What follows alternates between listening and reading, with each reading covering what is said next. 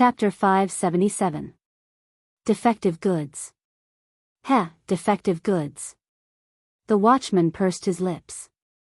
He looked up in this barren world, only to see withered and derelict everywhere. Oh, Vogel, what makes you believe that superior goods exist in this world? Believe me, Lord Mallows, I hate to describe my brothers and sisters in this way. Vogel snorted coldly and leaned back in his chair. But obviously, you didn't give me much leeway. In the awkward silence, Mallows stared at Vogel for a long time without a word. On the other side, Will had long regarded himself as a dead man, almost becoming one with the spell on the wall. Until Mallows sighed. What do you want, Vogel? The watchman addressed Vogel by his first name instead of his surname, which was rare. If you really want to cause trouble for my subordinates, it would be much more effective to report it directly to His Majesty, the captain, or even Chief Penal Officer Facundo. Vogel stared back at him, the anger on his face slowly fading. A few seconds later, he reverted to the stern vice-captain. Flag-bearer Will. Vogel spoke softly. On the other side, Will, who was trying hard to pretend that he was not there, shuddered subconsciously.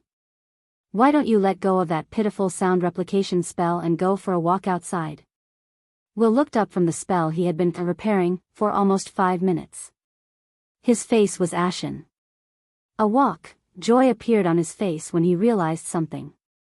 Of course. I'm a little tired from sitting for so long.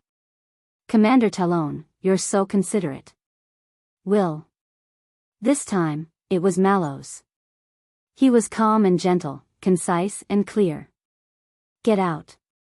Now. Will, who was about to say something, immediately fell silent.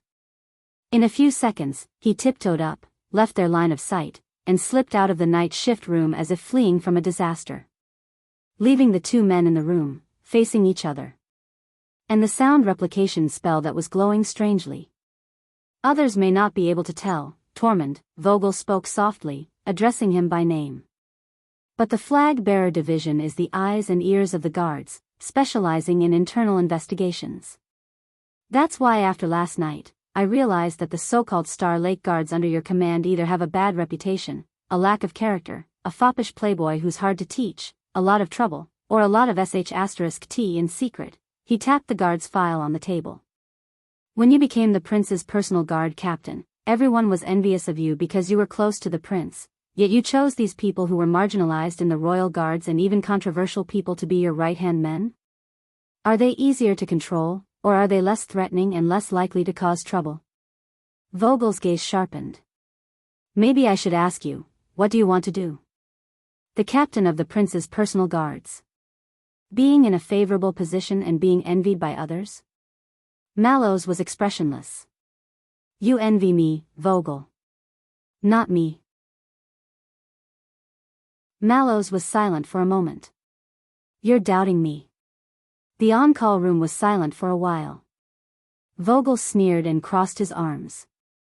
You know, when I saw the Duke of Star Lake's righteous act last night, he picked up the last file on the table. Did I remember something?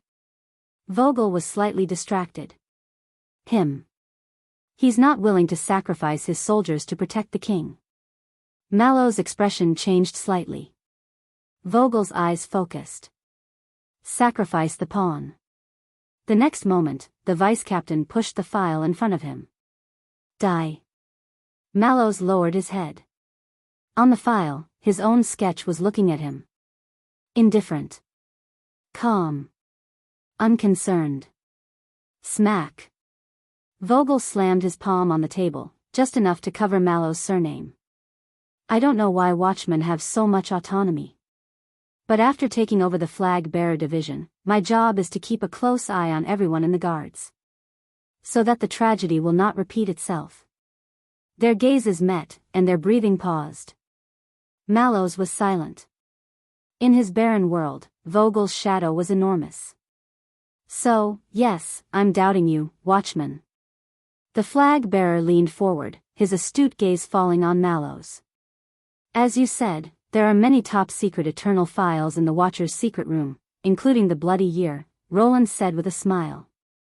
Therefore, I suspect that when you became the captain of his personal guards and selected the Star Lake Guards for him, you had other ideas. Some ideas that are far beyond the duties of the royal guards, and not even known to His Majesty and the captain. Mallow's gaze fell on the glowing sound replication spell. Without waiting for a response, Vogel scoffed and said in a warning tone, "Tell me, you must have a good reason for doing this?" Vogel's gaze turned cold. "Tell me, what's so strange about the prince? Is there a secret that only the watchmen of the past generations know? So much so that you act cautiously, peculiarly, and even absurdly around him?" Mallow's expression did not change, but he sighed in his heart. "Tell me, Tormund, or this eternal file will be presented directly to His Majesty and the captain." Vogel said coldly, "Tell me, the 24 people under your command, including yourself, did not you act on your own? Did you specially select them for that special prince out of resentment?" In the next second, Vogel's tone became chilling and vigilant. "Consumable." In that moment, Mallow saw in the barren world that Vogel's shadow and flames simultaneously turned into infinity, covering everything. The room was very quiet. Only the sound replication spell operated tenaciously, ignoring the oppressive atmosphere at the moment. A few seconds later. "Vogel." The watchman slowly raised his head and addressed Vogel's name like he did many years ago. "What's on your mind?" Vogel was startled. Mallows looked at him expressionlessly. "Was it me who was nominated a year ago and snatched away the watchman position that you were supposed to have?" Vogel's expression changed. "Was it the senior flag bearer division who escaped the escort team because of your mistake 6 years ago, Colin Samir? Was it you who saw Blood Chant take the late king's head in the Hall of Stars the day before you officially joined the Royal Guards? Was it the chaos in the capital during the Bloody Year, which ultimately implicated your parents and caused them to die under the mob?" With every question Mallows asked, Vogel's face turned paler. "It was the National Conference 6 years ago." Because of the second prince's sudden appearance, the watchman said slowly. "Among the 13 distinguished families, the Talon family, a distant relative of the Jadestar family, failed to successfully become the heir of the royal family when the king had no heir." Vogel Talon? In the next moment, Mallows stood in his barren world and saw, as expected, the huge shadow belonging to Vogel trembled. The boundless flames flickered erratically.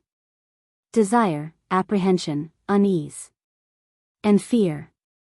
When you lose everything, people will always want to hold on to something, whether it's a life-saving straw or a devil's condition. Don't let fear dominate your life, old friend. Mallows shook his head. It's not worth it. Vogel's breathing became faster and faster. His anger grew hotter and hotter. If this is your answer, watchman, Mallows interrupted him. He has a very special ability. Vogel narrowed his eyes. That's right. Most people, including you, might think that he's naive and hedonistic, thick-skinned, lazy, baffling, even frivolous, and rather unreliable. Mallow's pupils focused. But there's one thing.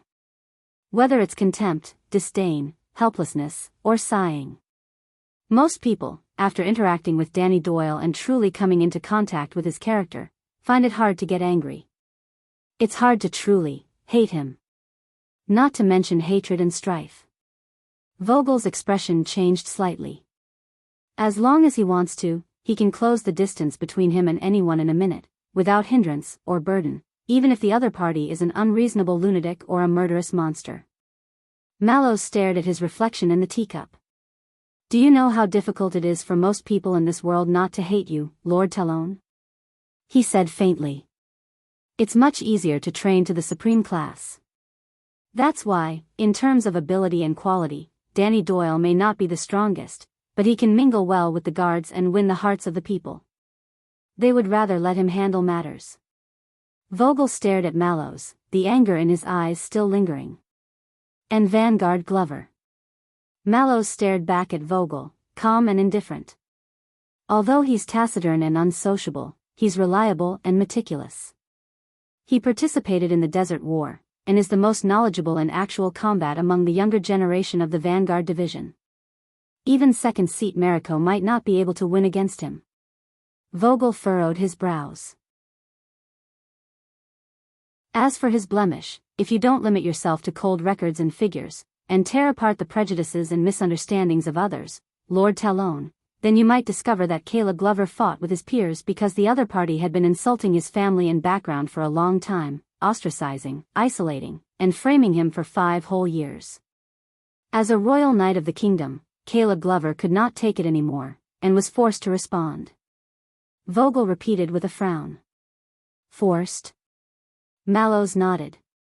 If I were you, I might pay attention to the discipline within the guards. Think about why the Vanguard Division would have 6 people ganging up on one person. And why the Vanguard Division, known for their combat prowess, ended up with 3 injured and 1 disabled despite fighting 6 against 1. Vogel did not speak. He frowned at the files on the table. As for the others, Patterson has an eccentric temper, Stone is about to retire, so they won't be easily bribed, especially when the prince returns, and everyone wants to pounce on him.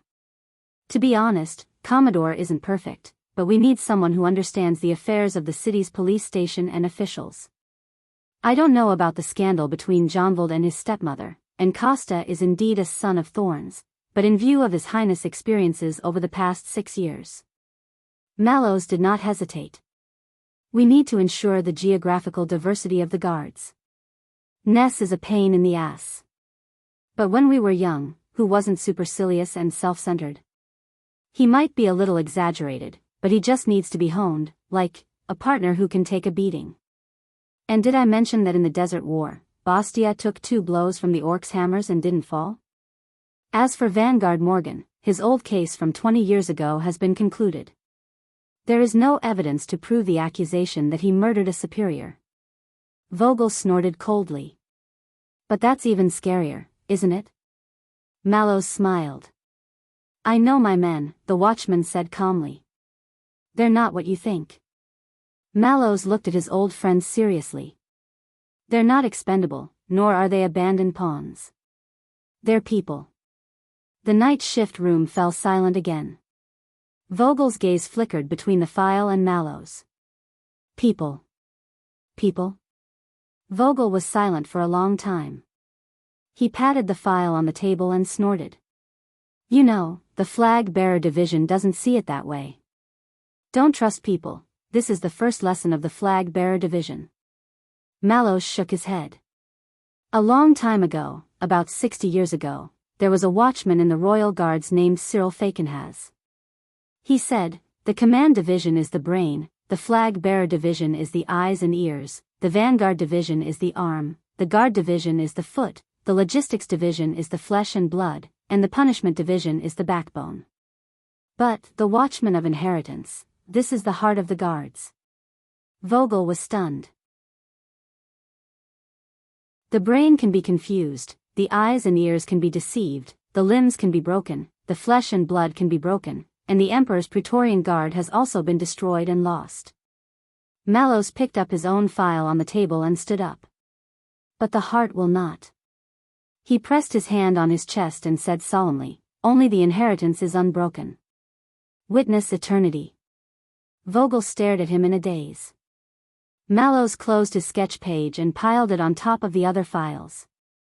I guess the flag-bearer's record ends here?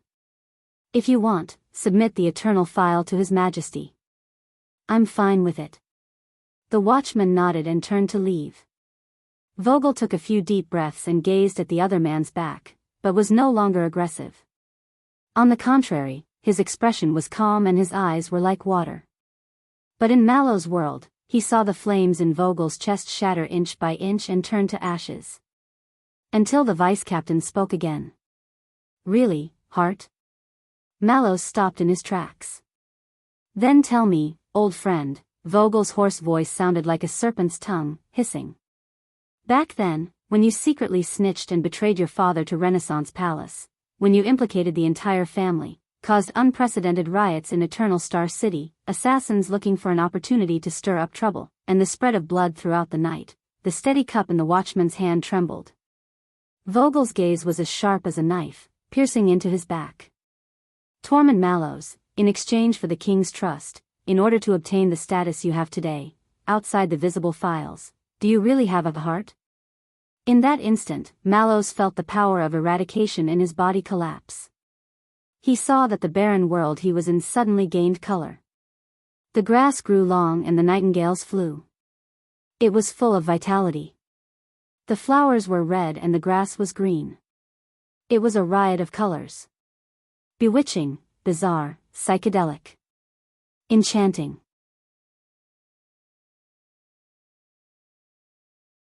Chapter 578.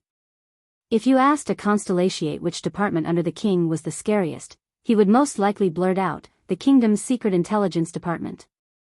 But if you asked him which department was the scariest, he would definitely not know. Only for Thales, this department was considered an old acquaintance. Whether it was when he first met the Black Prophet in Mindy's Hall, when he was imprisoned in Dragon Cloud City, or when they met in a hurry in Blade Fang's camp, they had interacted a little too many times. Unfortunately, it was definitely not pleasant. Now, this mysterious department that had been operating since the era of the King of Renaissance, the highest intelligence agency of Constellation, was sitting in front of him. This is the kingdom's secret intelligence department? Thales stepped off the carriage and sized up the manor in the southern suburbs of Eternal Star City. It was surrounded by a small river, the fields were barren, the low walls were simple, and the mansion was old. There were even farmhouses, warehouses, and even free-growing woodlands that had obviously been left uncultivated for many years. It was ordinary and conformed to the norms. If it were not for the vast area and few people, this would be a standard suburban aristocratic manor. Maybe it really was confiscated after raiding some aristocratic family, Thales thought. At least for the past decade or so. Raphael greeted the carriage driver. The latter did not say a word and disappeared before Thales' eyes with the sound of horse hooves. Just like an ordinary passerby in the countryside. The baron-bone man made a please gesture to the prince and gestured to the iron gate of the manor not far away. However, the entire manor was silent, almost dead silent. Like a tomb. I don't see many guards. Thales suppressed his anxiety, stepped on the autumn leaves on the ground, and followed Raphael to the iron gate. But he soon discovered something unusual. 2 black crows flew out of the dense forest, flew over their heads, and disappeared into the simple manor. No need. Raphael's pace was relaxed. Ordinary intruders can't threaten us. Thales raised his eyebrows. Then what if it's not ordinary? But at this moment, Thales' hair stood on end, and he heard the whistling of the wind. Reminded by the roar of the Sin of Hell's river, he quickly turned his head. But it was too late. A huge black shadow broke through the air with an unstoppable force. It went straight for Thales. No. Amid Raphael's shocked and angry cry, Thales could only seize the time given by the Sin of Hell's river to react and put on iron body style. Dong. In the blink of an eye, the huge black shadow arrived and crashed into Thales' bosom. He was sent flying. The first thing Thales felt was a violent jolt in his arm. Then, he felt the pain of his back rubbing against the ground. His bones and muscles all over his body were protesting. It was as if he was about to fall apart. No, no, as the Sin of Hell's river surged, Thales gritted his teeth and endured the pain. He tried his best to open his eyes. But this was not the end. A huge black shadow immediately enveloped Thales' entire body. It restrained his legs, pressed down on his shoulders, and pressed a huge weight on his chest, making it difficult for the teenager to move and breathe. Thales could even feel the other party's heavy, violent, fiery, and hurried breathing as he leaned forward as if he was demonstrating his strength. He was so close to Thales' cheek that he could even feel the other party's rough, violent, and fiery breathing. No. Thales struggled fiercely. He swore that no matter how inconvenient, suspicious, or inappropriate it was, he would definitely bring the police or the sentinel with him. He absolutely could not allow himself to be slaughtered unarmed. The attacker stuck his head under Thales' neck and took a few deep breaths. Each breath was longer than the last, and he seemed to be gradually intoxicated by it. Raphael's exasperated voice was then heard. No. Edward, at this moment, Thales suddenly felt his cheeks heat up. Below his neck, a moist and sticky soft object covered him. His chin, cheeks, and cheekbones. From bottom to top, it slowly swept across the side of his face. Hot, warm, and soft. And a little fishy. Thales was stunned. The other party left his cheek, leaving behind a sticky liquid. When the wind blew, it felt cool. Before he could react, the black shadow approached him again, accompanied by rapid and fiery breathing. Another wave of warmth and dampness covered Thales' mouth, nose, forehead, and ears, over and over again. It made him unable to open his eyes. The other party breathed continuously. The tip of his nose and lips brushed against Thales' skin countless times. They pressed closely against each other, and he seemed rather excited. Thales was stunned. Even the sin of Hell's river was silently dispelled. What is this? Edward, this is Prince Thales. He's not a threat. Finally, the barren bone man's arm appeared on the attacker's neck, trying to pull him off Thales' body. As the attacker protested in dissatisfaction, Thales felt his chest loosen. He finally gained some space and raised his head. The prince was immediately stunned. On top of him was a large, pitch-black dog. Woof, woof. At this moment, Raphael was grabbing the fierce dog's neck and dragging it backwards. He was in a sorry state during the wrestling. Thales recognized its breed. It was an angry wolfhound. This breed of dog was known for its fierceness. It had always been a good helper for the nobles of Constellation when they went on hunting excursions. A long time ago, Chief Morris of the Brotherhood, Quide and Rick Superior, also kept a majestic angry wolfhound. He even met Thales by chance in the back alley of Sunset Pub. The angry wolfhound also liked to play with Thales. The play that was not too friendly. The large dog in front of him also had similar characteristics, whether it was sharp fangs or a fierce face. Except for one thing. It was also too big. Thales stared blankly at the wrestling in front of him. Although Raphael was slender, he was not short. But even with his size, it was difficult for him to restrain the large dog. He was like a child trying to reach out and hug an old tree that was 2 or 3 times thicker than him. At this moment, the fierce-looking dog was looking at Thales on the ground with great interest. Its breathing was hot, and it occasionally licked its tongue and swallowed a mouthful of saliva. Sabo. Raphael, who saw that he could not hold on anymore, looked into the distance and shouted angrily. Pull it up. A gloomy and lazy voice rang out at the right time, approaching from afar. Coming, coming. Be at ease. A right hand with only 3 fingers appeared in front of Thales. It grabbed the large dog's collar and exerted force in a very skillful manner. Finally, Thales felt his body relax. It felt as if someone had lifted the 3 layers of quilts covering him, and in the middle of summer. The large dog was pulled away from his body. It barked in dissatisfaction, and the sound was deafening. I'm sorry, Lord Raphael. Edward was walking in circles, and I did not pay attention. The lazy voice dealt with the large dog's protest while apologizing insincerely. Thales grabbed Raphael's hand, felt his whole body go numb, and struggled to get up. Damn it. What is this?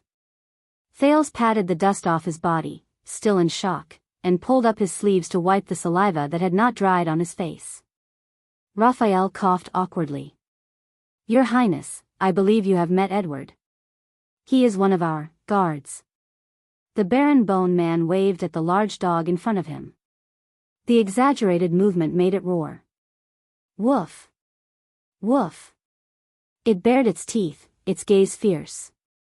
But when it subconsciously wanted to move forward with a fierce look on its face, the right hand with only 3 fingers reached out and stopped Edward. You know, guards. Edward doesn't like being introduced like this. He thinks this is his territory, and he is the master. Raphael snorted. Is that so? The person holding the large dog was a haggard middle-aged man who looked like he did not sleep well last night. He had dark circles under his eyes, and ignored Edward's threatening barking. He bowed to Thales. "Duke of Star Lake, I've heard a lot about you." Raphael looked at the angry wolfhound warily and introduced, "This is Sabo, the best tracker in the kingdom's secret intelligence department." Sabo shrugged. "Also a gatekeeper, and a dog walker." The large dog next to him was dissatisfied again. "Woof. Woof. All right, my bad," Sabo comforted Edward.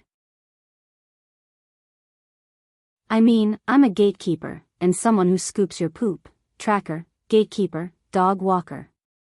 Thales, who got rid of the unknown liquid on his face, nodded awkwardly and returned Sabo's greeting, but his eyes kept drifting to Edward.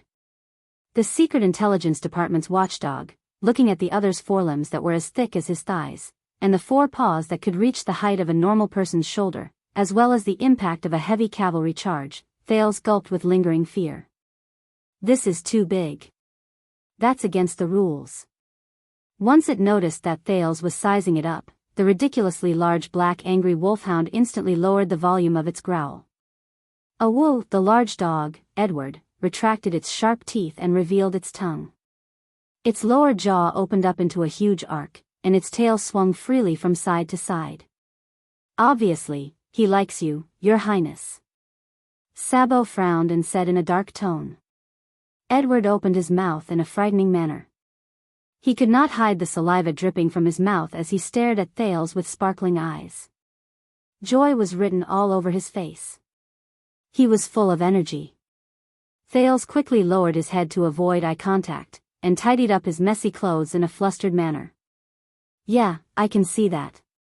Sabo held the collar with one hand, and scratched Edward's back with the other to soothe its restlessness. It's been a long time since he pounced on someone. The last time was a long time ago. Raphael cleared his throat and gave Sabo a warning look. "I'll go open the door. Watch your dog." Sabo turned his head indifferently, and Edward bared its teeth again. "Woof woof. You misunderstood. Raphael wasn't talking about you, he was talking about me. Watch me." The barren bone man strode towards the double-opened iron door. Sabo looked at Raphael's back, and then at the large dog beside him that kept nudging forward, obviously interested in Thales. TSK, Lord Hanson must be very upset." Thales suppressed his fear of Edward. "Why? Don't you know?" Sabo took out a chain. Who the F***CK uses a steel chain to chain a dog. The prince later complained, and buckled Edward's collar. He took a step closer to Thales. The prince subconsciously took a step back, and said in a low voice, "There's a rumor in the Secret Intelligence Department that Lord Hanson's leg was bitten off by a terrifying dog." "Huh? The Black Prophet's leg?" Thales pricked up his ears. "But there's always been a dispute over which dog it was. There's even a bet. But, TSK, if you ask me," Sabo winked at the large dog beside him, and put on a pretentious air, hinting at something. "Do you understand what I mean?" The terrifyingly large angry wolfhound barked excitedly, its enthusiasm for Thales undiminished. Thales took a step back and nodded stiffly. In the distance, Raphael approached the double-opened iron door, pulled up his sleeves, and waved his fingers in the air. What was even more bizarre was that as his fingers danced, the air in front of the iron door rippled like the surface of a sparkling water. Thales frowned. "What is he doing?" "Magic veins." Sabo looked at the prince, then at Edward, and answered casually, "It's a trick of Soul Tower. Only by drawing the corresponding veins on the corresponding ceiling circle will one be let in. In comparison, I prefer Alchemy Tower. They're all classical, and like to use keys." Thales' heart skipped a beat. "But I remember that magic is forbidden." Sabo shook his head. "Forgotten." Thales raised his head in confusion. "What?" Sabo tugged at the chain on Edward's body, and prodded it, preventing the large dog from slipping out of the cage and approaching Thales. "Magic is forgotten, not forbidden." Thales' expression changed. "Is there a difference between being forgotten and being forbidden?" Sabo shrugged. From the practical point of view, no.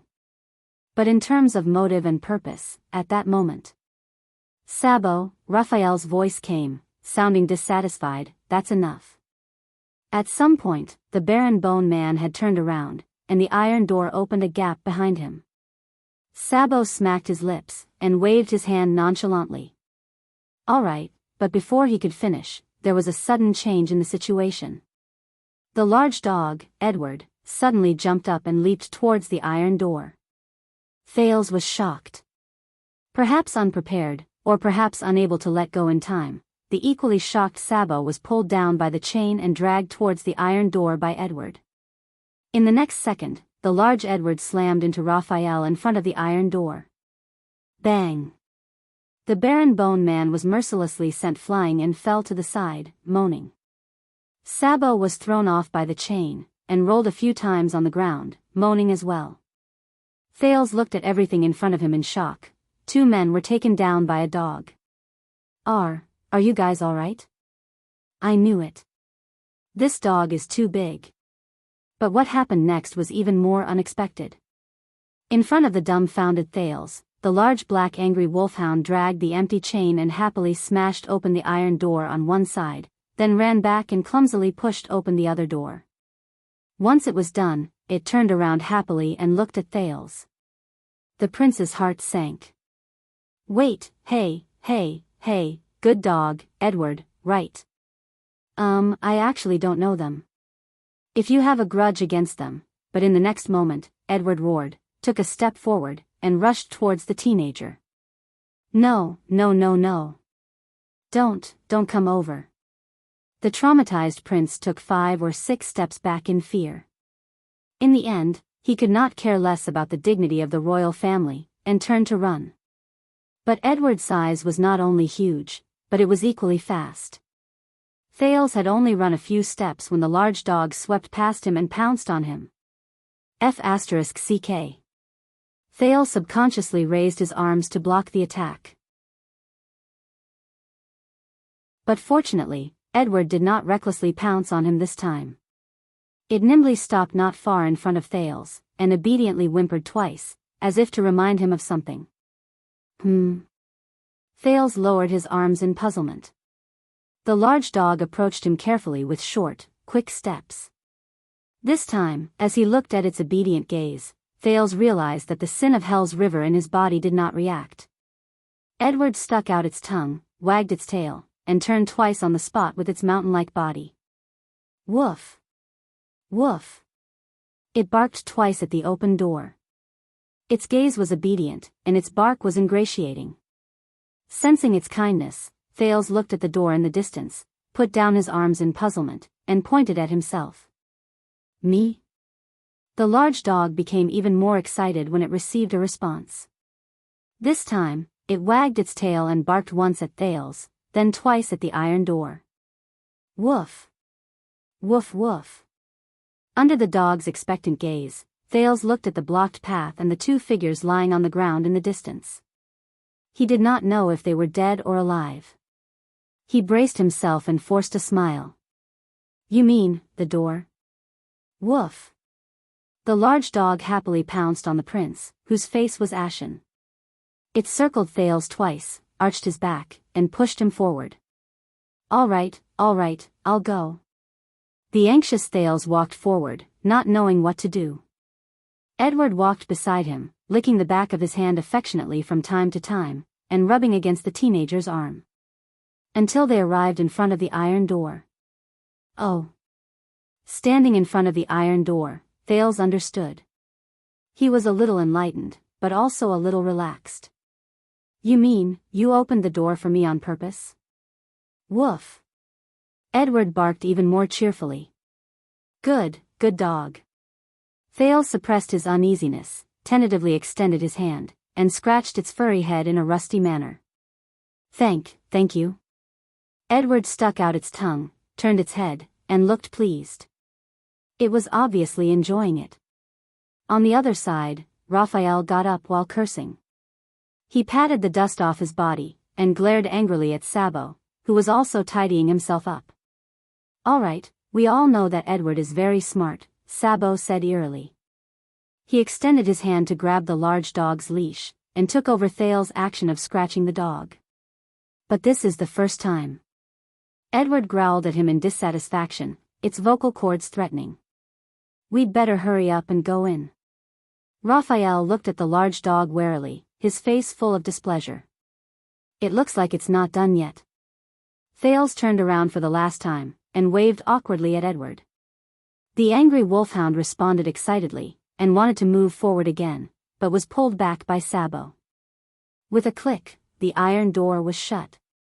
Sabo, who was equally displeased, and the large angry wolfhound, who was looking at Thales reluctantly, were both shut outside the door. Sabo. Through the iron door, Raphael looked at the large dog suspiciously. The Duke of Starlake is traveling in private, do you understand? Yes, I'll tell them. Sabo shook his head nonchalantly. An innocent and cute fawn accidentally trespassed on Edward's territory. The large dog howled angrily. All right. I know. Sabo scratched Edward's neck with a headache. I'll say it's a big wolf, all right? It won't damage your reputation. I swear, the other dogs will be impressed. Listening to the man and dog arguing further and further behind him, Thales felt a lingering fear. So, Sabo, he can talk to dogs? The Baron Bone Man laughed. He thinks he can. What do you mean? At least according to Lord Hanson, that's what Sabo has believed for decades. Raphael shook his head indifferently. As for whether it's true, only dogs know. Thales smiled. He grabbed his collar, and sniffed the place where Edward's teeth had bitten him. The prince immediately frowned. He could not be mistaken. That was fresh, the smell of blood. So, old friend, other than eating, when was the last time you pounced on someone like this? Outside the iron door, Sabo took out an old notebook and opened the cover, which had the crooked words, "Don't get eaten," written on it. As he listened to Edward's roar, he recorded something excitedly. What? You mean the smell? The same smell? Dog? Another dog? Sabo's eyes widened. What, a big dog? His big dog? A powerful dog? A dog the size of the earth? A dog that gave birth to a dog? A dog that all dogs are afraid of? Sabo suddenly came to a realization. A big dog, his big dog, a dog that gave birth to a dog. Oh, I get it. He put down his pen, touched Edward's head, and looked at Thales back through the iron door. What you want to say is, the angry wolfhound stared at Sabo's palm, licked its saliva-filled teeth, and growled in warning. His mother? The angry wolfhound's eyes turned cold. In the next second, the fierce dog's muscles trembled, and it raised its head. Clack!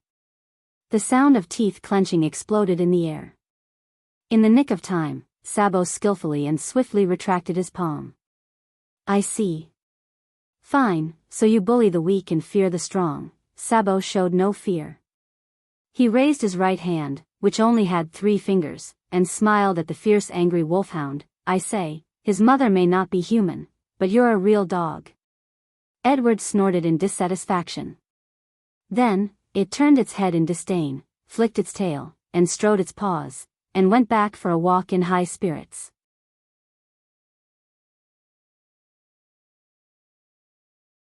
Chapter 579. In the hall of the manor of the Secret Intelligence Department, Thales stopped in front of a portrait that faced the porch. This is Leinster Covendier. Raphael's voice came from behind him. The man in the painting was handsome and well-dressed. He was sitting on a red leather chair, playing with a slightly unsheathed dagger in his hand.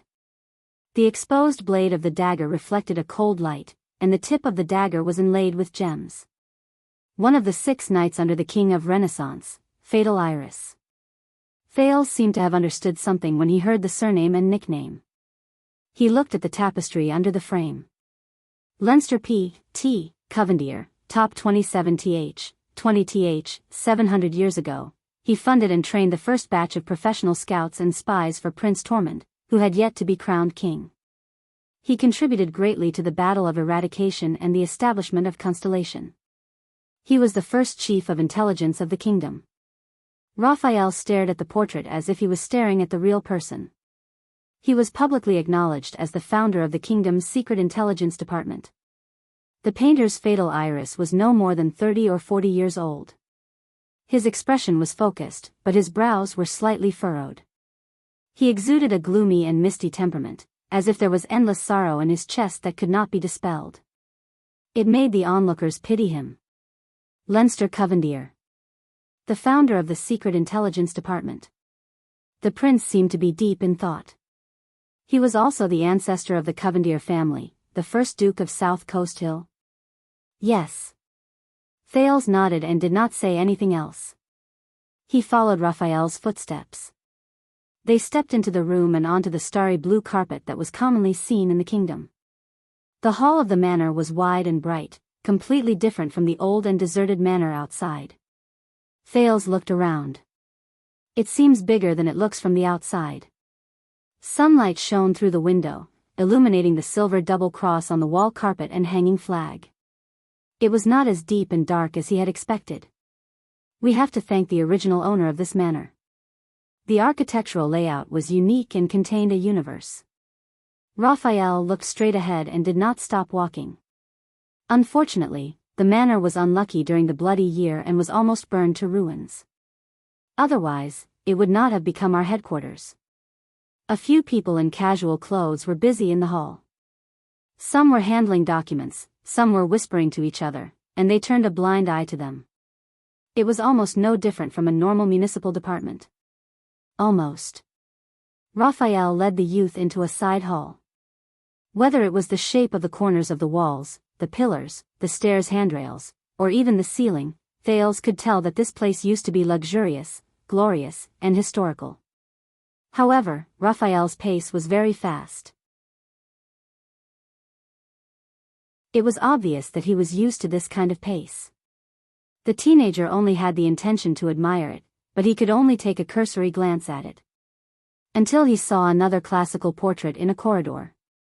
Halva C.M., Caribbean, 1465.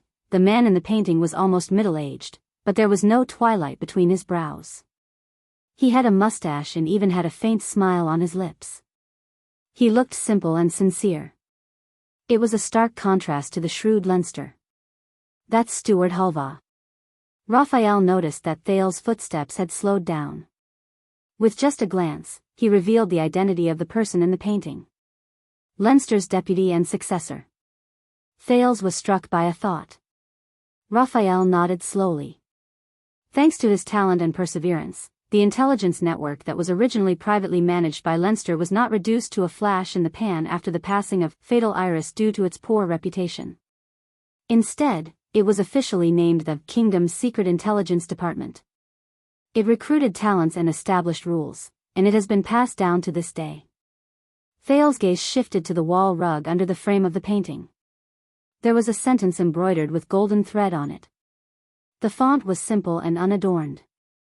It was half literate and half white, and it was somewhere between the language of the modern empire and the lingua franca of the modern era. The eyes and ears of the king, the night sentries of the kingdom. It is my duty to know and keep secrets. Raphael continued. Of course, Halva was eventually promoted from the position of Chief of Intelligence. He was promoted and became the Prime Minister of the kingdom, who was second only to one but above all.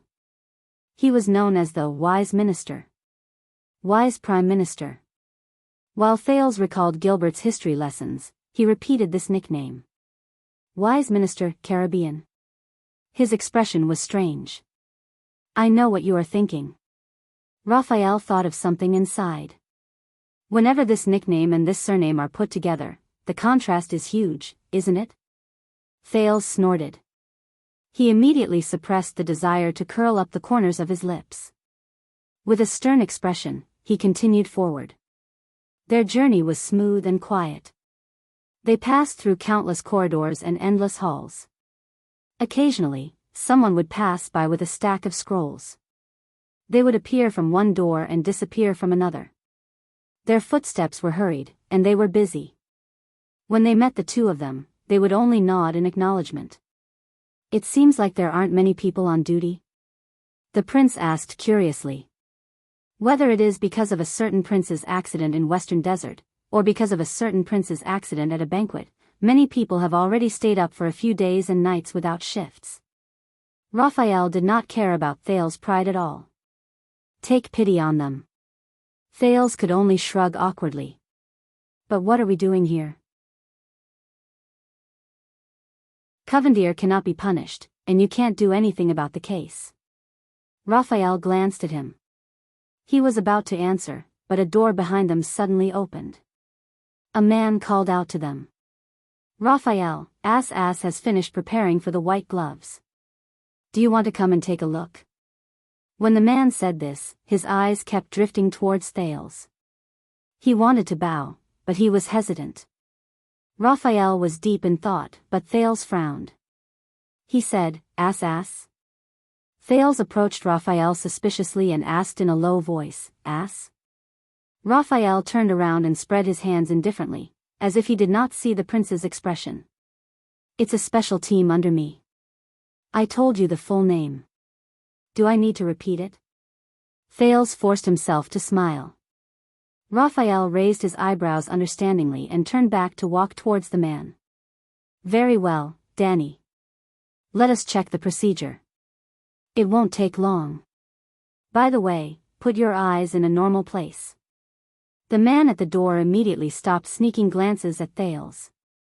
Thales was about to follow him in, but was blocked by the barren bone man. "No, I'll be out soon. Wait for me here. Don't move." Raphael gave him a pleased smile and closed the door. Thales, who remained in the corridor, rolled his eyes. "Humph, wipe my ass." The corridor was still quiet. Thales was bored, so he took a few more steps and looked at the portraits hanging on both sides of the corridor. Most of them were men in their prime to middle-aged, either quiet and serious, or aggressive. In contrast, one of the special portraits first attracted his attention. It was a full-body portrait of a woman. She was lying on her side on the dark sofa in a relaxed posture. Her skin was fair and beautiful, her facial features were deep and intimidating, and her clothes were full of exotic charm. She was not even afraid to show off her slender thighs to show off her sexy and seductive figure. Under the painter's fine brush, even her curled toes looked delicate and lovely. But unlike her figure that made men's blood boil, the expression on the lady's face was cold and mysterious, as if she did not care about everything around her.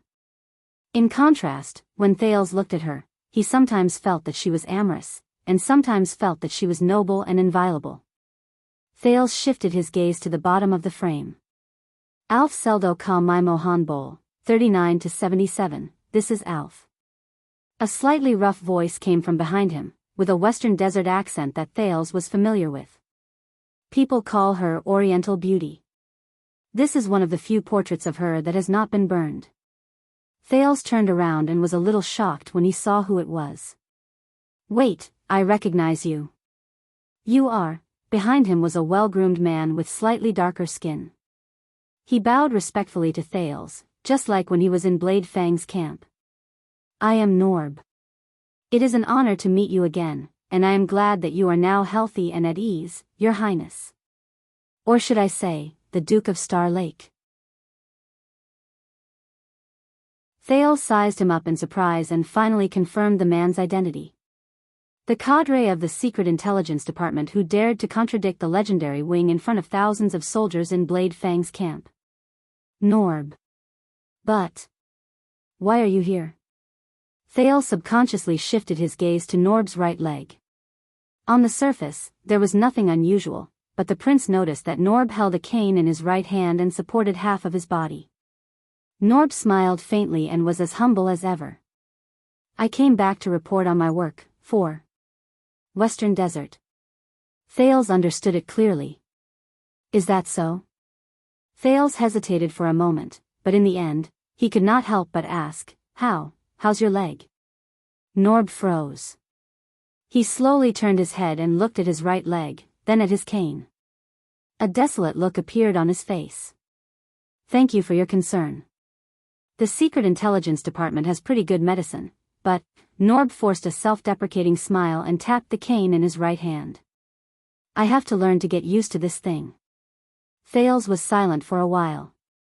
He remembered how Roman rudely broke Norb's right leg in the desert to help him cover up the news. He suddenly felt a little guilty. I am very sorry. Norb shook his head and put away his gloomy mood. It is not your fault. Besides, if it wasn't for this leg, he said with a smile, I reckon they would not have let me come back so easily. I don't think they'll let me come back so easily. It's a blessing in disguise. Thales did not know how to respond to his self-deprecating and open-mindedness. Norb obviously noticed the awkwardness in the atmosphere. He quickly turned to look at the woman in the painting and used the topic of conversation to drive away his momentary depression. In short, Elf comes from the Hanbol dynasty in the Eastern Peninsula. It is said that she is the exiled descendant of Amar Maimo Hanbol, the Grand Cattle. Elf. Thales was puzzled. So, Elf? She is a foreigner and a woman, also from the Secret Intelligence Department? Strangely, Norb first shook his head, then nodded. After Black-Eyed John I failed in his northern expedition and deposed, wise minister, Halva, the kingdom's Secret Intelligence Department was not trusted. Its future was uncertain and teetering on the brink of collapse. Norb looked at the alien woman in the painting. His gaze was profound. Until Black-Eye decided to give this useless toy to his favorite lover on the bed, like a nominal job, or rather, a gift, as a reason to convince the ministers to keep her by their side. The king's lover? Thales subconsciously turned his head, wanting to take a closer look at Lady Elf. In the painting, she still looked indifferent and her posture was natural. She did not care about the gazes of outsiders. With contempt and hostility from the inside out, Elf withstood the pressure to fight for the budget, reorganized and preserved this dying department with low morale. Norb seemed to sigh. That's right. In those years, Dongfang Yannian controlled the flow of intelligence and spread the information network widely. She was the head of the Secret Intelligence Department, the chief of intelligence. He was lost in thought. And she did the job very well. Even too well. Therefore, after Black-Eye's death, she was sent to the guillotine for the crime of murdering the late king. She was despised by all. Thales snapped out of his daze. What? Murdering the late king? Norb smiled and shook his head. It's not her. Black-Eye is not a person who can force the 10 great clans of Extet to let go of their former enmity and unite, to the point where they had no choice but to seek help from the great dragon to prevent their country from being destroyed. Norb leaned on his cane and took a few steps forward. He pointed at the words embroidered in gold below Elf's name. Plans are a bitch. Do not believe them, even if you pay them enough. But after Black-Eye, his 3 sons inherited his ambition, but none of them had their father's great talent and bold vision. I know this part. It's the end of the 1st century in the calendar of eradication, Thales continued. The 3 stars were divided, brothers were at odds with each other, the land was divided to fight for the throne, and the flames of war reached the heavens. Norb nodded. His gaze was profound. So, when you do not have the corresponding achievements and popularity, yet you want to surpass the other 2 and wear the 9-pointed star crown that your father left behind, he looked at Elf and said faintly, the fastest way is to avenge the late king, and if you want to avenge, the prince came to his senses. He raised his gaze in a daze and continued the conversation. You have to have a murderer first. Thales looked at the charming beauty on the wall. I've seen this plot before. At the same time, she was loved by the late king and feared by everyone. She was a foreign spy who was beautiful and skillful, and a whore. The teenager seemed to have understood something. His voice was low. When it comes to murdering the late king, there's no better scapegoat than her. Norb nodded. The prince stared at Elf's beautiful figure, imagining the scene of this former foreign beauty with disheveled hair and dirty face, with clothes that did not cover her body, covered in cuts and bruises, shackles, limping and walking alone to the guillotine under the cold eyes of the conspirators and the curses of thousands of people. At that moment, her head was probably held high as well. As if he had guessed Thale's thoughts, Norb took a deep breath and smiled. Don't worry.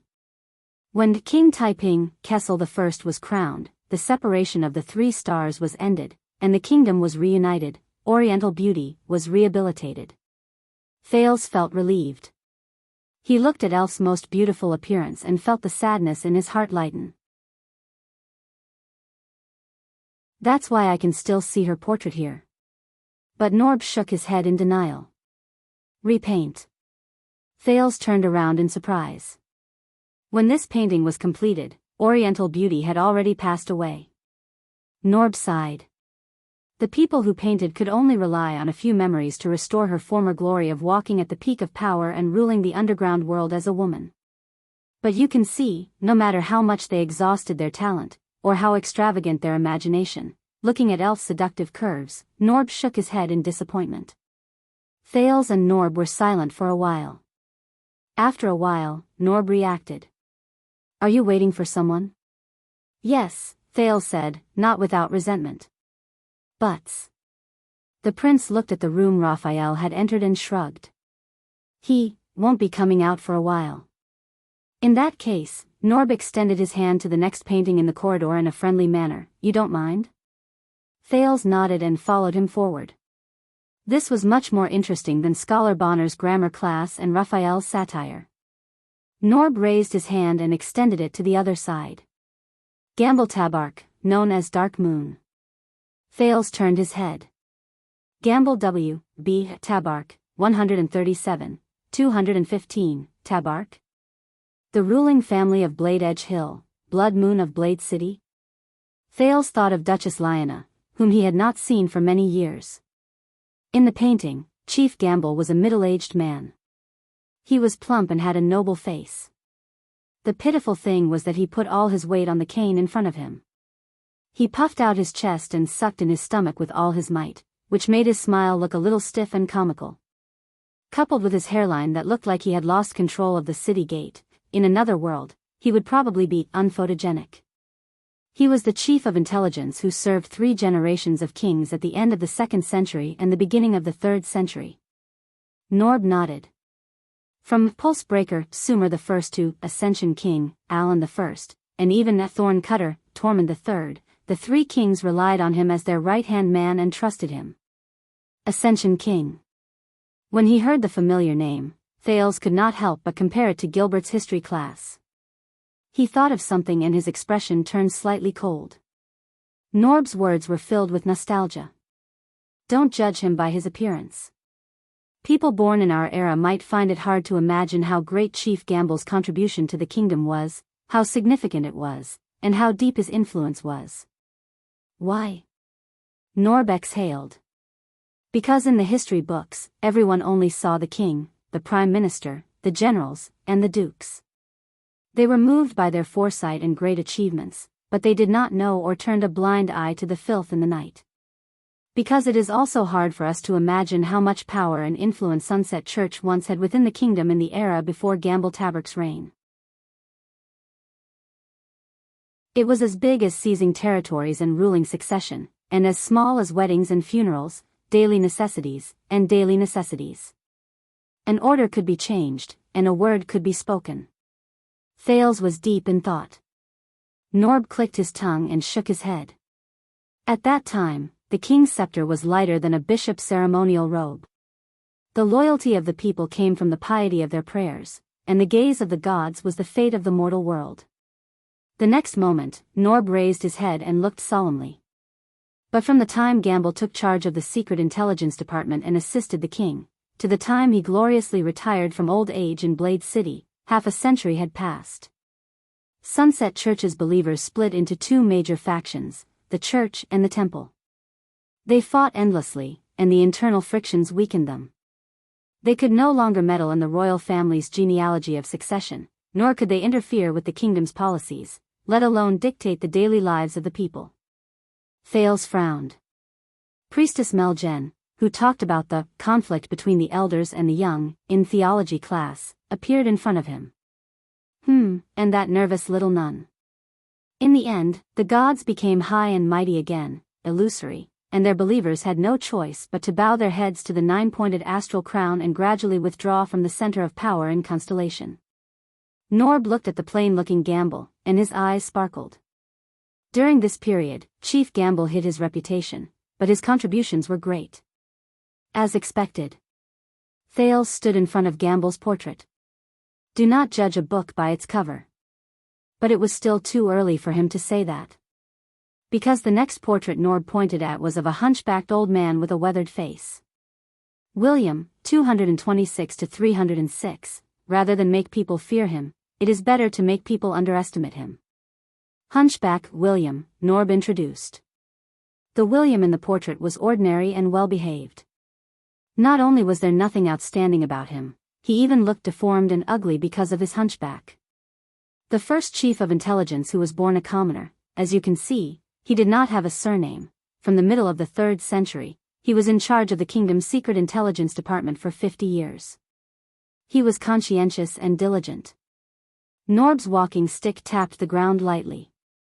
He looked at William's hunchback and seemed to have the same feeling. When people talk about the legend of the Empress Dowager Iron Spike's regent reign, which lasted through 7 dynasties, they always overlook this low-key official who was in the same period as her. Norb spoke to himself. For a moment, he even ignored Thales' existence. But it was also William, the chief of intelligence, who lacked illustrious achievements and a noble reputation. Together with Empress Dowager Iron Spike, he managed to support Constellation during the weakest, darkest, and most dangerous half a century in its history.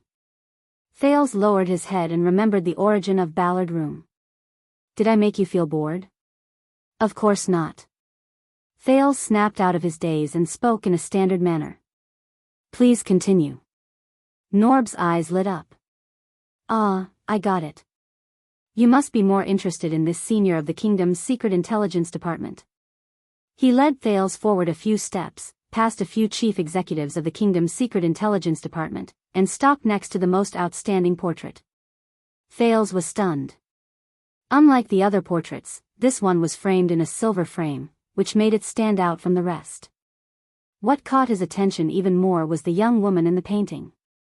She was riding on a horse, fully armored, holding the reins and a sword. She looked confident, arrogant, and calm, as if she was going to rush out of the frame the next moment and stab the heart of the viewer with the sword in her hand.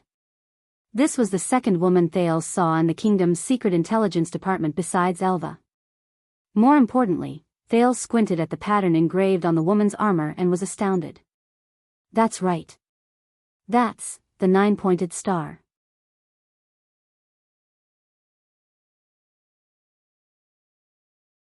Chapter 580. Dazzling Star Theodora. This is the daughter of the Oath Keeper, the noble princess of the royal family. Norb paused and looked at Thales meaningfully. Also the Duchess of Star Lake. The daughter of the Oath Keeper? Thales held his breath as he looked at the female knight with sharp eyes and thin lips. Never married, she was not famous in history, but she was the longest-serving chief of intelligence of the Secret Intelligence Department. Her elven bloodline allowed her to live a long and healthy life, so long that she had to retire behind the scenes and appoint another chief to avoid controversy. Thales looked curiously at the heroic princess and the Duchess of Star Lake. His ancestor. Theodora E.M. Jadestar, 354-. Her temperament reminded people of the fortress flower, but the latter was far from Theodora's domineering aura, which was like a silver radiance that made people bow their heads. But her death year is not written on this, Thales said, puzzled. Norb smiled. Because we, the Secret Intelligence Department, do not know. It is said that when Princess Theodora truly left the Secret Intelligence Department at the age of 101 and went far away, the reigning, surviving king, Alan III, was already one of her great-grandchildren. In comparison, her brothers had a much shorter lifespan. Norb said. Thales looked down and saw the princess words embroidered with gold thread. Look, look, look. What the F***ck are you looking at, idiot? Thales was petrified. What the hell? Thales looked at the neatly embroidered but full of profanities, and his face twitched in disbelief. This is the Princess of Constellation? Can't you say something else? Something more normal? Norb showed an awkward expression and hesitated. Well, because it was her own will, it's not convenient. What if she comes back one day? He bit the words in his mouth. Thales narrowed his eyes and understood. He accepted the advice and stopped looking at Theodora's portrait.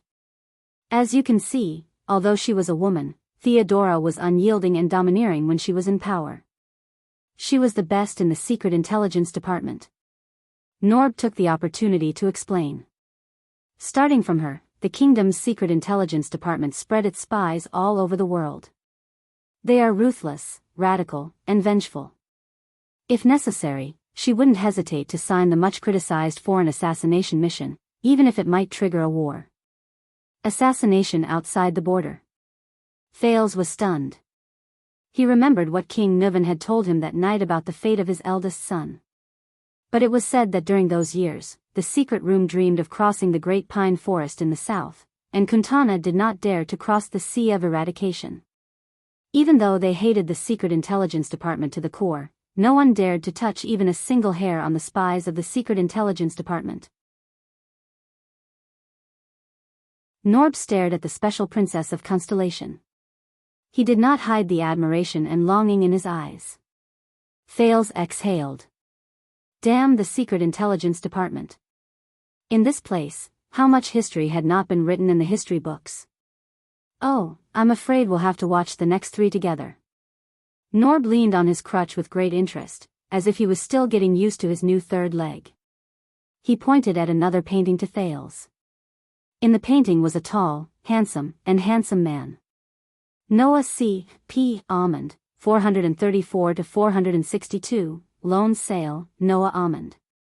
Rumor has it that he was one of the lovers of the Conqueror of the North, Queen Erica. The Queen's lover, so. This is the Queen's man? Norb lowered his head and blinked. His previous solemnity was gone.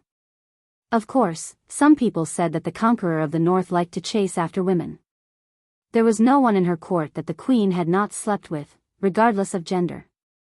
When he heard the gossip, Thales looked at the handsome Noah differently. From afar, the Noah in the painting had a fit body and a handsome face. He was indeed outstanding and the best choice. Norb shook his head. Unfortunately, as Queen Erica fell from power, Lone Sail was sent to the guillotine by his deputy-cum-successor. Deputy? By his own deputy? Thales frowned and thought of my home tavern in Blade Fang's camp and its thought-provoking slogan. Norb nodded and sighed. Indeed, not every pair of partners can work together as happily and seamlessly as Leinster and Halva. He looked at the next painting. And this is Lone Sail's deputy. There was a hint of reverence in Norb's words. The pale Baron, Sancho. Thales looked up and saw a man with a pale face but a pair of deep eyes in the painting.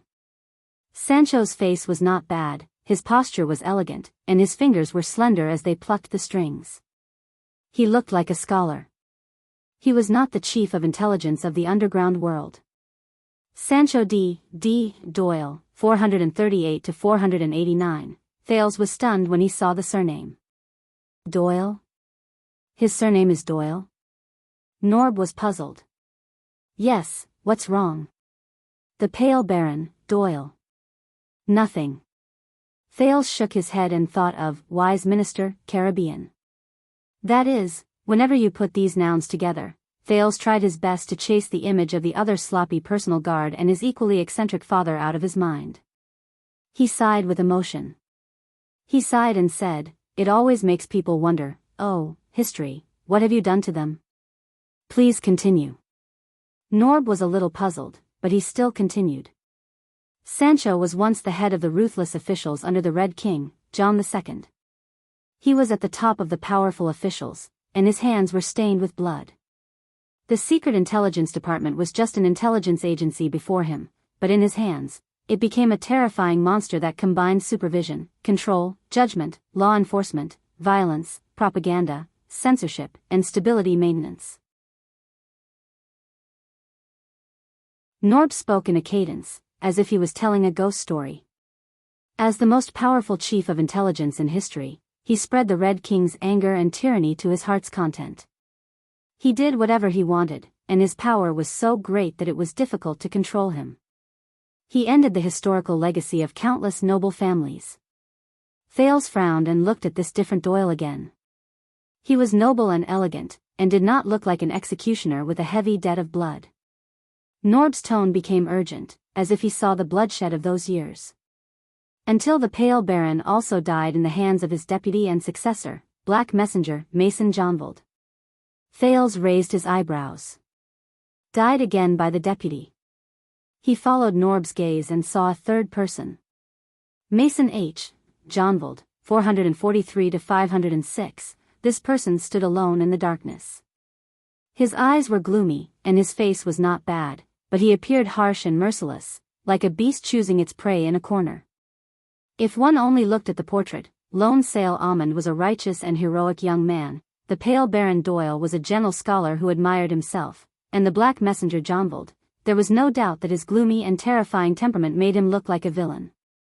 Norb's voice traveled into his ears. The Black Messenger betrayed his master for glory, and after killing Sancho, he failed to defect.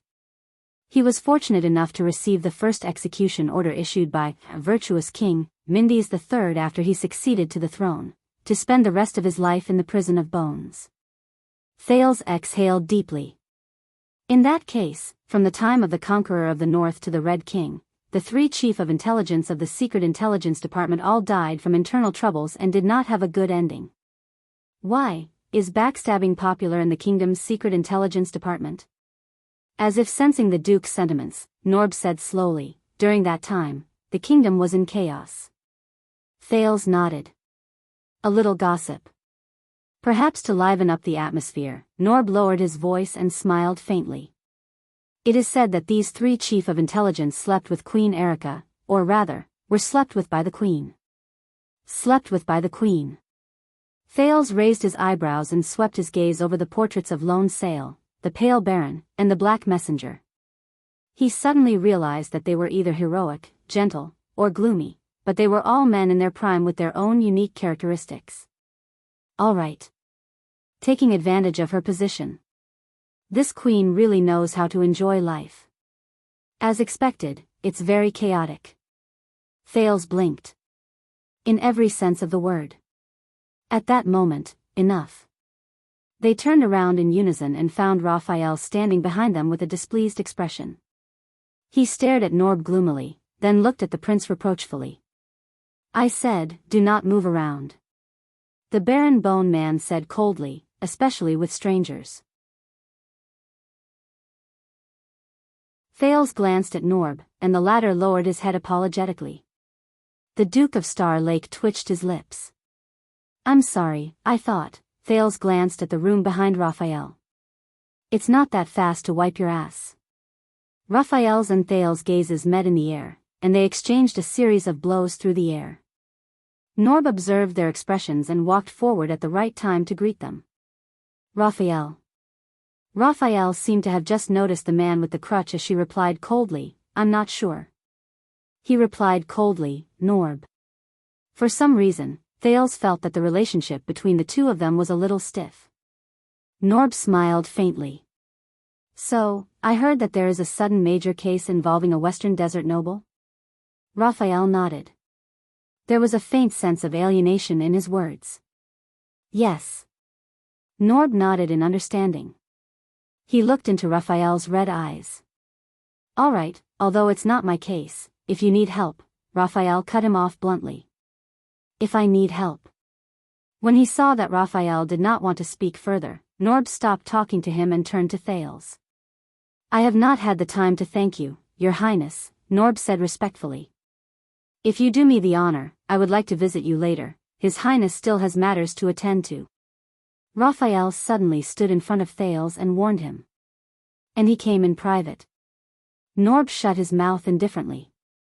Of course. He looked at Raphael, who refused to budge an inch, and nodded dejectedly. Of course. Norb bowed to Thales again and limped away with the cane that he was not familiar with. His figure was lonely and a little pitiful. Thales could not bear to see it. What did Norb do? Thales suddenly asked after Norb left. Raphael frowned. What? Thales caught up with the barren bone man. What did he do wrong in the bloody year that he was sent to Western Desert, which is tantamount to an exile? Raphael's expression tensed. You will have to ask him himself, or his lordship. Really? Thales observed Raphael's expression and snorted. If you want to come to the Secret Intelligence Department for a day, Your Highness, Raphael said unhappily. I can totally satisfy your needs. Why? Are you jealous that I'm so popular? Thales was happy to see Raphael's displeasure. Raphael snorted softly and continued walking. All right, so, tour guide Raphael, who is this? Thales pointed casually. Raphael glanced at it. Lisandro Esposito, no nickname. Or rather, there were too many nicknames, so he simply did not want to use them. Thales moved closer to the portrait. It was a middle-aged man with a humble smile, a kind and humble expression. Lisandro Esposito, 530 to 602, when you know your mistake, you are right. He was born in the year the virtuous king passed away. As the son of a lowly cobbler, he changed his fate by passing a literacy test. In the end, he became the chief of intelligence of the Silent One, Sumer IV, and attended the imperial conference. Raphael moved forward steadily, not caring that Thales was left behind. Since him, the kingdom's secret intelligence department has swept away its old traditions. It is no longer the king's private toy, but an important national intelligence department with clear rights and responsibilities, efficient operations, adequate budget, and a clear position. Little by little, step by step, we have taken back the disadvantages we have faced against the secret room over the past 100 years. Hence the Secret Intelligence Department today. Raphael's tone was respectful. Thales had to speed up to keep up with Raphael's inconsiderate pace. And he is also Lord Murat Hansen's teacher. Raphael walked out of the corridor and came in front of a specially shaped iron door. Similarly, he swiped at the air with his finger, opened the magic lock in the ripples in the air, and turned into a dark inner room. You mean the Black Prophet? Thales quickly caught up and walked into the inner room. His teacher? But the moment he stepped into the room, Thales suddenly felt a pang of panic. The sin of Hell's river stirred restlessly, but it was different from any previous danger. This feeling was illusory, but it made his hair stand on end. Hiss, hiss, hiss. A faint hissing sound rang in his ears, reminiscent of a slithering snake. Fortunately, this feeling was fleeting, as if it had been there. If it had been any shorter, Thales would have even thought it was an illusion. What's going on? Thales adapted to the darkness of the inner room and followed Raphael's footsteps with trepidation. You know, we usually don't mention this nickname, Your Highness. The barren bone man's tone became cautious. Especially in the Secret Intelligence Department. Why? Under the dim light, they walked more than 10 meters forward. Thales was still immersed in the fear he felt just now. He subconsciously asked, what's wrong? He subconsciously asked, why not? In the next second, a hoarse voice that he had not heard for 6 years rang out in the darkness. Just like how we usually don't mention star under your skirt, in front of you. Your Highness Thales. Hearing this voice, the prince stopped in his tracks. He did not even have time to understand the ridicule in the other party's words. The feeling of panic attacked him again, even more so than before. The sin of Hell's river was restless. Raphael stopped a few steps in front of him and turned around, revealing the person behind him. Thales' eyes widened. He had expected this to happen, but, Lord Hansen. Thales stared at the thin black figure in front of him. Long time no see. In front of him was King Kessel's current chief of intelligence, the head of the Secret Intelligence Department, the Black Prophet, Lord Murat Hansen, who had been out of sight for many years. He was sitting in a dark wheelchair facing him. The old man in front of him panted painfully while raising his repulsive face, which was only skin and bones, and gave Thales a frightening smile. Thales looked at Murat in surprise. How? He remembered 6 years ago, although the Black Prophet was old, he was hale and hearty, imposing, and could still threaten Gilbert and Gines with a cane. But now, Thales stared at the wheelchair under the other party. Why does he look like he's about to die? But Thales soon realized that something was wrong. Hiss. Hiss. Hell's senses fed him countless hair-raising hissing sounds, which came from the dark and colorless wheelchair. The sin of Hell's river spread to Thales' eyes, allowing him to see the dark room clearly. Thales instinctively looked down and saw that the Black Prophet's wheelchair was wrapped in countless sticky, moist black veins, like muscle veins, which also wrapped around Murat's legs. It even squirmed, contracted, and breathed from time to time. That's not a wheelchair. At that moment, Thales' hair really stood on end. That's a living thing. Like branches, vines, tentacles. Its back extended to the walls of the room, covering half of the room like vines, all the way to the ceiling. And Murat, sitting in the wheelchair, seemed to have grown out of these vines. Thales breathed blankly and suddenly thought of the blood mystic. Don't be afraid, Murat breathed with difficulty, raised his skinny arm, and connected it to the thousands of black-veined vines that were squirming like thousands of snakes. Some necessary means, like taking medicine to cure a disease. Raphael stood by the side, his expression unchanged. Taking medicine to cure a disease? It took Thales a few seconds to calm down. Your Grace, what's wrong with you? Murat laughed, causing the black-veined vines around him to sway. I'm old. Your Grace, the Black Prophet's voice was a little ethereal, but it still chilled one's heart. Time has caught me. Just like how it captured teacher Lysandro and King Adi. Just like it will eventually catch everyone. The Black Prophet's gaze froze, revealing a yearning look. Of course, except for the elves.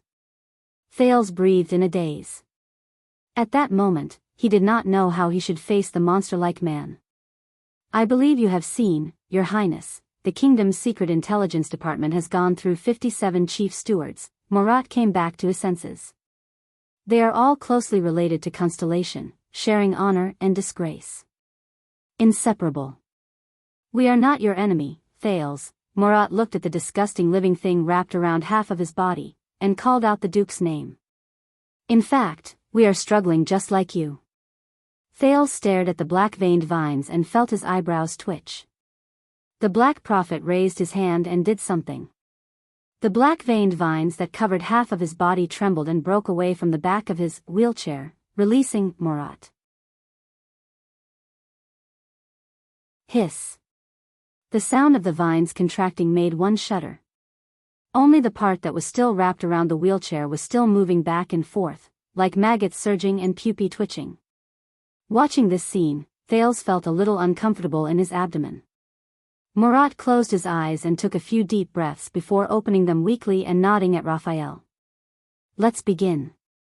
The Baron Bone Man bowed his head respectfully, turned to open another door, and disappeared into the darkness behind it. Seeing Raphael leave, Thales suddenly realized that only he, the Black Prophet, and those black things were left in the room.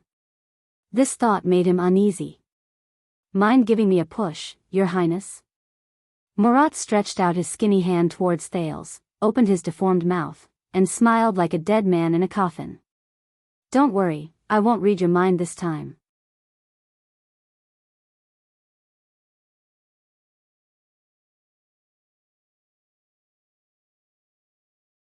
The Black Prophet shook his head and sneered silently. You have seen it. More than once. Thales exhaled a long breath through his nose, as if he wanted to expel the man's nagging words along with the anxiety in his heart. Raphael, Thales turned his head away unnaturally. He forced himself not to look at the strange vines that expanded and contracted as if they were breathing on the wheelchair. He tried hard to find a topic that could divert his attention. 6 years ago, his palm was clearly cut open, but it was as good as new, and he was still able to communicate with you via voice transmission. Against the fire night, his sleeves were set on fire many times by the rising sun saber, and he always retreated in a fluster. In heroic Spirit Palace, my attendant mentioned doubtfully that he seemed to have seen his heart pierced. The back of Murat's head was fixed, no longer swaying leisurely. And as the sh*t stir of the Secret Intelligence Department on the night of Dragon's Blood, he only behaved in one place. Thales focused his gaze. Bright Moon Temple. They did not change their speed. The road ahead was still dark. There was a slight change in Murat's tone of reply. So? Thales slowed down a little. Devil. The vines on the wheelchair were still wriggling. From time to time, they would change angles and entangle other parts of the wheelchair. The Duke of Star Lake remembered what Zacriel said and said absent-mindedly, flesh and blood for food, souls for hunting. Revealed in the fire, vanquished before the gods. Thales stared at the vines. This is the flesh of a devil. Murat tilted his head slightly and glanced at the prince. Thales came back to his senses and remembered the other party's identity. Vigilance crept into his heart. He quickly added, I heard it. That's what I heard. When I was a hostage in the north. There was a moment of silence in the corridor. Only the strange rustling of the black-veined vines could be heard. Sometimes, it sounded like the crackling of flames, and sometimes, it sounded like the gurgling of water. Heh, you can always find the answer yourself. Murat turned his head and smiled. As always. So, devils, and hell. Thales ignored the other party's sarcasm. They exist here, in the Secret Intelligence Department. And developed by you into, Thales glanced at Murat's disgusting wheelchair. Medical prosthetics? Murat seemed to be interested by Thales' words. He shook his head and clicked his tongue. Not us, Your Highness. Not us. We are just inheriting and imitating. We are far from the first batch of people in the world who are unscrupulous and covet the mysterious taboo. Unscrupulous and covet the mysterious taboo. Thales narrowed his eyes. Magic. The prince said quietly. He picked up his pace again and caught up with the faint footsteps ahead. Another legacy left behind by wizards, is it? He said sarcastically. It seems that the kingdom's secret intelligence department is the rightful heir to the magic tower. This time, Murat's tone was cold. I thought Priestess Meljen had already reminded you, Your Highness. Hearing the familiar name, Thales was slightly surprised. Priestess Meljen, you know her? The Black Prophet snorted coldly and did not answer his question. Believe me, Your Highness. Magic is not as magical, interesting, and fascinating as it sounds. Its gorgeous appearance is on par with the sins it has committed. But you have a clear conscience in inheriting your predecessor's legacy. The prince looked at the living creature wrapped around the wheelchair and continued with a frown. Whether it is the prison of bones, the magic lock outside, or this. Murat shook his head. Perhaps it is not yet time for you to understand. But let me put it this way, the Secret Intelligence Department is like a lock, locking the door to the world's self-destruction. He was slightly emotional. Just like all the obsessions in this world, going too far is as bad as falling short. Pursuing too deeply will eventually backfire on you. Pursuing too deeply. Backfire on you. Thales raised his eyebrows. He suddenly remembered what his two teachers had mentioned to him. The three major covenants of mystics do not delve into each other. Stay true to yourself. As he thought of this, he probed. For example. Mystics? In that second, Thales' arms were covered in goosebumps. The sin of Hell's river surged wildly. The next moment, the vines on the wheelchair suddenly sped up and contracted violently. Terrified, Thales instinctively let go of the wheelchair and stopped in his tracks. He was on full alert. The Black Prophet's figure trembled in the wheelchair, undulating. He let out a low and strange guttural sound, like dissatisfaction, but also like an instinct when he was deep in thought. Like an asthma patient. Thales frowned as he watched. What's going on? A few minutes later, the black-veined vines returned to their original form and became docile again. Are you all right? Thales asked tentatively. After a while, Murat, who looked like he had just recovered from a serious illness, panted a few times and said faintly, "I won't die. For the time being. Let's keep going. We're not there yet." Thales put away his uneasiness, put his wheelchair back on and started walking. "Look at this thing carefully, Your Highness," Murat said with a sickly voice. "Do you think it's something beautiful? Our good neighbors in hell are beyond imagination. They're even more different than the power of eradication," the head of the kingdom's secret intelligence department said weakly. "Even the pieces of meat that are cut off from their bodies look different." Thales stared at the wriggling vines and became even more suspicious. "And this one, it appears to be extraordinarily energetic and adaptable to its host. It's a surprise gift for doctors when they're at their wits' end." Murat's tone tightened. "But it proliferates endlessly in the dark and corrupts its host. It's an unclean thing that the priests abhor. Just like this world, fascinating and deadly." Thales was silent for a while. "So it can help you get through this temporarily, but will eventually kill you?" Murat laughed. "It's worse, child," the Black Prophet's words seemed to be rueful. "It's worse than that." Thales subconsciously looked forward. But Raphael's figure had already disappeared in front of him. "Don't worry." Murat noticed where Thales was looking and snorted. "He's not me. He's still young. He can handle it." The Black Prophet's tone fell silent. "He's still young. He can handle it." Thales frowned. "Just to save his hands that were maimed by Dukarund?" The Black Prophet silently looked at the black vines on his legs and shook his head.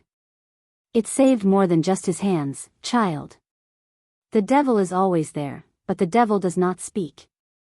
For some reason, Thales suddenly thought of this sentence. The former Crown Prince Midir. For some reason, Thales suddenly remembered something. As the creator of Project Dragon's Blood, he used to lead the secret intelligence department, or at least worked with you, right? Murat looked up, his gaze sharp. "Did he use it?" Thales looked at the black-veined vines tightly wrapped around the Black Prophet's legs. "Using this thing to treat his crippled legs?" This time, the silence lasted for a long time. It's not that no one suggested it. It was rare for Murat to express his emotions. He spoke in a nostalgic tone.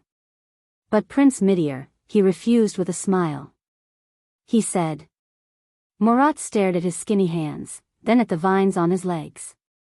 "Without these legs, he can still stand up and be a complete and healthy person." Thales' eyes lit up. As expected of him. "It's thought-provoking," he said sincerely. "Of course." Murat hunched his chest and could not help but lament. Most of the defects that people need to fill are not in their bodies. Looking at Murat in this state, Thales suddenly had an illusion. In his state of being wrapped in vines, Murat, who was weak and in pain, had lost his once terrifying appearance as the Black Prophet. He now behaved like a sentimental, ordinary old man. Perhaps, facing this Murat, he could gain more. With a thought, he patted the wheelchair, and the vines on it shook. "Then how did you get this thing? Don't tell me you have a mind that leads straight to hell?" Murat was silent for a while. Just when Thales thought he was not going to answer. "According to the agreement, the leader of Blood Whistle should be standing here now to continue talking about our cooperation." Murat sighed. But unfortunately, he missed the appointment. Thales was stunned at first, then his eyes widened. "Who, did you say?" Murat chuckled. "You know, child," his frail body trembled in the wheelchair. "I can read minds." Thales' expression changed. "This again?" "That's right. I know Ricky, I know the disaster swords, and I also know that you spent at least a few hours together," the old man in the wheelchair said flatly. "Ricky." Thinking of the strange disaster sword's Crassus, Thales put away the surprise in his heart. "Continue talking about our cooperation." The Duke of Star Lake remembered Ricky's words in the dungeon. Our relationship with Constellation's Secret Intelligence Department is closer than you think. Disaster Swords and the Kingdom's Secret Intelligence Department. He was just trying, but he actually managed to get some information out of him. I thought you said you wouldn't read minds today. Thales leaned forward slightly and carefully observed the Black Prophet's expression. No, Thales understood. It's Norb. It's him. He came to report to you about Western Desert. That's how he knew I met Ricky. Murat raised his head and met Thales' gaze. Compared to 6 years ago, you've become sharper, Your Highness. He said softly, even their fear of me has dissipated quite a bit. You're really impressive. Thales pursed his lips. Is that so? Then who was the one who reported the prince's presumptuous and reckless actions to King Kessel's Secret Intelligence Department? But in the next moment, Murat asked softly. Then, Your Highness, as someone who personally experienced it, can you dispel my doubts? In Blade Fang's camp, what made the mercenary Ricky break his promise, give up on our long-term cooperation, and run away? Long-term cooperation. Thales caught on to this keyword. His gaze fell on the wriggling vines on the wheelchair. The flesh of demons. For some reason, Thales suddenly remembered what Murat had said earlier about the flesh cut from their bodies. I see. That's their cooperation. The Black Prophet's words pulled him back to reality. Do you know? Thales came back to his senses. What made Ricky break his promise and run away? At that moment, he thought of Zacriel in the prison of bones, of the blade of purification drawn on the paper, of the former king who was the enemy of the world, according to the Night of Judgment. No, I don't know.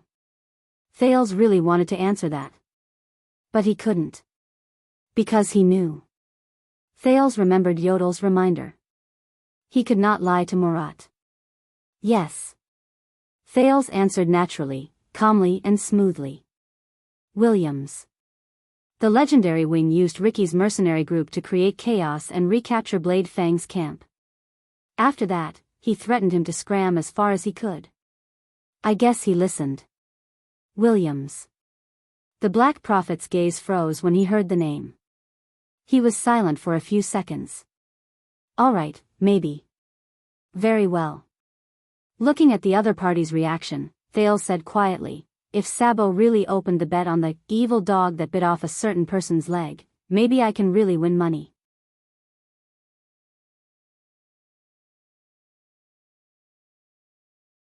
I mentioned Ricky, and only said that we're working together, but I never said it was for this thing. He looked disdainfully at the black-veined vines wriggling beneath him. But why did you connect the clues so confidently, and think that this thing must have come from Ricky? The Black Prophet glanced at him leisurely. It seems that you've long known what the leader of the Disaster Swords is. Thales seemed to have figured something out. He suddenly became speechless and his face turned pale. Then here's the problem, this is his most secretive secret, and he would never take the initiative to tell you when he introduced himself. Murat was intrigued. So the next question is, when he broke out of the prison of bones and created chaos, with Ricky's skills and Blood Whistle's combat power, what kind of threat did he encounter, and what kind of threat did he encounter? Was that why he was forced to show his trump card in front of you, and reveal his true form? The Black Prophet looked coldly at the vines on his legs. So that you would believe that this thing is of the same origin as him? Can you answer me? Your Highness? Thales clenched his teeth and swallowed with difficulty. Damn it. What did Ricky encounter in the prison of bones that forced him to reveal his true form as a demon? Revealed in the fire, vanquished before the gods. The heavy but unstoppable figure of the Night of Judgment appeared before his eyes. No, the teenager shook his head and forced himself to focus and answer Murat's question. Do not lie, Thales. Do not lie. The legendary wing. The prince tried his best to speak calmly. He beat up Ricky for being so audacious, we all saw his face. It looked like it came out of a black mineshaft, just like this. The Black Prophet fell silent again. Very well, you are telling the truth, the Chief of Intelligence said slowly after a while. At least you think you are telling the truth. Thales breathed a sigh of relief in his heart. However, the next second. But, the second time. Murat's voice became cold again. The legendary wing. This is the second time you have used him to answer a question. Thales' expression changed slightly.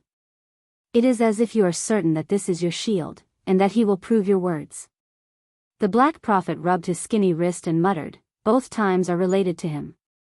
Both times are related to him. Is it a coincidence? Thales pursed his lips.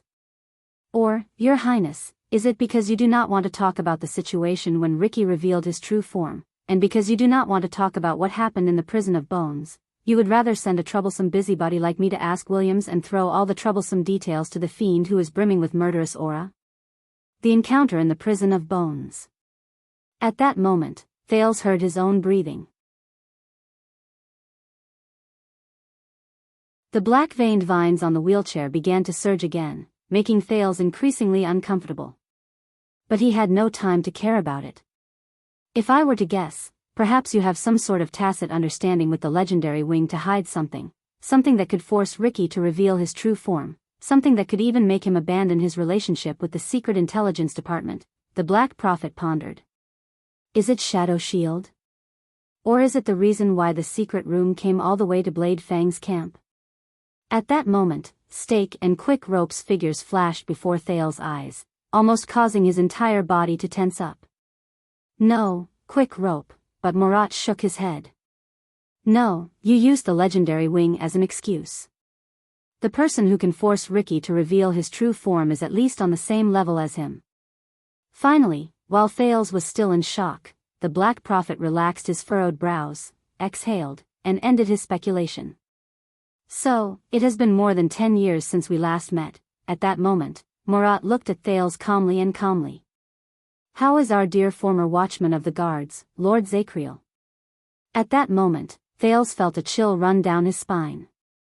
As for those prisoners of the prison of bones who escaped from prison during the chaos according to the official announcement and were executed by Williams, the Black Prophet looked at him with great interest, as though he was sizing up prey that had fallen into his trap. Although the unruly Baron of Blade Fang's camp did not give a specific list, I guess it must include some of the former royal guards who colluded with the enemy during the Bloody Year, right? The Black Prophet spoke softly, and each word seemed to be laced with poison. That is why they were not executed. Instead, they were released by you and Williams. The mercenary, Ricky, was a witness. Thales did not know how to think anymore.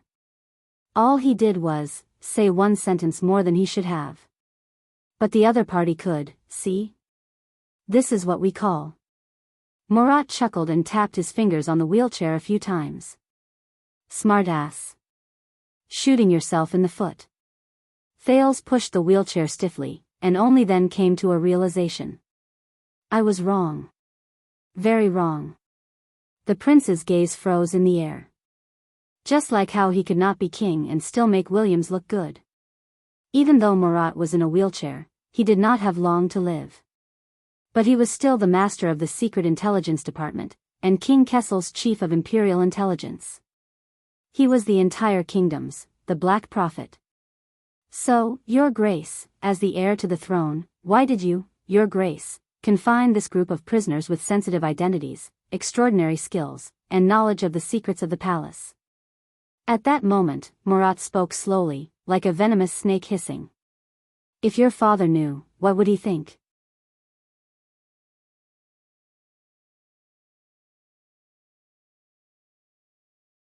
Chapter 582. Thales subconsciously pushed the wheelchair. His surroundings were blurry in the darkness. Only the figure of the old man in front of him was clear, making him fearful. F***ck, this was the first word that came to the teenager's mind. He stared solemnly at Murat, who was in the wheelchair. He accidentally touched the black-veined vines, causing the latter to contract. Damn it. Even if I know the truth of the mind reading, even if I've gone through 6 years of training, even if I think I'm prepared, the Black Prophet is still the Black Prophet. Even if there are no clues or evidence, he can still follow the scent of deception and lies, and smell the truth. How did his father, his grandfather, and the rulers of the supreme throne face this old monster. How could they be at ease with such a venomous snake, a dark figure who was sinister from head to toe, holding an important position in their imperial conference and holding the power of intelligence? Thales gripped the wheelchair tightly. But more importantly, at that moment, everything in Blade Fang's camp and the prison of bones, whether it was Quick Rope, Zacriel, or Barney Jr., flashed before Thales' eyes. All of you were tortured, and escaped with great difficulty, not to change your shackles. Those people, the debts they carried, the hardships they suffered, the pain they experienced. Thales tightened the muscles on his arms. Your Highness. Murat still did not turn around, leaving Thales with only the back of his head, which was hollow and thin. It was a stark contrast to the endless haze he brought with him. Thales raised his head slightly. I don't know what you're talking about. What wanted criminal? No, at that moment, the teenager said silently. No matter how intimidating the Black Prophet was, he could not break through him.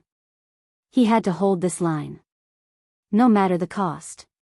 Murat sneered. I believe Yodel must have told you not to lie in front of me. Lie? Thales interrupted the Black Prophet abruptly. Murat glanced sideways slightly. You're right. Having made up his mind, Thales did not think further. I did lie. Right now, right in front of you. The prince's expression was infuriating, and his next sentence was even colder. So what? The Black Prophet froze. The corridor was quiet and dark. Only Thales' footsteps reverberated without a care, covering the terrifying sound of the demonic vines. I lied. With gritted teeth, Thales said coldly, as if he did not care at all. Because I don't want to tell you the truth, but I don't want to make things awkward for both of us. And your damn mind-reading superpower, I don't know how much of it is real, has to tear apart this layer of tacit understanding every time, leaving no room for negotiation and forcing us into a corner together. Murat turned his head slowly and looked at Thales with a gaze that was rarely seen. He stared back at the Black Prophet, trying his best to forget the fear that had taken root in his heart since their first meeting. Why? To prove that you can do it? To show your power? In order to get the bargaining chip he wanted? To threaten and control me? Thales summoned the sin of Hell's river and tried his best to stabilize his heartbeat and breathing, sealing off any possible emotions from leaking out. He imagined himself to have a heart of stone at this moment, invulnerable to blades and spears. The corridor was silent for a moment. Because it's my job, son. Murat opened his mouth slowly. His voice was hoarse and dry, and it was hard to tell whether he was happy or angry. Be vigilant in times of peace and eliminate threats. Thales stopped in his tracks. The wheelchair came to an abrupt stop, causing Murat's body to sway slightly. The footsteps stopped and the darkness remained. Only the flesh of the demon on the wheelchair was left in the corridor, wriggling and curling back and forth. The eerie rustling added a hint of silence to the atmosphere. Then this is my choice, Your Grace. A few seconds later, the Duke of Star Lake's emotionless voice rang. I lied, out of my own interests and considerations. So what? From an invisible angle, the Black Prophet narrowed his eyes slightly. And you used the wrong form of address, Murat. The second prince stared straight ahead into the darkness. There is no child here. Only Thales Jade Star. Murat was silent for a moment, then snorted softly. Your choice. Even if your choice may endanger the kingdom? Even if your willfulness may go against your father, bang. Thales slammed his palm on Murat's wheelchair, causing the demonic vines on it to squirm violently. It also silenced the Black Prophet's words amidst the loud noise. Then let him come to me. The Black Prophet's gaze froze. In the next second, Thales exerted strength in his hand and slowly turned the wheelchair around so that the old man was facing him. At the same time, he forced himself to look directly into the eyes of the famous chief of secret intelligence. Go tell him. Thales' voice was soft but emotionless, so cold that it made one shudder. Tell him that I have a group of ex-guards with extraordinary skills hidden outside the palace who are familiar with the palace's rules. His tone suddenly changed. So that I can launch a coup at the critical moment, take over Renaissance Palace and make myself king. The Black Prophet did not speak. The demonic vines on his legs surged again. Murat took 2 light breaths, as if to adapt. What's wrong? The Duke of Star Lake stretched out his hands and pressed them against the arms on both sides of the wheelchair. He slowly leaned down and approached Murat's aged face, even though it was not comfortable. Didn't he send me here to let you ask something like this? Thales looked directly at the Black Prophet from a very close distance. He could even count the wrinkles on the other party's face. Be prepared for danger in times of peace, and eliminate threats? The surrounding darkness seemed to become more rampant, invading everything in sight, leaving only the 2 people who were looking at each other. Murat's eyes were as dull and unmoving as before. Thales could not get any information from them. But he knew that he could not retreat. Finally, after what felt like a century, a smile crept onto the old man's face. I have to admit, this is an unexpected surprise. Murat carefully sized up Thales and clicked his tongue. Your Grace. Thales also twitched the corner of his mouth, revealing an insincere, fake smile. There are a lot of things you didn't expect. He let go of the arm of the chair, straightened up and called out Murat's nickname. You're not the only ones who are tired of cleaning up after others. The Black Prophet. Murat leaned against the back of the chair. The change in his movements caused the black-veined vines to tremble. You look very confident, Duke Thales. The Chief of Secret Intelligence narrowed his eyes. I'm confident that the escaped prisoners won't pose a threat to you, your father, or the relationship between you and them. Thales snorted coldly. So what? The prince repeated for the 3rd time, his eyes cold as frost. In the next second, he spoke softly. Didn't my uncle, the former 2nd prince, Horus Jadestar, do the same thing during the Bloody Year? The Black Prophet's eyes widened. He secretly hired a fugitive like Black Sword, bribed the assassins of Shadow Shield, instigated millions of people in the capital, bewitched the guards in the guards, and made them cooperate tacitly. At the critical moment, he seized the palace, staged a coup, and even assassinated the former king and crown prince. Thales was expressionless, his tone nonchalant. Until he died from the betrayal of the former Duke of Nanchester on the eve of his return to the kingdom to succeed the throne. But you can't do it again. Neither my father nor you are that stupid. The old man in the wheelchair was silent for a long time. He also sized Thales up for a long time. He looked into Thales' eyes, as if he was looking at a treasure. You are indeed good at gathering information, aren't you? But Thales did not care about the other party's answer. He just stared straight at Murat. So you know. The sin of Hell's river roared in his veins, helping the prince resist other impulses. Those prisoners in the prison of bones, you know, some of them acted according to orders, some had no choice, some were forced, some were at a loss, and some were completely unaware. The Black Prophet just stared at him without saying a word. Colluding with the enemy? Thales sneered. They may have failed in their duties, but it was mostly because of the Jadestar royal family's internal strife that they had to bear the blame. He thought of Barney Jr. and the deceased Nair and Nalji in the prison of bones. He gritted his teeth and said, "Bury the past." Murat closed his eyes and inhaled softly, as if savoring the dim light and oppressive atmosphere. I understand. The Black Prophet slowly opened his eyes and looked straight at Thales. About why you let them go. Thales did not avoid his gaze. He met the other party's gaze and nodded. They have paid the price for not seeing the light of day for more than 10 years. And at least on the day I see them, they have completely atoned for their crimes. He said sarcastically, much more useful than a certain intelligence department that is full of loopholes and only knows how to clean up after things are done. Murat did not defend himself. He just continued to stare at Thales, his thoughts unfathomable. So, I gave them freedom as a reward, Thales continued. His tone was firm and brooked no argument, in the most low-key, safest, most in line with the kingdom's interests. and in a way that does not damage the royal family's reputation. The prince took a deep breath and adjusted his mood. Now, Murat Hansen, your grace. Or, you can go to my father and tell him that his only son is raising men of sacrifice, harboring fugitives, and coveting the throne. It is better to eliminate him as soon as possible to prevent future trouble. The Black Prophet stroked a demonic vine on the arm of his chair with a profound expression.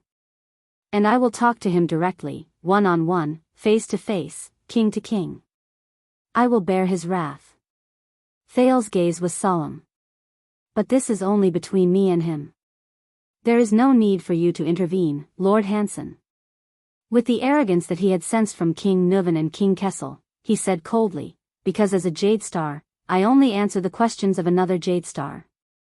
The corridor fell silent. Murat stared back at him, his emotions indecipherable. Thales narrowed his eyes. Or, you'll know your place. Put away your sniffing nose in front of me, put away that self-proclaimed prophetic psionic ability of yours, control the Secret Intelligence Department's voyeurism, don't meddle in the lies I'm about to tell, and don't threaten me with this strange tone. Silence seized control of the conversation. The only sound he could hear was the endless hissing of demonic flesh and blood, like the restlessness of snakes and rats, or like mosquitoes and flies scavenging. In the next second, Thales's expression turned cold. He suddenly reached out and grabbed a restless black-veined vine by the arm of the chair. The demonic flesh and blood on the wheelchair trembled violently. The Black Prophet's expression changed slightly. Shut up, this damned, noisy thing. Shut up. The sin of hell's river surged. Thales clenched his teeth and pulled hard, forcibly pulling it out and throwing it to the ground. Or I will. He said coldly. The effect was immediate. The demonic flesh and blood immediately moved away from Thales and fled to other parts of the wheelchair. The hissing disappeared. Throughout the entire process, Thales stared at the Black Prophet without moving his gaze. Murat steadied his breathing, but looked indifferently at the vine that was struggling on the ground, gradually losing its vitality, and finally turning into a withered branch. His gaze was profound. After a few seconds, he turned his head and looked at Thales again. The trip to Northland was indeed extraordinary, Your Grace. In the past, you were not so strong-willed. Even if you took the initiative to attack, it was inevitable that you would be nervous and unaccustomed. Murat narrowed his eyes. He was both emotional and surprised. But look at you. Whether it's threatening, extorting, being tough, or spying, you can be said to be handy and instinctive. What changed you? What changed me? Then think about it carefully. What did you become after you became a prince? Are you still you? Are you still Thales? Or have you become something else? Thales frowned and cast aside Quick Rope's words. Nothing at all. He straightened his back and forced himself to be tough. Only I was born this way. And you came to realize it too late. Murat was silent for a while. They must be very important to you, right? The old man in the wheelchair said with interest. Those wanted criminals. Thales snorted coldly. Save it. If you're going to bring up the elimination of weaknesses speech from 6 years ago again, the prince recalled the honesty in Ballard Room and said disdainfully, my father has been talking non-stop all morning. The Black Prophet did not speak. He was still waiting for his answer. Thales looked away, trying his best to forget the people in the prison of bones. It's not them that's important. It's me, he gritted his teeth and said, my principles, my rules, my choices. Loyalty will, be rewarded. The Duke of Star Lake lowered his head and looked straight at Murat. And those who hurt me must pay the price. Do you understand, my lord? This time, the silence lasted especially long. Until Murat, who was watching him silently, curled the corners of his mouth and smiled strangely. The vines on his legs were still wriggling, but they were much more restrained. Looking at Murat's smile, Thales tried hard to suppress the anxiety in his heart. Don't worry, Your Grace. I'm not that heartless. The Black Prophet put his hands on his knees and narrowed his eyes. Since you've spoken and vouched for it, we'll give you face no matter what. At that moment, Thales breathed a sigh of relief. Besides, it's been 18 years. Murat tapped the wheelchair gently, as if to appease it. At the same time, his eyes were in a daze. Those old people from Renaissance Palace are long outdated. Their damage is limited and they won't be able to do much. There's naturally no need for me to waste my budget on issuing arrest warrants. Well, except for one person. The chief of intelligence snapped out of his daze and grinned. But, Your Grace, please give us more trust next time. Trust? Thales frowned. Williams is not a professional after all, the Black Prophet said calmly. It's not like the Secret Intelligence Department can't arrange something like a fake death. He glanced at Thales. And you don't have to use this method of looking death in the eye to avoid trouble? Thales' mind froze. He said with difficulty, of course. The Black Prophet smiled. But your father will find out sooner or later. Do you understand? Thales froze. Of course. Then can we continue, Your Grace?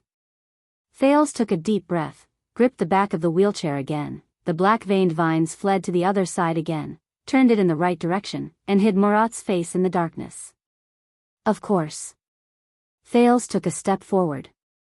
They moved forward again. Very good, you're starting to get on the right track, Murat said leisurely.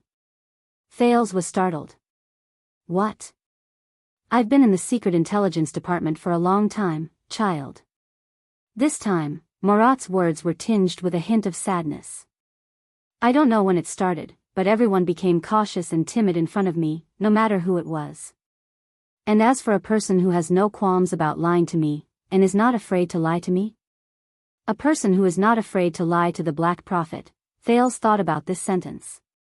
Murat continued. Ever since the bloody year, when the late king and crown prince Midir passed away, only the sunset goddess knows that I haven't met such a person for a very, very long time in my life. He chuckled, as if remembering something, and shook his head slowly. Thales had a strange expression on his face.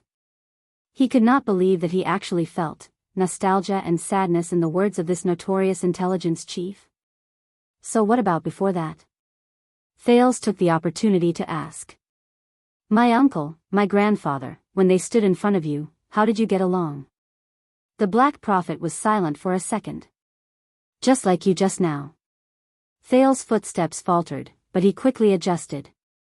Whether it was the late king or the late crown prince, they were never afraid or concerned about lying in front of me, even though they knew that I had the ability to detect their lies. In the endless darkness and desolation, Murat said faintly, and do you know why? Thales' thoughts paused. 80 the second and crown prince Midir, they were never afraid or concerned. Lying in front of the Black Prophet? Thales was a little surprised.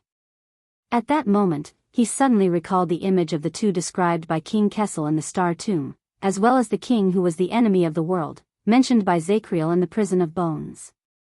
But he quickly reacted. Power. Thales pondered. Because they have power. They are not afraid of you.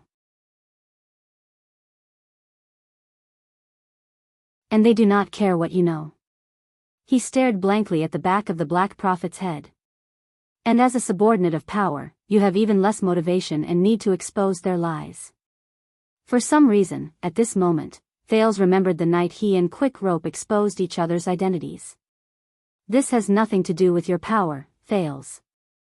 On the contrary, the more power you have, the tighter the chains will lock you, and the deeper you will be trapped, the more you will be unable to break free. Just like our father. Well said. The Black Prophet suddenly clapped his hands and laughed. He laughed for a few seconds before slowing down his tone. Power. Only power. Murat's words were full of emotion. Power is not afraid of lying. To a certain extent, it likes to lie, enjoys lying, and is good at lying. The power it possesses can only flow through lies, distinguish between friend and foe, and manifest its existence. His tone slowly tightened, causing Thales to be on guard for no reason. When it really makes people go against their will and nature, it makes those who feel that something is wrong start to become numb and convince themselves to give up questioning and believe in lies. Only then can it become real power. Thales was a little lost in thought. The emperor's new clothes, the elephant in the room. The prince said faintly, "They lie to us. We know they are lying, and they know that we know they are lying. But they keep lying, and we keep pretending to believe them." The Black Prophet pondered for a while, then hummed in puzzlement. "I didn't say it." Thales came back to his senses and coughed. It was a female author who said, a certain saying from Northland. Murat was silent for a while, as if recalling, then denied. "No, there is absolutely no such saying in Northland." Thales was embarrassed at first, then smiled in relief. "Indeed, there isn't," he said without hesitation.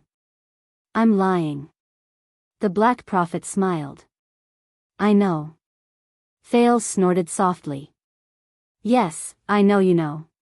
He raised his head and looked at the road ahead. A door appeared at the end of the corridor. "So, when I lie next time, please be understanding." Murat heaved a sigh of relief, seemingly satisfied. "Welcome aboard, Duke Thales." Thales was silent for a while. "My pleasure, Lord Hanson." The Black Prophet nodded and clicked his tongue. "But, you have to understand, when I know it but do not expose you, I am also lying." His words carried a deeper meaning. "Don't get too used to it." Thales' vision turned blurry. Distorted, Thales, distorted. They were all twisted and captured, including my father and elder brother. Thales was captured by power, enslaved, and lost. In those chains, they became something else, indifferent tools, cold-blooded scum, suspicious tyrants, but they were no longer themselves. Of course. Thales shuddered and stopped thinking about Quick Rope's words. Of course. The teenager's footsteps moved forward steadily. For some reason, after the negotiation and probing with the Black Prophet, he had clearly resolved the crisis for the guards and Quick Rope, and blocked the threat. But it was different from all the previous escapes. This time, he did not feel the slightest bit relaxed. He felt a momentary sense of relief. On the contrary, this time, especially when the Black Prophet laughed, Thales only felt that the burden on him was getting heavier and heavier. Tighter and tighter. Difficult to escape. He subconsciously tightened his grip on the wheelchair. "One last question, child." Thales' ears tightened and he became extremely vigilant. "Can you be more stable?"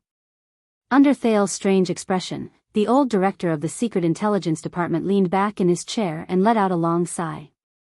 "You're pushing me to the point of falling apart." Finally, in a complicated mood of awkwardness and anxiety, Thales followed the instructions and pushed Murat into a dark room. Thales let go of the wheelchair and looked around the strange room doubtfully. The decoration was simple, the area was small, and the visibility was poor. The biggest feature was a huge mirror embedded in the wall opposite them. It barely reflected the blurry figures of him and Murat, one sitting and the other standing. However, in the next moment, a spot of light appeared on the mirror, and the entire mirror lit up. Thales frowned and stepped back, but then he found that the mirror revealed another, larger room, and Raphael standing in it. "One-way glass," Murat chuckled, "made by infiltrating crystal drops. It's expensive. We can see them, but they can't see us." "I know, I've seen it before." "Who are you trying to scare?" Unhappy, Thales suppressed the above sentence to the bottom of his heart. "Where is this?" "The interrogation room." Murat answered simply, "Please remain quiet, Your Highness. We can't achieve a perfect one-way voice transmission, we can't do it cheaply." Thales frowned and looked into the room on the other side of the glass. Raphael said something to his subordinates, and they retreated out of the door. The Baron Bone Man turned around and nodded slightly in the direction of the Black Prophet and Thales. "Who do you want to interrogate?" Thales was puzzled. "Anchor Byrol from last night?" Murat did not answer the prince. Instead, he looked around the dim surroundings and sighed. Ah, whether on this side or the other, I really miss this place. This glass, in particular, is of great significance. When we moved, we almost moved it over in its original state. Why? Thales stared at Raphael on the other side. The Black Prophet snorted. 18 years ago. He pointed to the one-way glass. His old demeanor was different, and his eyes were full of vigor. On the other side of this glass sat a notorious extension nobleman in his prime. The Count of the city of Halting Light from Black Sand region. He whispered a name. His name was Chapman Lampard. Thales was shocked. He looked at the glass again. And on this side, I stood in your position.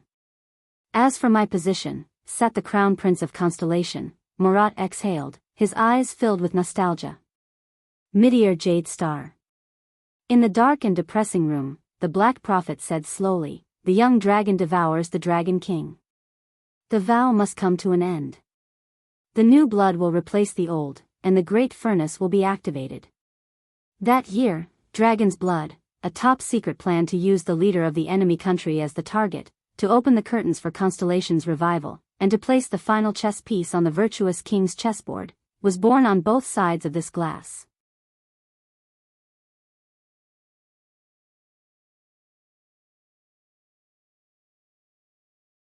Chapter 583. Dragon's Blood Project. Thales furrowed his brows and tried to forget the discomfort he felt that night. He looked at the dazed Murat and could not help but think of Crown Prince Midir, whom he had never met before.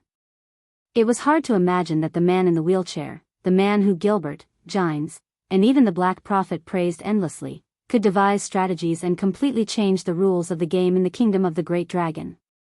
However, Thales thought of the stone jars in the Constellation tomb. As a prince and the heir to the kingdom, he could not save himself. At this moment, on the other side of the interrogation room, the door was flung open. Thales snapped out of his daze. A man in luxurious clothes with a black hood and his hands cuffed was violently escorted in by two burly men to Raphael. No matter who you are or what you want to do, we can talk about it. The man staggered all the way, looking battered and exhausted, but still tried to persuade the other party. Unfortunately, the burly men were unmoved. They roughly pushed the man onto a chair, pulled up the chain connected to his handcuffs, and cuffed him to a ring on the table. The only thing they did not remove was his hood. Who is that? Thales whispered, puzzled. But Murat only raised a finger, gesturing for him to calm down. The escorts left the interrogation room without looking back. For a moment, only the man's nervous breathing could be heard in the room. Then, Raphael coldly walked behind him and pulled off the man's black hood. Seeing the light, the interrogator squinted his eyes and turned his head away. It took him a minute to get used to it. He looked at Raphael, who was the only one left in the room. Where am I? Who are you? The man was middle-aged. His hair was messy and there was a bruise on his face. It was obvious that he had not been treated well before. Forget it, but seeing the light again made the man feel a little more at ease. He observed his surroundings and cleared his throat. But I strongly suggest that you let me go, before things get worse. My fish is too big. You can't eat it. Raphael did not answer. He just sat down opposite him and stared at him coldly with his red eyes. The man snickered and tugged at the shackles on his hands, causing the chains to rattle. Ha, that sounds like it. Tell me, brother. Is it the Blood Bottle Gang or the Brotherhood? Thales looked at the Black Prophet in confusion, but the latter was unperturbed and seemed uninterested in the interrogation. Although he looked disheveled, the interrogator seemed to have gradually recovered his bearing. His tone was confident and confident. If it's the Blood Bottle Gang, Catherine and I are old friends. We are old acquaintances in South Coast Hill. We are not just familiar, hee. Raphael remained silent. The man's smile faded slightly. If it's the Brotherhood, the interrogator leaned back in his chair, shook his head and clicked his tongue.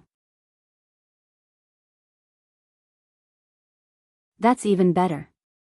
I know Senza, he's a man who's been through hundreds of battles. There's also Alpha Wolf Rosanki. I've known him since he was selling goods on the streets. We almost became partners. Fatty Morris also has business dealings with me. However, the Baron Bone Man seemed to have made up his mind not to speak. He only stared intently at the other party. If it's neither, the man calculated, and his expression changed again. Then they must have come specifically for me. The interrogator left the chair and looked at Raphael seriously. Who's your employer? Let me guess, Fragrance Chamber of Commerce? The Carpenters United Guild? Or some noble with a misunderstanding? Or some ignorant country bumpkin? But the man thought of something, and his gaze shifted. I got it. Did my bumpkin subordinates hire you? He leaned back in his chair and snorted. They think that they can. All right, listen, the people who hired you are so poor. No matter how much they pay, whether it's 100 or 200, 1,000 or 2,000, I'll pay double. The man raised his hand with ease and tugged at the shackles, gesturing to Raphael. Raphael was unmoved. The man frowned. If you're not doing this for money, for example, for friendship and loyalty, or if you're their relative, then listen to my advice, it's not worth it. You're helping them, but you're putting yourself in danger. Although he was in a bad situation, the man's words were habitually bossy. No, Raphael interrupted him with an unfriendly tone. We're not a gang robber, nor are we seeking revenge. We're not using money to avert disaster.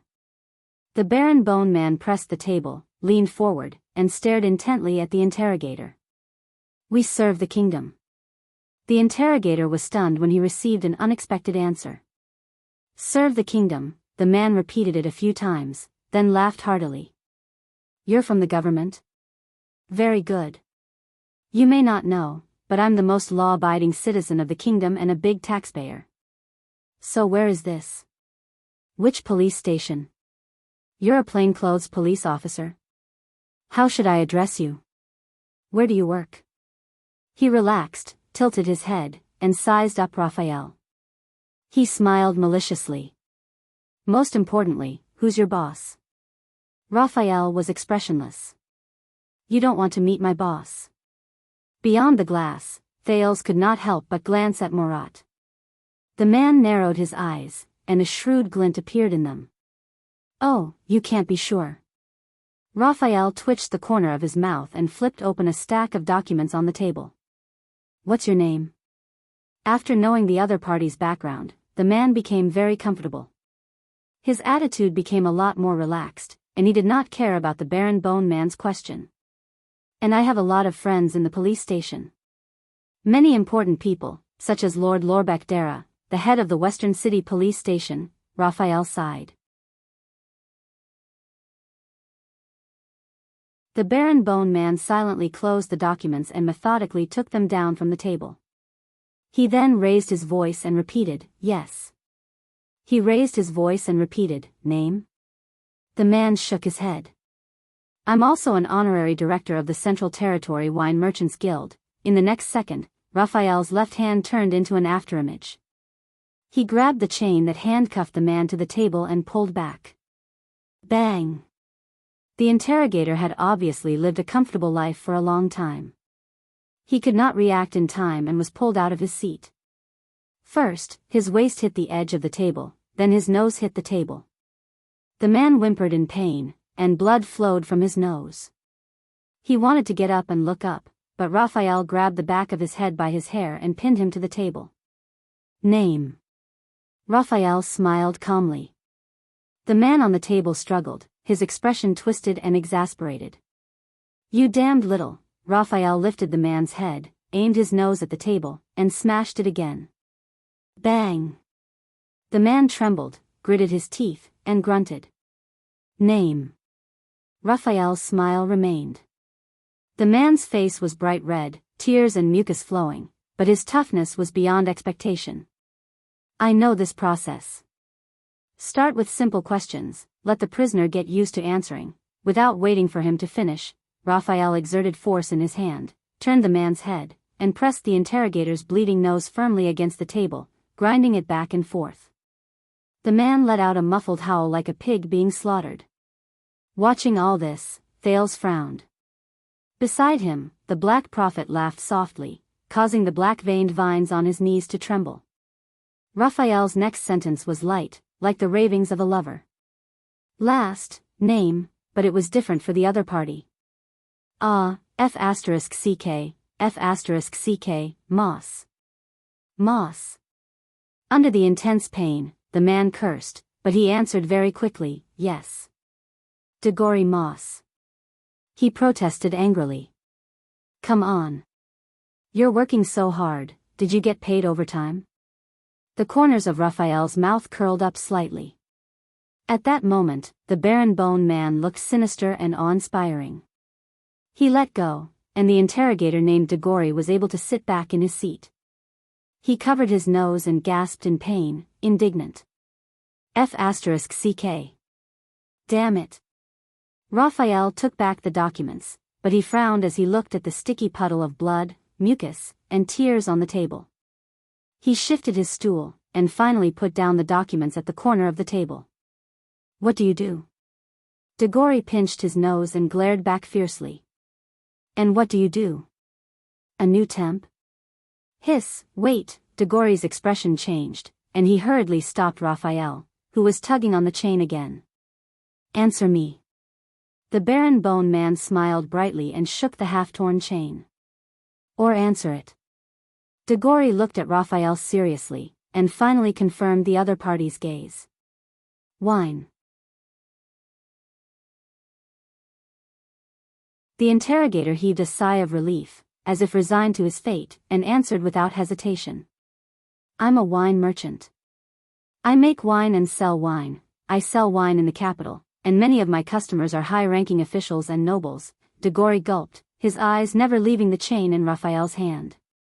You know, bro, overstepping one's authority and overstepping one's responsibilities is nothing under normal circumstances, but if someone wants to mess with you from the inside, this is a good reason to fire them, Mr. Moss. Raphael ignored him and opened the document.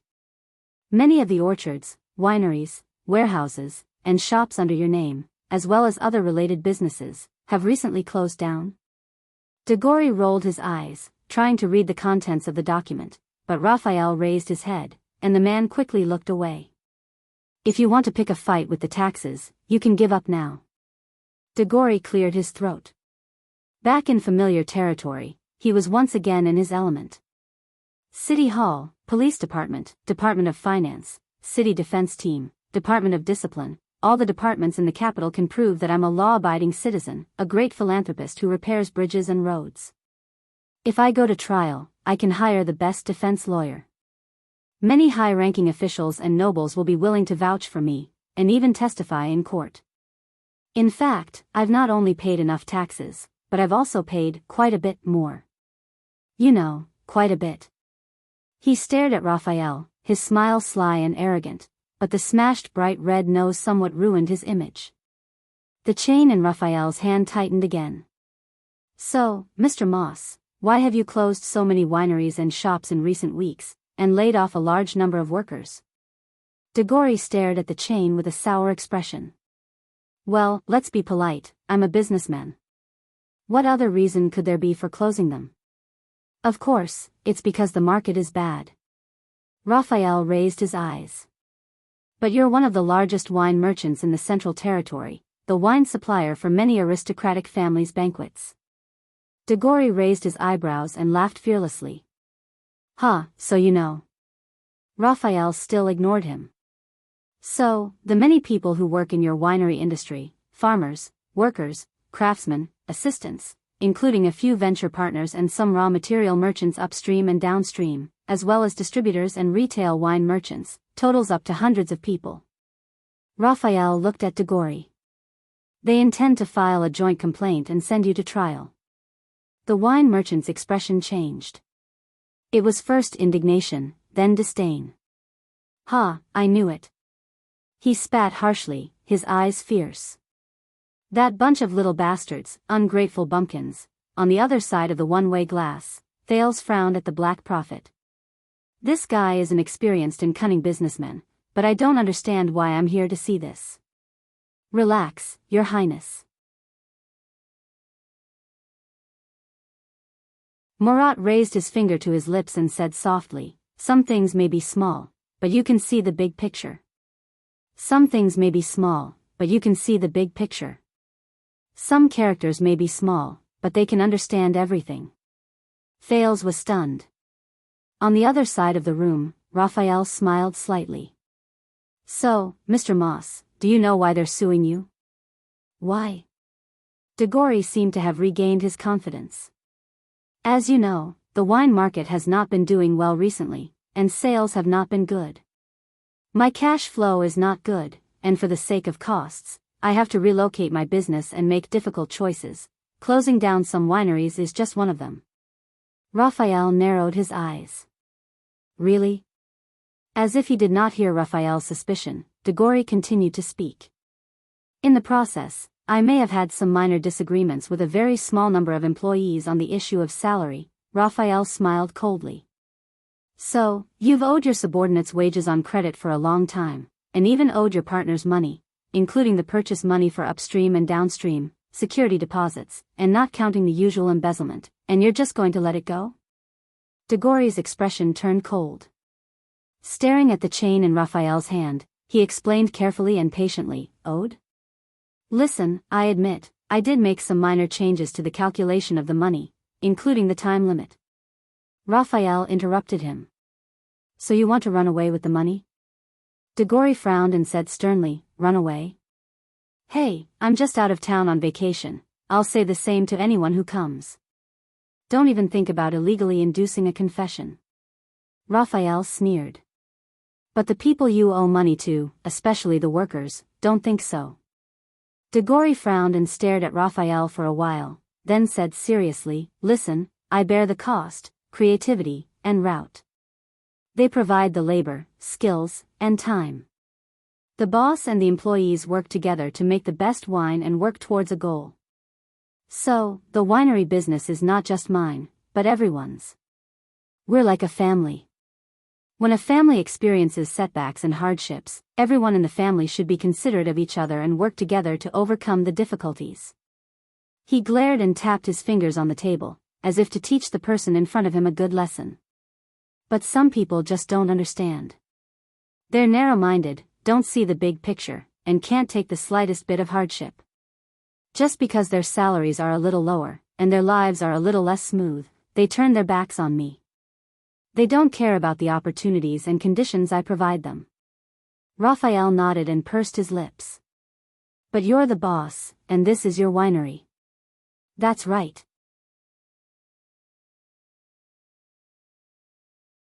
Degori said bitterly, so, I can see the truth of this industry better than they can, care more about the future of this industry than they do, and grieve the depression of the wine industry more than they do, because I'm like a father to them. Raphael glanced at the document. But you've closed the winery. Degori's expression froze, then he snorted. It can't be helped. No matter how warm the family is, no matter how hard the father works, if the children are rebellious, disobedient, and immature, there's nothing that can be done. And you know, some people, they're just, the wine merchant looked exasperated. 90% of the reason I shut down the winery is because these lazy workers are demanding a pay raise. These people are simply cancer in the industry. They're short-sighted and don't know that the most important thing about a job is not salary and benefits, but room for growth and prospects, including the value of training. Degori looked indignant. They also don't know how to look at the problem from a higher perspective. You should know, as bosses, when have we ever cared about our salaries? They only know how to make a fuss. But when they make a fuss, why don't they think about what happens if one day the winery closes because of them? What happens if the entire industry falls apart because of them? When that time comes, won't they be the unlucky ones who have to pay for it themselves? Degori was tired from speaking and paused for a moment. He exhaled through his nose with a regretful expression. Now, I can only say that they have only themselves to blame. Enough. Raphael was obviously tired of listening to his speech. We don't care about your business. The Baron Bone Man leaned forward and said coldly, "And we don't care if you're another shameless and unscrupulous boss. We only care about one thing." Degori exhaled and smiled coldly with an expression that said, "It's finally here." "Well, let's get straight to the point," the wine merchant said scornfully. "How much target did your boss give you? How much money to let me go?" Raphael stared at him, his eyes cold. He said coldly, "I want to know the real reason why you closed the winery and withdrew from the wine industry." Degori was puzzled. What? Raphael sneered. "Before you closed it, you said at a private gathering at the Winemakers Guild that the wine industry has no future? So you'd rather withdraw your investment and run away?" Degori's expression changed at first, then he said indignantly, "I'm not running away, I'm just going abroad for a vacation." But Raphael repeated emotionlessly, "Answer me." Degori was stunned for a long time, but he finally shook his head. "I've given you all the answers you want, and to be honest, you're suspected of illegal torture." Raphael smiled and flipped to the next document without changing his expression.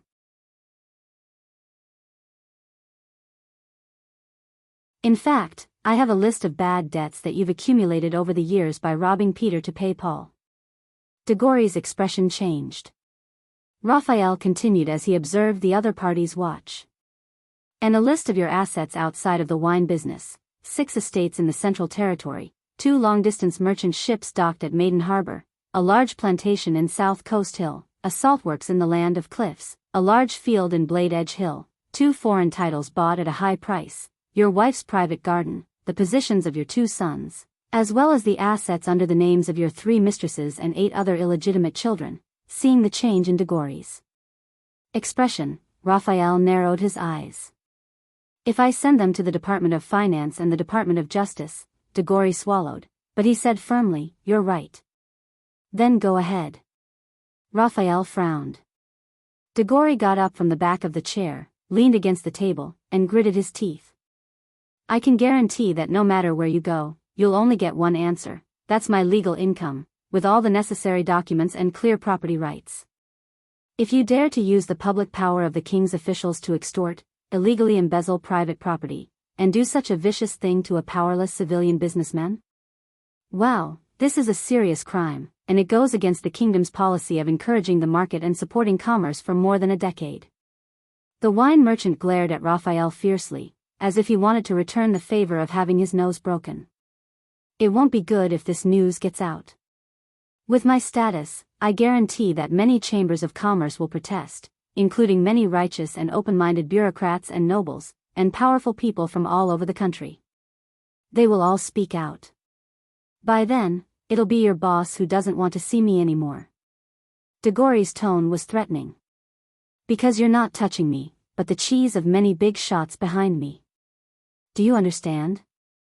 Now, whether it's a labor dispute or a tax issue, you have no reason to detain me." Raphael closed the document in his hand and began to size Degori up again, as if realizing for the first time how difficult this person was to deal with. The latter looked back at him coldly and shook the shackles on his hands. After a few seconds, Raphael smiled. He was handsome to begin with, and this smile was warm and bright, which made him feel even more favorable. The Baron Bone Man stood up, took out his key, and unlocked Degori's shackles in an almost ingratiating manner. "Please rest assured, Mr. Moss. This evidence will not be sent to the Department of Finance or the Court of Justice. We don't want to be troubled by the people behind you." Seeing that his strategy had worked, Degori, who was freed from his shackles, looked overjoyed. "Very good. In my opinion, you're young and have a bright future ahead of you. You're a promising young man. How should I address you?"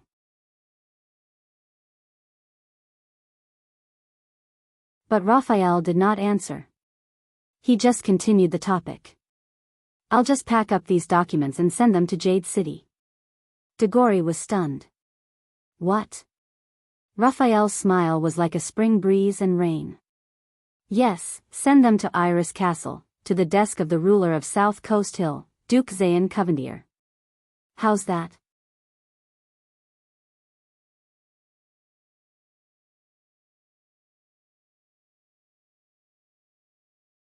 Chapter 584. Zayn Covendier. At that moment, Degori froze. On the other side of the glass, Thal's expression also changed. Why? The wine merchant asked subconsciously. You know why. Raphael's smile did not falter. Degori sat up straight and said nervously, This little brother, you said you serve the kingdom? Which department is it? Raphael nodded and became even more interested. That's strange. You're not afraid of the bone-sucking department of finance, nor are you afraid of the fiendish police department. You're not even afraid of the transcendent court. It was only when I heard the name of a foreign noble that I lost my composure. Degori shuddered. He understood something and looked around nervously. This isn't any police station, is it? Who exactly do you work for? Raphael snorted. Oh, perhaps you're afraid that the Duke of Iris Flowers will find out that Degori Moss, the capable businessman who received his help, grace, and mission as his representative in the Central Territory wine business, has been pocketing his own money behind his back, reaping huge kickbacks for so long, and running so many private businesses elsewhere. Thale saw Degori tremble with every word Raphael uttered. Raphael smiled amiably. And he actually dared to say that the business had failed, and that he would go back and complain to the Duke that he was poor? Degori's breathing quickened. He swallowed hard. Listen, little brother, there must be some misunderstanding between us. I don't understand a single thing you're saying. Raphael picked up the documents and left his seat, looking like he was going to pack up and leave. Don't worry, we will arrange for a carriage to send you home with great fanfare in front of everyone to thank you for your cooperation and confession, right after the evidence is sent to Jade City and into Duke Zayn's hands. Degori froze. The confidence and arrogance on his face were gone. You can't. He wanted to say something, but he was tongue-tied. Raphael turned his head sideways and smiled wickedly. He threw the last straw.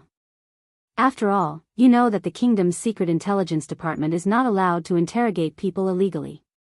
In that second, Degori shuddered violently. What? You said you're the king?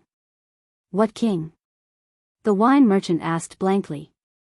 The Baron Bone Man just smiled and turned to leave. Wait. I remember.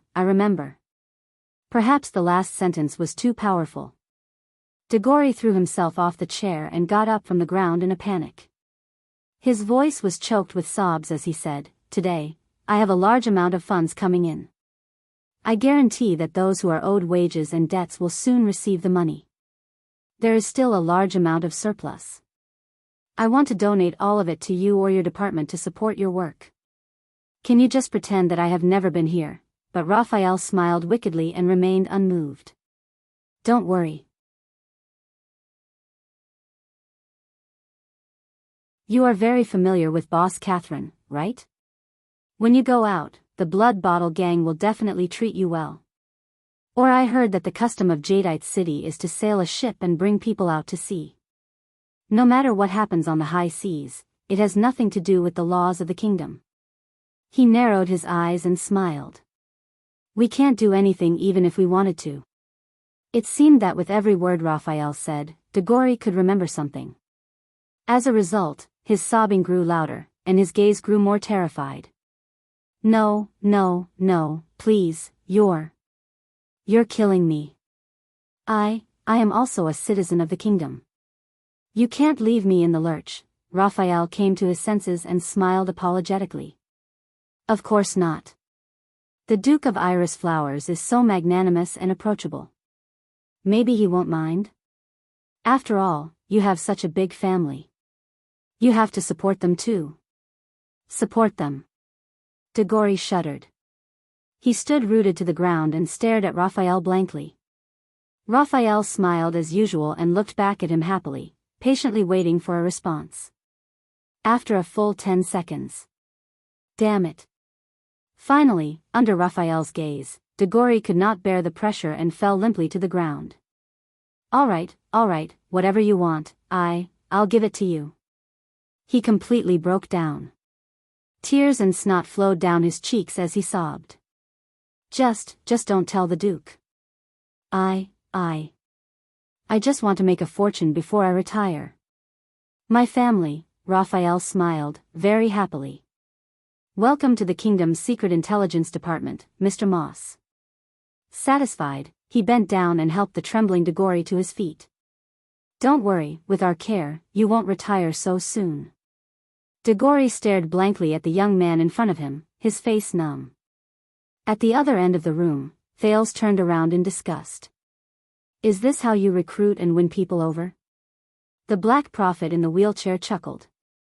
I know you despise such tactics. I don't despise it, it's just. The prince shook his head and said uncomfortably, it reminds me of Shadow Shield. That's right, Murat sneered. Because this is our division of labor, we stay in the dark and do the dirty work, you stand in the light and are responsible for condemning the dirty work. It's a pleasure working with you. Thales glanced at the Black Prophet, his frown deepening. On the other side of the glass, Raphael finally pacified Diggory, who had broken down and surrendered, and rearranged him in a chair. Now, can you answer my question?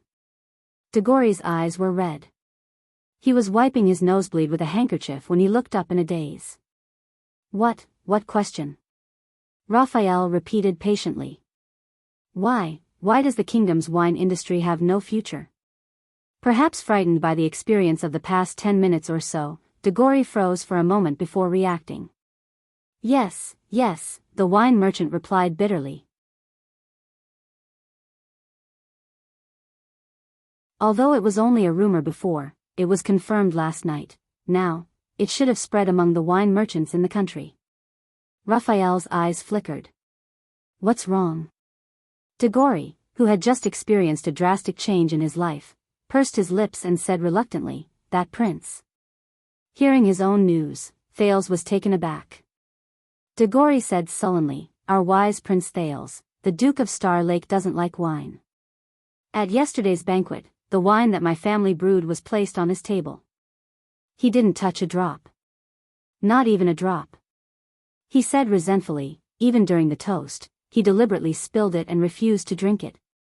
Raphael snorted. Perhaps your wine doesn't suit his taste? The prince doesn't like wine, or wine doesn't suit his taste. What's the difference? After Raphael destroyed his psychological defense line, Diggory, who started the conversation, went on and on. He looked like he had given up on himself and was ready to give up. And not only does he not drink. The wine merchant said unhappily, he doesn't like others to drink. Thales looked up in surprise. Raphael also frowned. Really?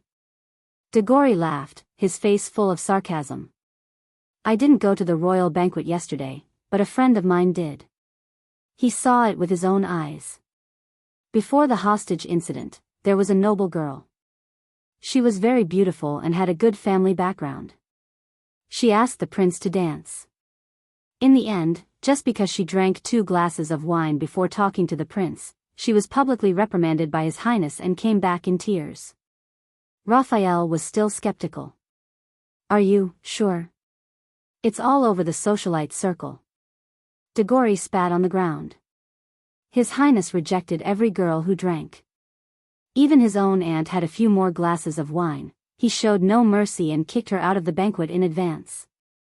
There's also a servant who testified, after the banquet, when His Highness spoke to Duke Zayn alone, he only drank water. Raphael pondered for a moment. That's it? Just based on the trivial incident at the banquet last night? Maybe this is just an excuse you came up with to cover up your act of running away after your business failed and implicating hundreds of families. Diggory interrupted him indignantly. I said I'm just going abroad for a vacation. Listen, the prince hates wine. This has been going on for a long time, not just last night. What do you mean? Diggory snorted softly. First of all, the Northland merchants from Black Sand region. They have a rumor that Prince Thales and the current king of Extet fell out over a glass of wine and detested each other.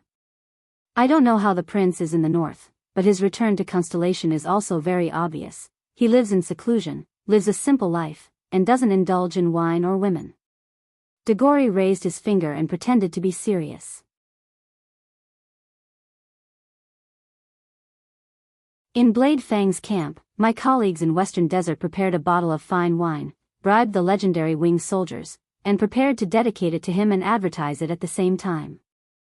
In the end, the prince didn't give them any face and smashed it on the ground without even looking at it. You know, that's the heir to the kingdom. That's when the rumors started. Degori exhaled indignantly. And I just heard what happened this morning. 2 of Prince Thal's personal guards, royal guards, former members of the 7 Jade Star attendants, drank a few too many glasses of wine last night, so they messed up and caused an accident in which they took hostages. So the prince ordered them to be whipped in Mindy's hall. They were beaten half to death. It said that he even personally counted the lashes. Raphael listened attentively, glancing at the one-way glass from the corner of his eye. Degori slumped, then looked up. This is great. Soon the whole of Constellation will know that the future king doesn't like to drink, and he doesn't like people who drink. Damn the prince. Raphael coughed. Maybe you're overreacting. The prince's dislike of alcohol won't have that much of an impact. Oh. He's the prince. The future king.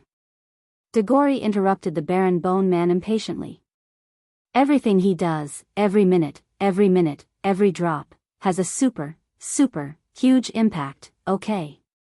Raphael did not speak. The other side of the one-way glass fell into a dead silence. Listen, little brother, you're still young, but I've seen it, I know. Degori grabbed his handkerchief and wiped his nose. This may not happen so soon, but as time progresses, the upper-class circle in the capital will gradually form a trend. In order to curry favor with the prince and get close to the duke, first, some people will start to drink less, then everyone will follow the trend and drink less. Then, famous people will advocate not to drink, and then it will spread to the entire Eternal Star City, urging everyone not to drink, until the kingdom officially enacts laws to restrict and ban alcohol. Raphael was dubious. Isn't that a little too exaggerated? Degori shook his head. Alright, maybe I'm exaggerating a little, but bro, you're also a public servant. When the higher-ups like it, the lower-ups will add to it. Haven't you heard? When a cup falls in Renaissance Palace, a head falls in the kingdom. The wine merchant glanced at Raphael and smiled sarcastically. And did you know that Prince Thales smashed a lot of cups at the banquet? Ha ha ha ha. His laughter was discontented and desolate, gradually fading away. When the king turns his nose up at a certain kind of person, the people will drive them to extinction. When the duke takes a second look at something, it will go down to the common people, and it will be priceless, even priceless. People will regard a certain brainless sentence uttered by a big shot after drinking as a wise saying and interpret it painstakingly. Academic pedants will even invest in it and conduct research on it. Or when a great noble forgets to wear his trousers for a stroll, it will be regarded as a new style of elegance, a fashion trend, and people will worship it and scramble to imitate it. Degori said angrily, that's right. Is there any lack of such situations? The wine merchant sighed. Power is a hook that draws everyone closer to it, just for a pitiful amount of bait. How else do you think I made my fortune? There was a moment of silence in the interrogation room. So you closed down the winery after careful consideration, Raphael said flatly. Degori nodded. Do you think I wanted to close it down? Believe me, if I don't cut my losses and exit now, in a few months, when the rumor that the prince doesn't like wine spreads, my business report will only look worse, and my sugar daddy in Jade City will be even more unhappy. And I'm not the first person to know, the market has a better nose than I do. Gold coins only follow power. He pouted. Just last night, after the banquet, a total of 6 noble buyers cancelled their orders for next month. They said that their own wine was enough. There were 10 more this morning. Degori's eyes became dazed. I originally thought that after the prince's return and the royal banquet, the capital, which has been quiet for more than a decade, would have many more banquets. The demand for wine, especially for extravagant banquets like ours, would definitely soar. So I expanded the range of partners, bought several more wineries, and prepared to increase production. For this, I borrowed a lot of money. He snorted coldly, wiped away the last bit of blood from his nose, and threw the handkerchief on the table. Now I can only cut my losses in advance. At least in the short term, I won't have any sizable orders for banquets in the capital, big or small. Raphael was silent for a moment before continuing. According to you, you're only the first person to act on the basis of rumors. In your line of work, more people will suffer, and more people will lose their jobs. Degori snorted strangely, half crying and half laughing. What can I do? I'm in despair too. He was in low spirits. But who's the one who caused the wine merchants to lose confidence, the future of the wine industry, and all my workers to have to eat dirt? If you're so capable, don't look for me. Look for His Highness, who told the world I hate wine. Moses slumped in his chair and muttered for the second time. Damn aristocrats. Damn prince. The interrogation room returned to silence. Raphael sighed. Very well, thank you for your opinion. I'll make sure he knows. Make sure he knows. Soon, Moses, who was immersed in his decadence, realized something. No, I hashtag in %yen and, the wine merchant's expression changed drastically as realization dawned on him. Don't write down what I just said. Sunset knows that my whole family is loyal and wholeheartedly supports the Jade Star royal family. He waved his hands in an attempt to defend himself to Raphael. But Raphael only glanced at the one-way glass, then waved his hand to have Moses taken away.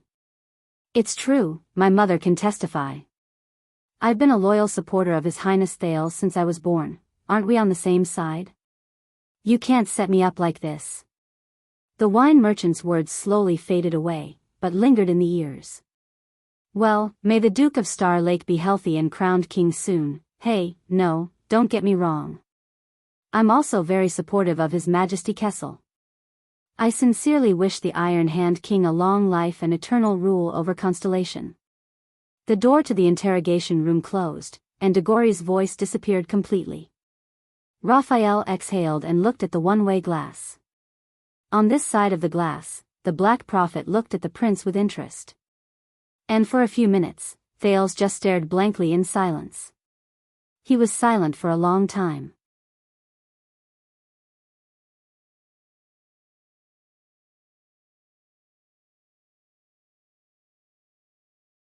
Chapter 585. It took Thales a long while to recover from his discomfort and confusion. What is this? He turned to Murat, who was sitting calmly. The Black Prophet smiled mysteriously. What do you think it is? Thales was silent for a few seconds. My father, when he sent me here, he said. The prince's voice was heavy and gloomy. Let me see my own mess. Mess. Thales was in a daze for a while. Murat said faintly, then you've seen it. At least, the liquor industry in the capital will be in a state of panic and depression for a while. Thales clenched his fists. Damn the prince. Everything he does has a huge impact, okay? The voice of the wine merchant, Degori, still seemed to echo in his ears. But I didn't do anything, Thales muttered. The Black Prophet's sneer reached his ears. At your level, not doing anything is also a form of attitude. Whether you mean it or not. Thales frowned hard. Drink a little. A few sips is good. Princess Elisa's words to him on the day of the banquet rang in his ears. I bet that by tomorrow, you'll feel like everyone is looking at you.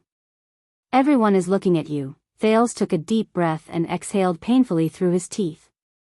They shouldn't interpret it that way. But they did. Murat's voice seemed to come from another room, but it was no less grim.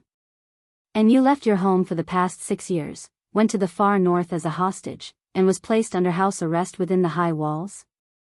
The demonic flesh on the Black Prophet's knees surged. With all due respect, that's your luck.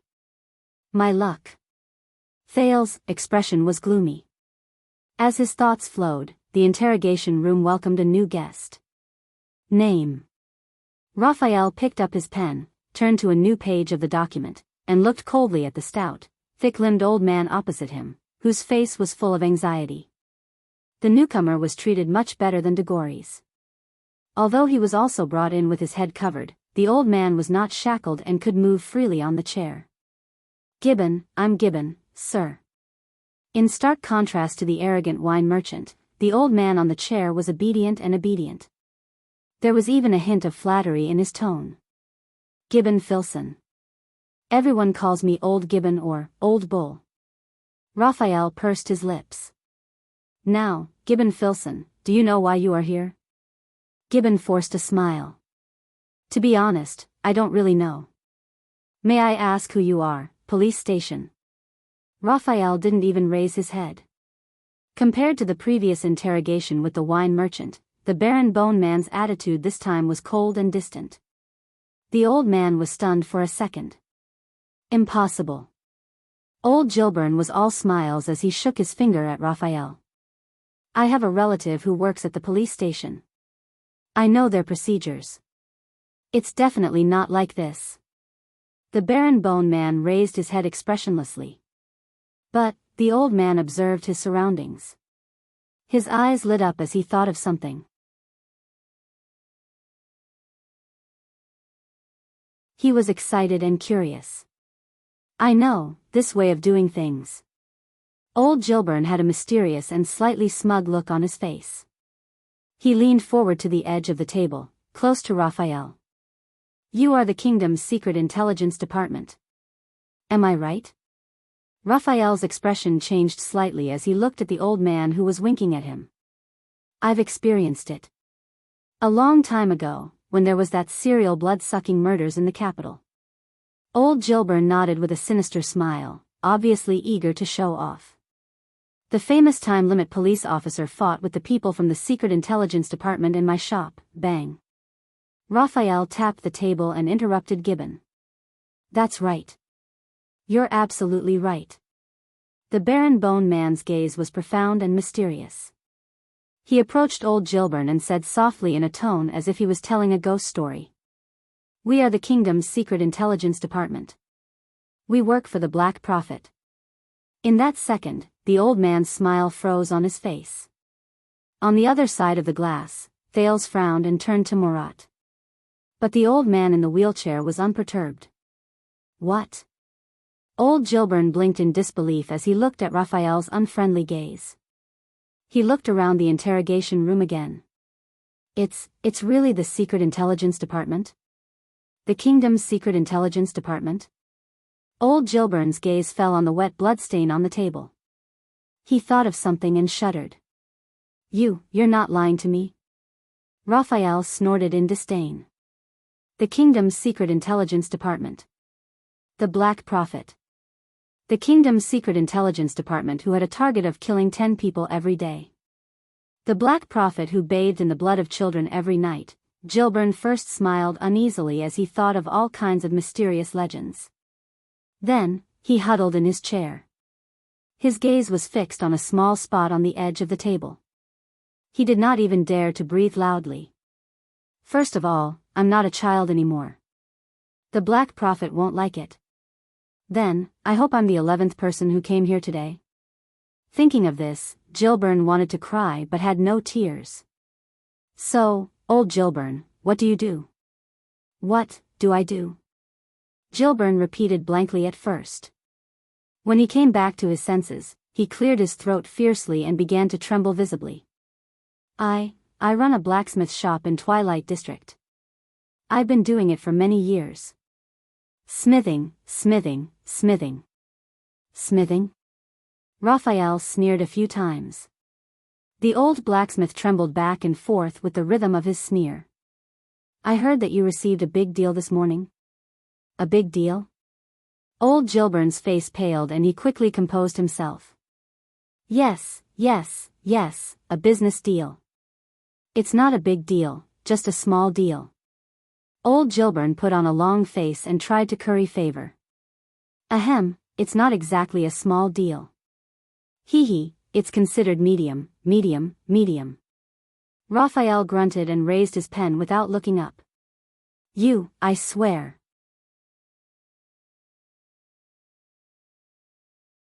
Old Gilburn's expression changed and he suddenly raised his voice. I've never forged prohibited weapons and equipment. Raphael was startled by the old blacksmith's sudden outburst. Military swords, military axes, military hammers, battle helmets, battle armors, battle stirrups, battle shields, crossbow parts, catapult parts, mystic gun stocks, crystal drop alloys, kitchen knives longer than half a foot, steel spear tips, killing arrowheads. I have all of these nuisances. Old Gilburn's mouth rattled without pause. He paused at the last sentence. Never forged. He stared at old Gilburn in denial.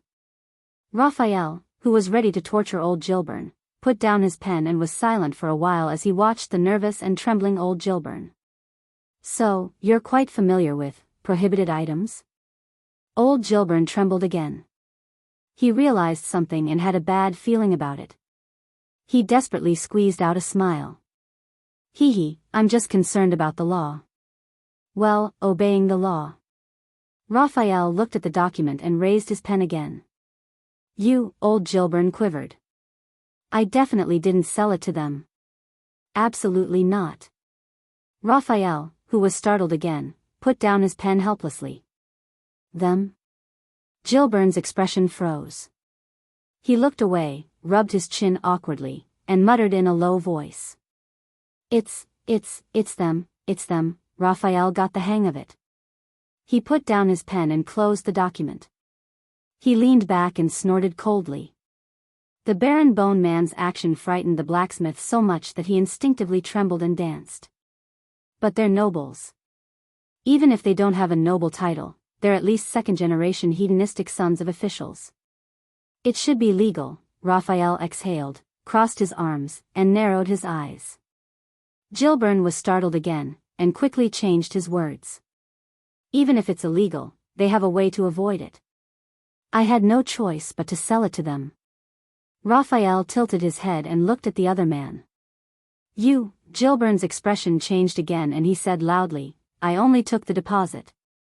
He raised his hand and shouted, I haven't delivered the goods, made the proofs, drawn the drawings, and even the materials. Gilburn explained nervously, fumbling to take out an expensive piece of paper from his pocket. Look, all the orders from those customers are here. All of them. Raphael looked at the trembling order form in the old blacksmith's hand in bewilderment. He didn't seem to. Have he asked anything? All right. The Baron Bone Man took the order with mixed feelings. No one knew the helplessness in his heart. You're much easier to talk to than the last one. Maybe I should go back and check this old man's background. See if he's a distant relative of the Caribbean family. After handing over the order form, Gilburn put on an aggrieved expression of, I've done meritorious service for the kingdom. He asked cautiously, this shouldn't be illegal, right? Even if it is, can this be considered as surrendering? Raphael looked at the order form and snorted casually, scaring old Gilburn once again. Let's see, Raphael read aloud so that the person on the other side of the glass could hear. XXX hereby orders a long sword with the following requirements. One look and you'll know it's used by nobles. The material must be good, the color must be awesome, the luster must be shiny, and it must be easy to maintain. The heavier it looks, the better, but in fact, the lighter, the better. It's best to make it slightly old and leave some traces, so that people know it's often wielded in battle. On the other side of the glass, Thales also frowned. Under Gilburn's nervous and fawning gaze, the Baron Bone Man continued to read the first line of the order form. The grip must be comfortable, the sound of the wind when swung, the attack must be effortless, the defense must be effortless, the style and design must show heroic spirit and chivalry, elegance and firmness, fashion and classical, gorgeous and simple, simple and profound.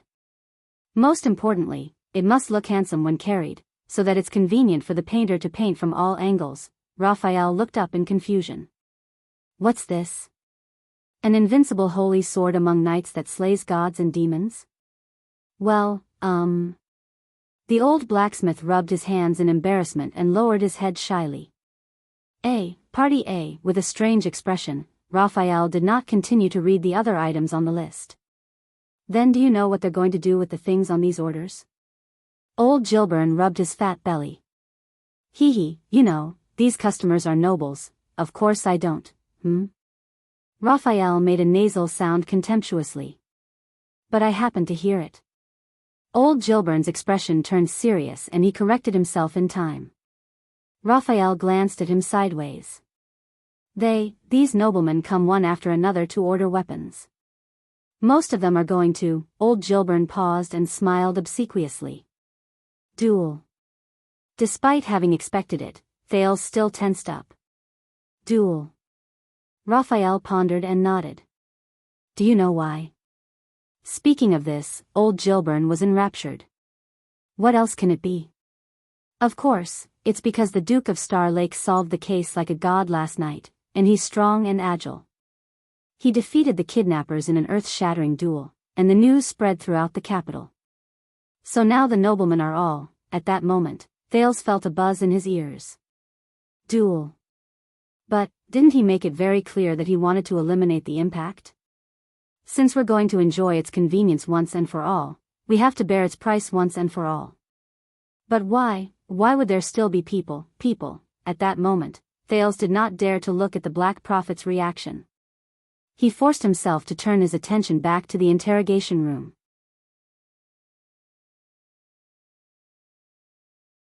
There was a pair of noble brothers who said they wanted to duel with father because he snatched their sweetheart at a banquet, regardless of seniority.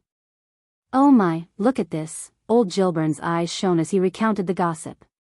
They even ordered 2 weapons and specified that the material and style must be exactly the same to show fairness, because they were going to duel with each other after killing father. Hee hee, then I said, what about father's sword? So they ordered a 3rd one. Hee hee hee, don't you think that's silly? Raphael looked up. The blacksmith choked on his words. Listen carefully. There's a shortage of materials, the furnace is cold, the apprentices are on strike. Raphael's voice was flat. Or you fell in love with a quiet, graceful, coquettish little widow in the countryside, and planned to sell the shop, quit, and go back to marry her, huh? Quiet, graceful, coquettish and coquettish? Old Gilburn was confused. You know, Raphael paused, his expression unchanged. Party A, the Baron Bone Man coughed. But I don't care what reason you use.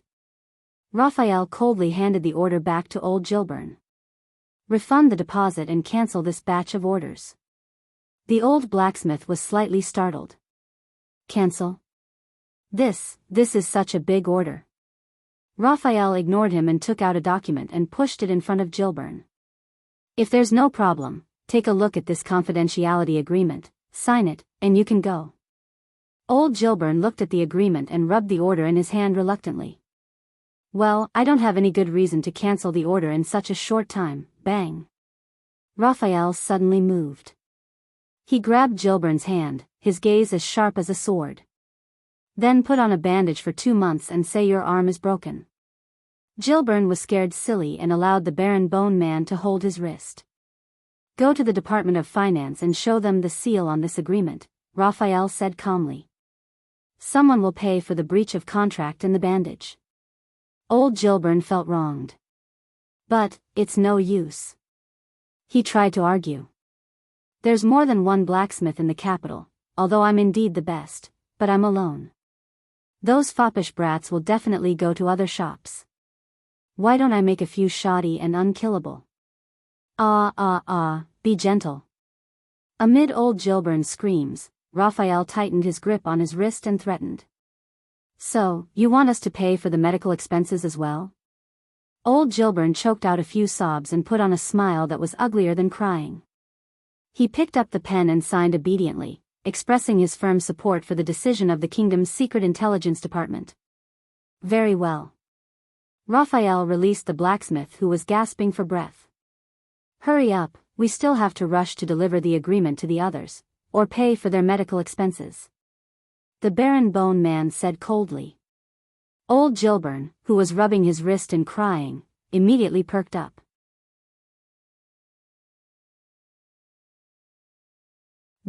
Don't forget Karachi's blacksmith shop on South Street. By the way, that old cunning bastard is terrible. For decades, he's forged contraband for scum like the Blood Bottle Gang and the Brotherhood more than once. He even lied to everyone that it was produced by my shop. You mustn't believe him. Raphael shot another glare at old Gilburn, forcing him to swallow his words. The old blacksmith could only pout and try hard to sign page after page. Okay, I understand. You have a heavy responsibility to suppress the unhealthy atmosphere of duels and maintain the legal system and stability of the kingdom. I get it, but these things can be solved as long as you arrest the duelists. Why make things difficult for us little? You see, this is the problem. Raphael supervised him to finish signing the agreement and looked at the one-way glass casually. If the kingdom explicitly prohibits it, their dissatisfaction and resentment will move upward. Raphael looked at the old blacksmith. But if a supplier like you cancels for some reason, he narrowed his eyes and approached old Gilburn. Do you have a problem with that? Old Gilburn had a tacit understanding and shook his head faster than the bellows in his house. No. The old blacksmith finished signing the agreement and handed it to Raphael obsequiously. Raphael scanned the signature on it, closed it, lit a candle and covered it with wax. Very well, then as a reward for your cooperation, in the next few months, there will be a large demand for equipment for the regular army of the royal family. They will even have to recruit blacksmiths to forge it directly. There will be a large number of new orders. Gilburn's eyes lit up in surprise. But only for the army and the person who holds this agreement. Raphael narrowed his eyes and held up the sealed agreement. Do you understand? On the other side of the one-way glass, Thales watched in silence as the ecstatic old Gilburn was put on a hood and taken out of the interrogation room. I'm sorry. Murat, who was in a wheelchair, picked up a cup of tea and chuckled. Raphael rarely deals with these small matters at the grassroots level. He's not very skilled. But don't worry, we will have someone talk to the craftsman later and follow up on his mental health regularly to ensure that he won't resent you or even slander you. Or, there will be news of orders for specialized weapons for duels. Looking at the Black Prophet's meaningful smile, Thales felt increasingly uncomfortable. I thought that the nobles of Constellation would despise Extet's customs. The prince stared at a stain on the glass and said with difficulty. Murat put down his teacup. Duels have always been a martial ethos that originated from the empire. In the primitive times, it carried the spirit of chivalry and filled in where justice could not reach. The old man in the wheelchair was unperturbed, as if he was an outsider.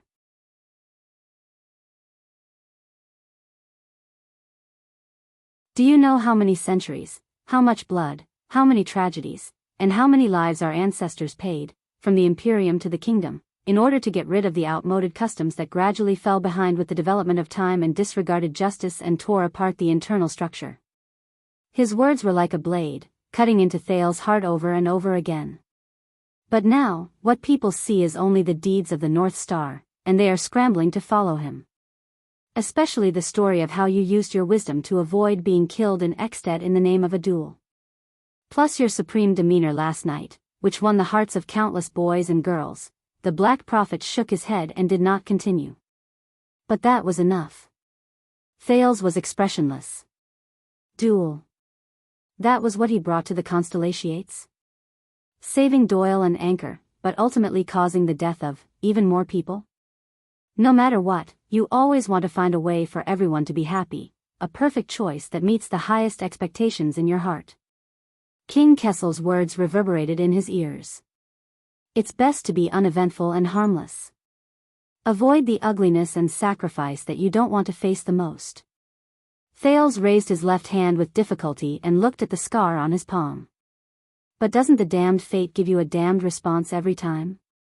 Just as Thales' thoughts were heavy and his heart was in turmoil, the interrogation room welcomed a third guest. This time, it was a noble who entered the interrogation room. His clothes were low-key but classic, and his posture was relaxed and arrogant. He sat steadily on the chair. Similarly, he was not shackled. His performance was steady and his bearing was extraordinary. As if he was the interrogator. I know who you are. Raphael also changed his way of asking questions. His words were concise and went straight to the point. And I believe that you also know who we are. The noble across the table slowly raised his eyes. He did not look around like old Gilburn, nor did he put on a fierce front like Degori. Of course. You are the darkness of stars. The noble said slowly. But what I don't know is, without the king's warrant, does the secret intelligence department still have the power to secretly interrogate the kingdom's nobles? His gaze was fixed on Raphael, unbearably sharp. Raphael smiled. Of course not, so this is just an interrogation. The Baron Bone Man did not ask for his name, so Thales had no way of knowing. I see, the noble sneered and made a sarcastic remark. It seems that your interrogation invitation is a sack and rope? But the Baron Bone Man, who was eloquent and had even sparred with Thales verbally, did not dwell too much on words. Obviously, judging from the previous two interrogators, Raphael was adept at dealing with different targets in different ways, and had achieved many successes. 2 weeks ago, you came to Eternal Star City from Blade Edge Hill.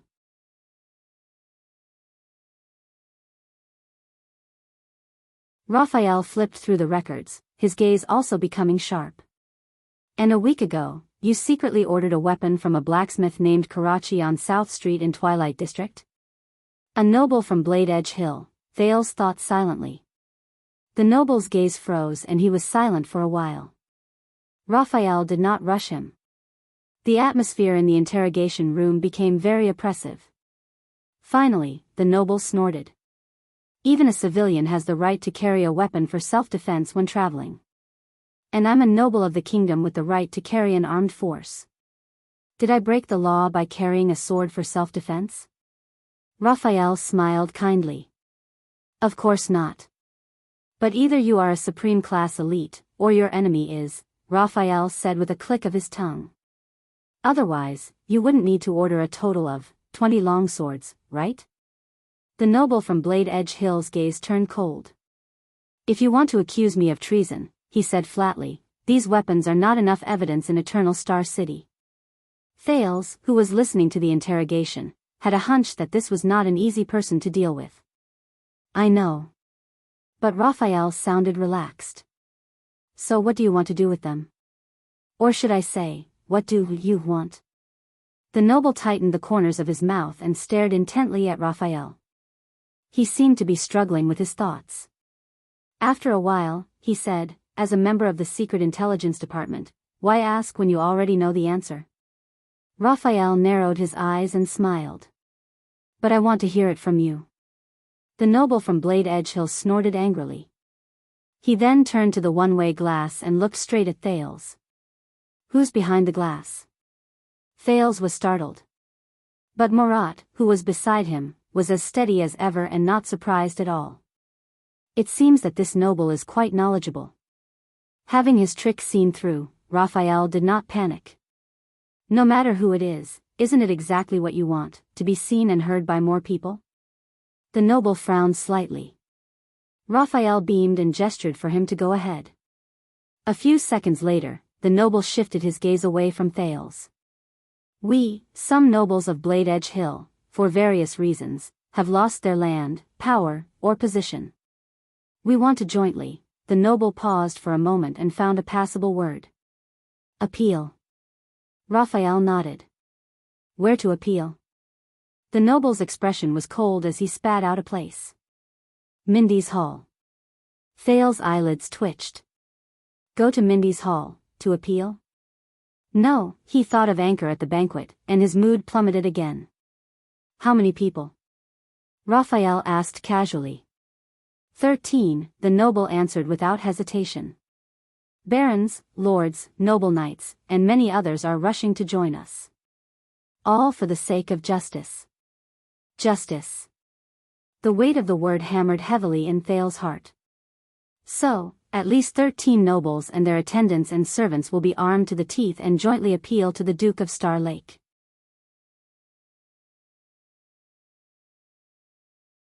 Raphael sighed, feeling rather helpless.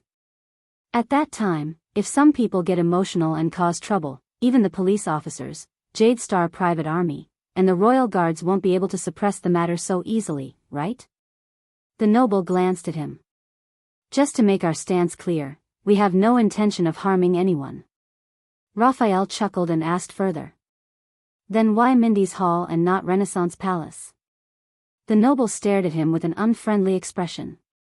You want to imitate that idiot from last night, Raphael said what he was thinking, find the Duke of Star Lake's tutelage, take advantage of his recent return and lack of worldly experience, and bring your swords to the meeting. Make a big scene. Big scene. Thales's gaze was unfocused. If you don't kill, no one will listen.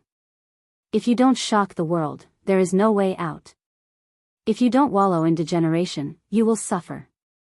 Please tell me, Your Highness. What kind of logic is this? That night, Anker's indignant gaze when he held a hostage and barged into the banquet to force an abdication reappeared in his mind. We're not imitating, the nobles seemed offended, we're determined to be earlier and smarter than that idiot from Western Desert. Raphael clicked his tongue. But you must have been encouraged by the precedent, especially since that idiot survived. So you've made up your mind to knock on Prince Thales's door and force him to see a problem that only His Majesty can solve? Encouraged by the precedent, a problem that only His Majesty can solve. Thales subconsciously clenched his fists, but then he remembered that the Black Prophet was still watching from the side, so he forced himself to loosen his fingers. He's also a jade star. The noble leaned against the back of his chair, his speech was neither fast nor slow, and his words were clear. He held the Northland hostage, went on expeditions to the desert, and was even revered by many noble families, including the Four-Eyed Skull. Last night, he displayed wisdom and skill, courage and drive, as well as the ambition to reform the kingdom. He also displayed benevolence and loyalty, magnanimity and generosity, and would not turn a blind eye to us.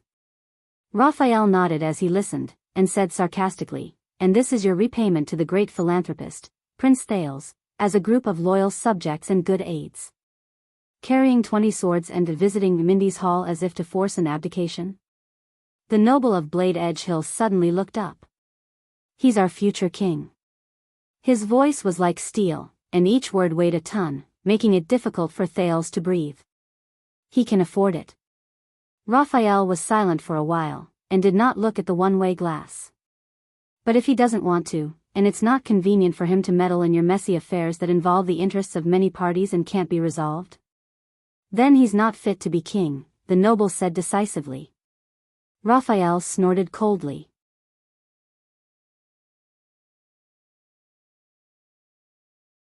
You really have the guts to say that. The noble laughed, his laughter chilling. Have you been to Blade Edge Hill, young man? He looked at Raphael in an aggressive and unflinching manner. If you've never been, then shut up. And if you've been, then you'll know that there's nothing we don't dare to say. Raphael was silent for a while. Thales could feel that the Baron Bone Man was at a disadvantage. A few seconds later, Raphael snorted softly. You seem to be a smart man, sir. His words were polite, but the meaning behind his words was clear. And you're already sitting here. Do you know what to do? The noble turned away, snorted softly, and pondered for a while. But in the end, he still turned back and said in a low voice, of course. I'll go back and tell them to cancel this appeal and protest. Raphael's eyes lit up. Very well. The Baron Bone Man closed the document happily. If everyone was as reasonable as you, I wouldn't have to collect overtime pay every day. He stood up, ready to end the interrogation, or questioning. But the noble called him back. You may have one today, young man. The noble of Blade Edge Hill raised his head and looked straight at Raphael. You stopped us. But his words made Thales extremely uneasy. But as long as the root of the problem is not solved, and the chronic disease of the kingdom is not cured, there will be more people like us. More people like us, Thales felt like he was in a trance. Then I don't mind seeing you a few more times. Raphael did not back down, whether it's here or in the courtroom, or in a coffin. The noble laughed out loud, but his laughter immediately turned into a warning. Secret Intelligence Department, do you think this is the solution? He stared coldly at Raphael. We haven't been forced into a corner yet. We have families and businesses to worry about. For the sake of the bigger picture and our livelihood, we can swallow our anger when we encounter injustice, but what if there's another Anchor Byrel? What about the next person who presents himself to Prince Thales just for these questions? The next Anchor Byrel. Thales closed his eyes. The noble from Blade Edge Hill shook his head disdainfully. Just you wait. What you did today won't solve your problem once and for all. Neither can the Black Prophet. His eyes focused and his tone was firm. Only one person can. Although he was not in the main interrogation room, Thales, who was listening, felt like he was about to suffocate. Raphael forced a smile. Then I'll make sure he knows. Yes. The noble looked at him with a profound look in his eyes. You better be. The noble stood up and allowed the two burly men to put a hood over his head without any resistance. The atmosphere in the interrogation room was finally less oppressive. Take care, my lord. We shall meet again. Raphael sent the noble from Blade Edge Hill away with a smile.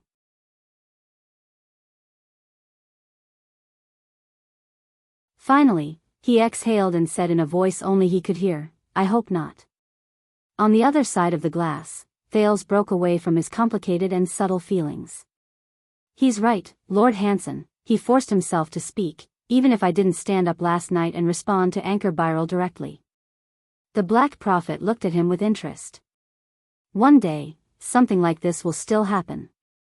My identity will definitely attract this kind of accident again. Thales gritted his teeth. This has nothing to do with my actions last night. Murat took a deep breath and endured another unusual movement of the vines on his knees. Perhaps you're right, and of course, you can convince yourself that, so that your actions last night seem justified and justified. The Black Prophet closed his eyes. If he did not look at his lower body, he would look like an ordinary old man resting with his eyes closed. But you know, this is not what I want you to see. Thales looked up abruptly. Raphael. He spoke loudly. His voice traveled to the other end of the interrogation room. Raphael calmly turned around and bowed to the unseen nobleman through the one-way glass. How much more? Thales' breathing was erratic. He clenched his fists, gritted his teeth, and raised his voice. Cases like this that are related to my behavior last night, as well as the things that have happened since my return, how much more? Raphael did not answer immediately. He remained silent and bowed again to the mirror. Until Thales realized that he was waiting for the Chief of Intelligence's permission. But the Black Prophet beside him did not say a word. Raphael. He would not listen to the prince's orders. An inexplicable anger suddenly flared up. It flared up Thales' already inexplicably depressed heart. It even triggered the sin of Hell's River. This beast was scratching at his blood vessels again. This made him feel as if he had immense strength and boundless anger, but nowhere to vent it. He could only suppress it. Raphael. The Duke of Star Lake tried his best to ignore his terrible state. Answer. A few seconds later, perhaps sensing the Duke's anger, or perhaps understanding the meaning of Murat's silence, Raphael spoke faintly. Quite a lot. Just what the buts found today, there are 4 more sections. Butts. The prince's butts. Thales felt as if his fists were about to explode. But Raphael's words continued.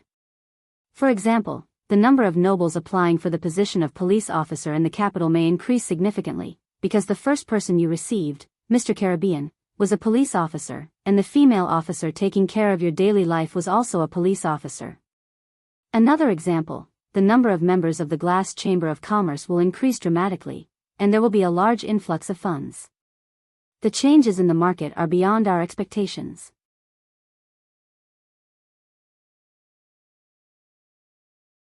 Even if Baron Quinton tries to explain that the glass-smashing incident last night was not the latest rule of the royal family, that will be a headache for Lord Kirkman and Viscount Kenny. Another example, for the banquets held in the capital recently, no matter which family it is, security will be at the highest level, because your actions last night objectively encouraged everyone to bring weapons to the banquet. Take revenge if there is a grudge, and take revenge if there is a grudge. Perhaps you might even get a response and sympathy. With every word Raphael said, Thales's breathing became more and more difficult. And this morning. Raphael's words were steady and flat, even with his usual ease. But for some reason, at this moment, it sounded so piercing to Thales. There was a new murder case in the suburbs of Eternal Star City. Murder. Thales' nerves jumped. According to the preliminary investigation by the police station, the deceased is an agricultural tool merchant, and the murderer is a farmer working in the fields. He confessed to the crime, and it should be an impulsive crime. Thales swallowed the discomfort in his body and spoke with difficulty. Why? Raphael hesitated for a moment, as if searching for the right words. Then, the Black Prophet coughed unhurriedly. Raphael sighed slightly. An eyewitness said that the agricultural tool merchant, who is also the deceased, had a conversation with the murderer before the crime. He changed his mind at the last minute, and wanted to sell the lettuce seeds that the two of them had previously agreed on, increase the price by 20 times. Thales was stunned. Lettuce. Increase the price. No. No. In an instant, an inexplicable sense of loss and confusion took over his body and mind. It is said that the farmer was poor and struggling to make ends meet for his family. So, in his agitation, a conflict broke out, and the other party died from his injuries. Raphael's voice sounded like it came from the bottom of the water. It was erratic, but it was real. And according to the eyewitness, the reason the deceased raised the price at the last minute was, the prince loves it. As soon as he finished speaking, Thales' figure swayed. The prince loves it. In that second, all his anger and indignation seemed to realize the absurdity of his existence, and disappeared from his senses. The prince loves it. Even Raphael, the Black Prophet, the rustling of the black-veined vines, and the entire interrogation room disappeared together. All that was left was emptiness, confusion, and sorrow. And himself. The prince loves it. Thales closed his eyes in a daze, leaned against the wall behind him, and slowly leaned back. But at that moment, the teenager felt that what he was leaning against was not a wall, but a bottomless, endless, and never-ending abyss. The prince loves it. Dark. Depressing. Cold. Dead silence. Suffocating. The prince loves it.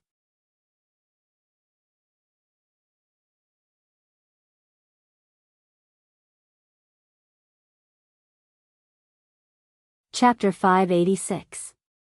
In the dark interrogation room, Thales leaned against the wall without realizing it. His face was completely submerged in the darkness. The Black Prophet stroked the armrest of his wheelchair and observed the black-veined vines squirming on his knees as if they were breathing. He did not even look at the prince. At this moment, they seemed to have reached a tacit understanding. Only Raphael's voice still came from the other side of the glass. Our people have basically verified that this was just an accident, but we still have to ensure that this news will not be spread, used, and led to public opinion. Let's hope this is the only murder case because of this. Murder case. Thales slowly looked up. Because of this.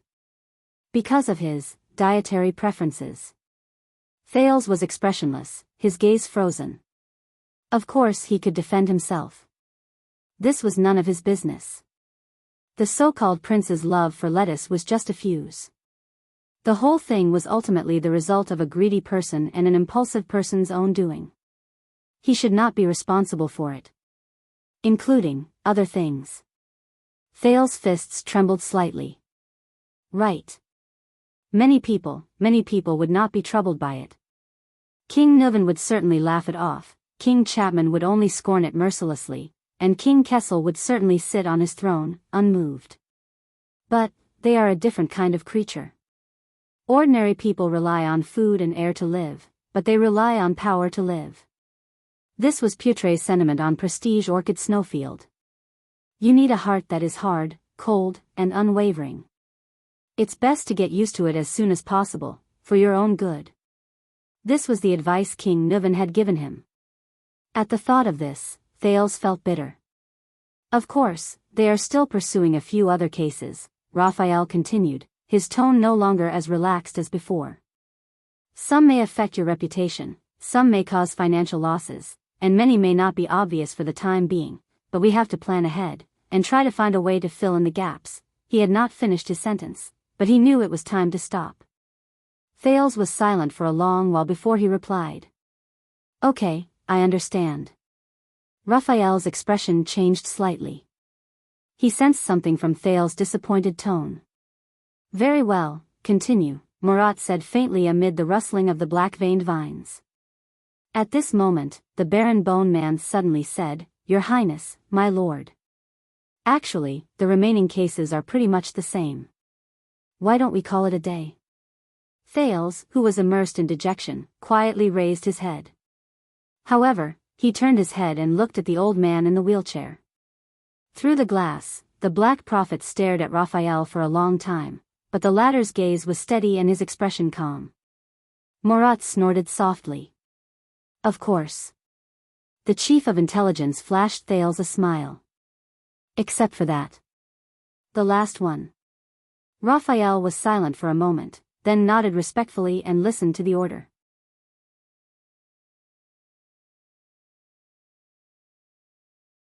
Thales frowned, but he soon understood. The last interrogator was a woman. Even though she was escorted here with a hood over her head, she still looked graceful and graceful. The hood was taken off, revealing a beautiful woman with exquisite eyebrows and picturesque charm. Her first reaction was to smooth her hair and tidy up her appearance, showing no signs of panic or fear. Her light makeup did not lose her charm, and her calm demeanor was extremely alluring. Your name? In the face of such a beautiful woman, Raphael's tone was much better, no longer as aggressive as before. The beautiful woman looked up slowly, her slightly disheveled appearance almost perfect. Felicia. She answered calmly. Her voice was captivating, and her eyes were captivating. But the moment he saw the woman's face, Thales' eyes suddenly widened. Full name, Raphael politely reminded. The beautiful woman named Felicia giggled, bright and dazzling. She slowed down and stared at Raphael's handsome face with interest. That's Dorothy? Amy? Undine? Anyway, the customers have called me by many names. Felicia placed her left hand on the table and leaned forward, her eyes sparkling like water. But if it's you, her tone changed and was full of temptation. Why don't you call me little baby, little sweetheart, or little bitch? Raphael frowned slightly. Felicia inadvertently pressed her chest against the edge of the table, making her graceful and proud figure even more obvious. Which one do you like?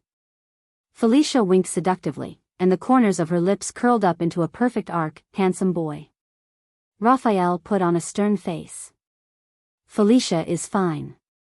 Felicia stared at him and suddenly laughed. She leaned forward on the table and lifted her chin seductively. Her expression was a little provocative, and she did not have the awareness of being interrogated. You're not a cop from West City, right? They're not so ignorant as to dare to kidnap people in Red Street Market. Felicia looked at Raphael carefully, and her tone became serious. As for Blood Bottle Gang, Catherine doesn't have the guts, Fergal doesn't have the face, and Nikolai doesn't have the strength. It's impossible for them to break the armistice agreement. She counted the names one by one, and her gaze never left the man in front of her. Recently, there haven't been any newcomers who would risk their lives to fight for a position. Thales stared at the woman in a daze. He looked at her appearance, her demeanor, her charm, and even the content of her words. He was more certain of his memory. That's right. It's her. An old friend. Felicia's bright eyes sparkled, but her tone was threatening. So, you're a cop from outside? Or a blue skin from another department? Raphael looked at the pretty woman in front of him and smiled. Whether I'm a police officer or not, you're already here, the Baron Bone Man said flatly. If necessary, I can lock you up for a few more nights.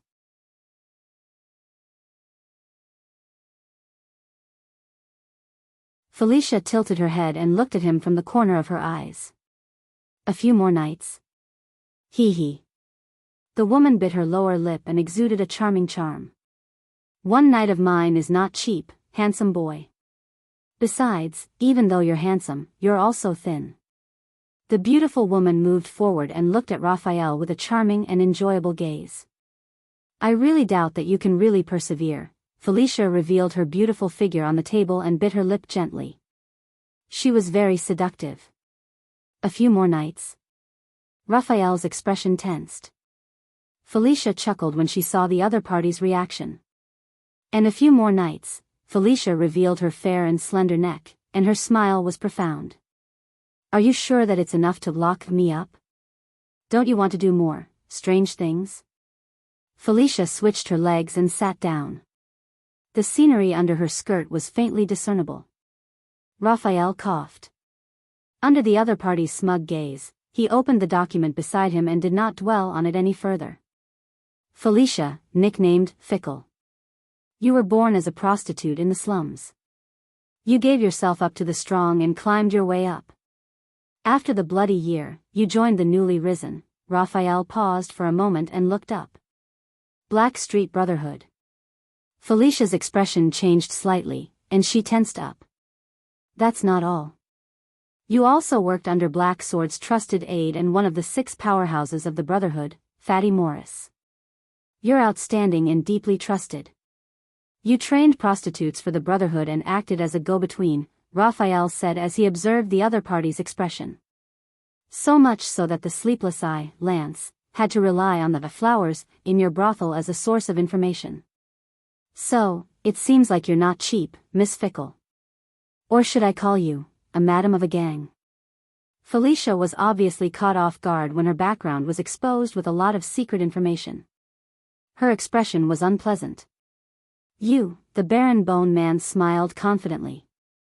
6 years ago, the Black Street Brotherhood defeated the Blood Bottle Gang in the one-night war. From then on, you went to Red Street Market with the little flowers under you. You took over the empty space left by the Blood Bottle Gang. You controlled from behind the scenes and expanded the Brotherhood's prostitution business. Felicia's expression was unpleasant. Now, you have 2 choices. The first is to cooperate with me, and everything will go smoothly. As for the second, it's much more violent. Raphael closed the document and played down the situation. On the other side of the glass, Thales sighed inwardly. Felicia. He remembered her. A long, long time ago, during his life as a child beggar, this woman had appeared countless times in Black Street, the Underground Street, Sunset Pub, Abandoned House, and other places that Thales was familiar with. She even often went in and out of Chief Morris's mansion.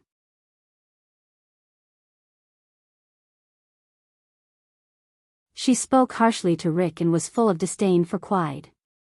But occasionally, when she met child beggars, she would wave her hand with a coquettish smile and lavishly sprinkle a lot of copper coins.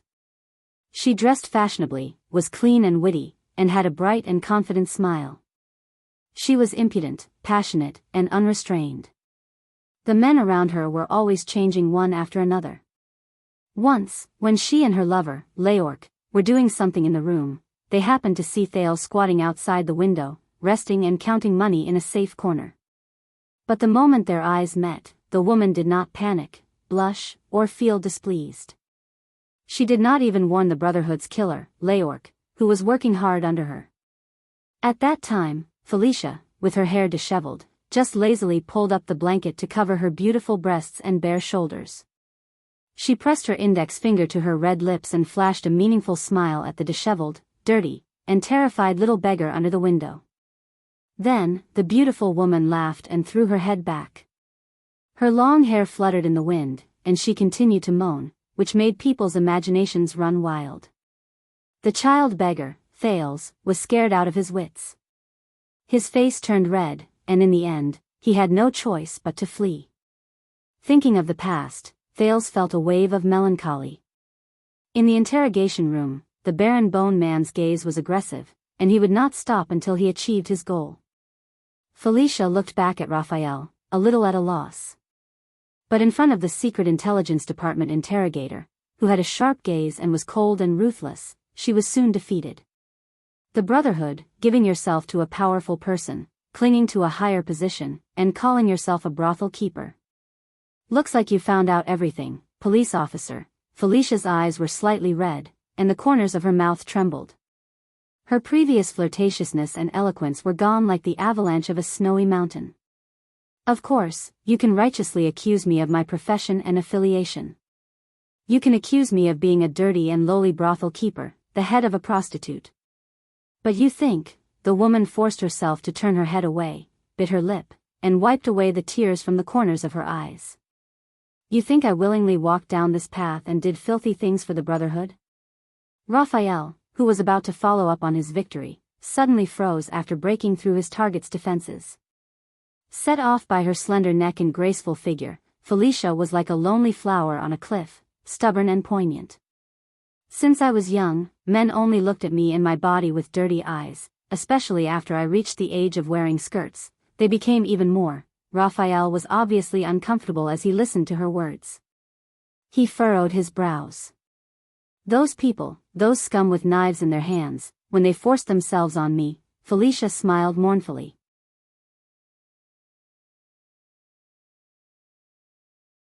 When I resisted, they beat me even more fiercely. When I didn't resist, they thought that I liked it very much, thought that I was enjoying it, said that I took the initiative to give myself to a higher position, that I was cheap, that I was licentious, but I was just a weak woman. What could I do? What could I do?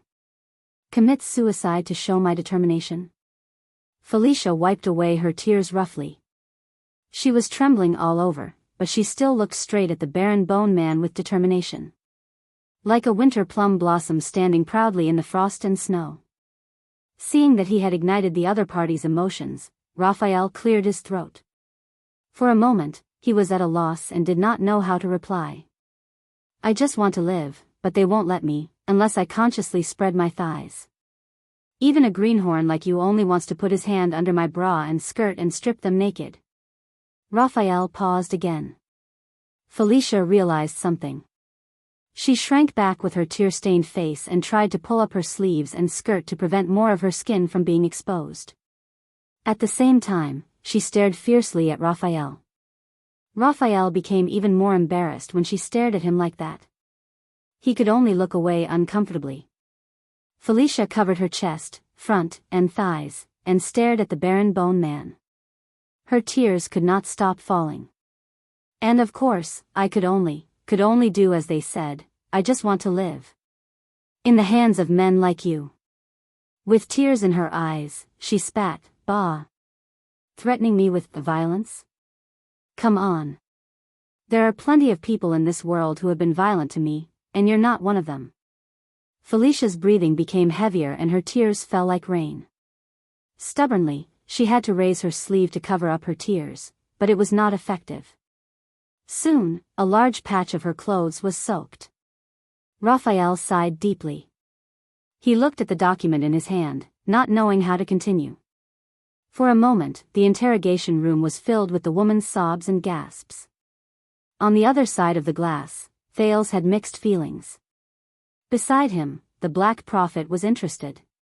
He whispered, "Very good, I like this girl." Murat lowered his head and whispered to the demonic vine on his knee. "Tell Raphael that it's her." The black-veined vines on his wheelchair surged in response. In the interrogation room, Felicia's crying did not seem to have any intention of stopping.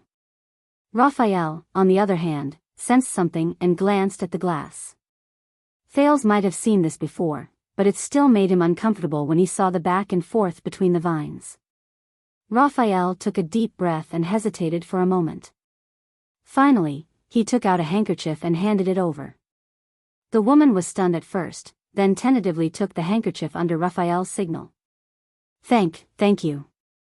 Her makeup had lost its color and her eyes were red. Wiping her tears with the handkerchief, she timidly glanced at Raphael, ashamed.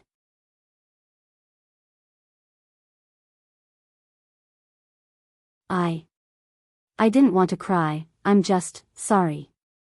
Raphael sighed again, his expression bitter. "It's okay." The barren bone man frowned at his document. "You're safe here." No one will force you, no one can hurt you. No.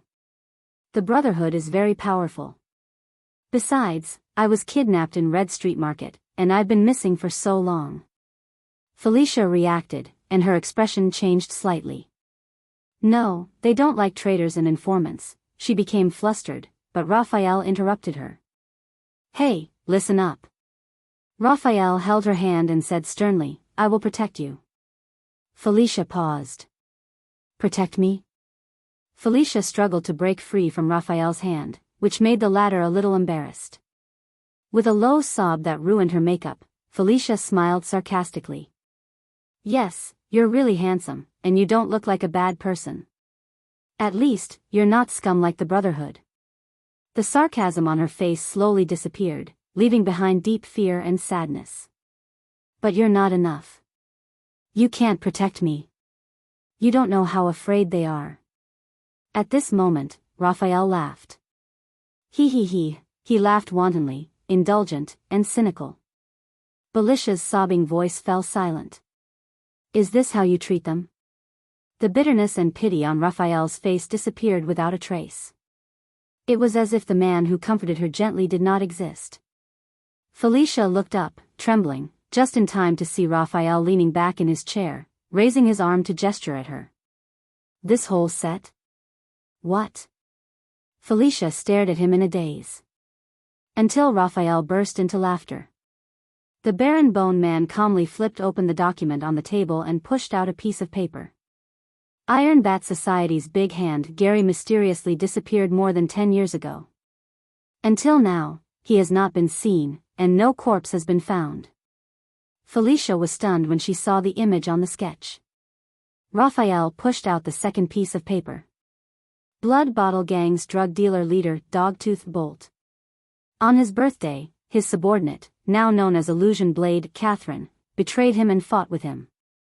Mutter Talon, a corrupt police officer of the Western City Police Station. After being exposed, he was sent to the prison of Bones.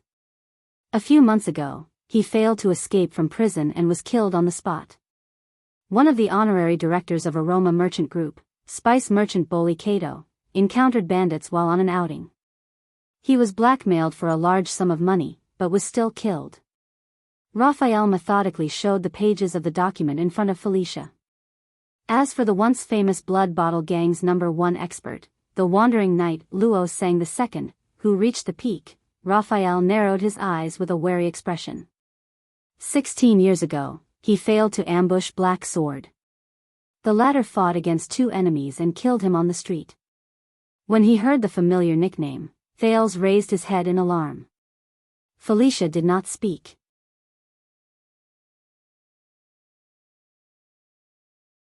She only stared at the documents in a daze, like an innocent passerby who was involved in a major case for no reason. The tears on her face had yet to dry. As a weak woman, Miss Felicia. Raphael's gaze was cold. He tore off the last of his disguise. It seems that since you were 12 years old, every important person you got close to, or according to what you said, every terrifying bad guy who forced himself on you with a knife, did not end up well. Felicia sat on the spot in a daze. She seemed to have forgotten to cry. The next moment, the woman slowly raised her head. Raphael furrowed his brows. Unknowingly, the frailty and pain on Felicia's face disappeared without a trace. She no longer gasped, sobbed, and wiped away her tears. The woman threw away her handkerchief and stood up slowly. Starting from the corners of her mouth, the corners of her mouth curled up into a strange and chilling smile. It was directed at Raphael. Handsome boy, you know me so well. Felicia's voice was delicate and soft. She sat sideways on the table and leaned forward. Her movements were seductive and provocative. Then, do you want to know more about, a little deeper? She was naturally beautiful. Even though her makeup was ruined by her tears and the powder spread on both sides of her cheeks, Felicia's smile did not look ugly. Instead, it had a different, strange, and fatal allure to it, making it even more eye-catching. On the other side of the glass, Thales felt a wave of irritation from the sin of Hell's River. Raphael's expression was tense. He did not answer. But on the table, Felicia's eyes were misty. She bit a finger in her mouth, and almost half of her body crossed the table to approach the barren bone man in a seductive manner. Or do you actually want to be like them? With a hard knife, she pressed her lips against his ear and sent the heat of her breath into Raphael's ear. Stab me? The provocative tone in Felicia's voice was heart-wrenching, and his heart surged with emotions. Raphael's breathing began to quicken. Thales could not help but recall the time when they exchanged glances when he discovered that this woman was doing something good. He could not help but blush slightly. But at this moment, crack. There was a soft sound. Felicia's expression changed drastically. She lowered her head and was shocked to see that her left hand, which was propped up against the table, was firmly cuffed to the leg of the table. Hence, she was now lying sideways on the table in a strange posture. One of her hands was cuffed, but her struggles were futile. She could not sit or stand, and she looked pathetic and awkward. The woman turned her head around in anger. But Raphael only calmly picked up the documents, walked around the table, and sat down on the seat that originally belonged to Felicia. Felicia had to turn around in a flustered manner to follow Raphael's direction.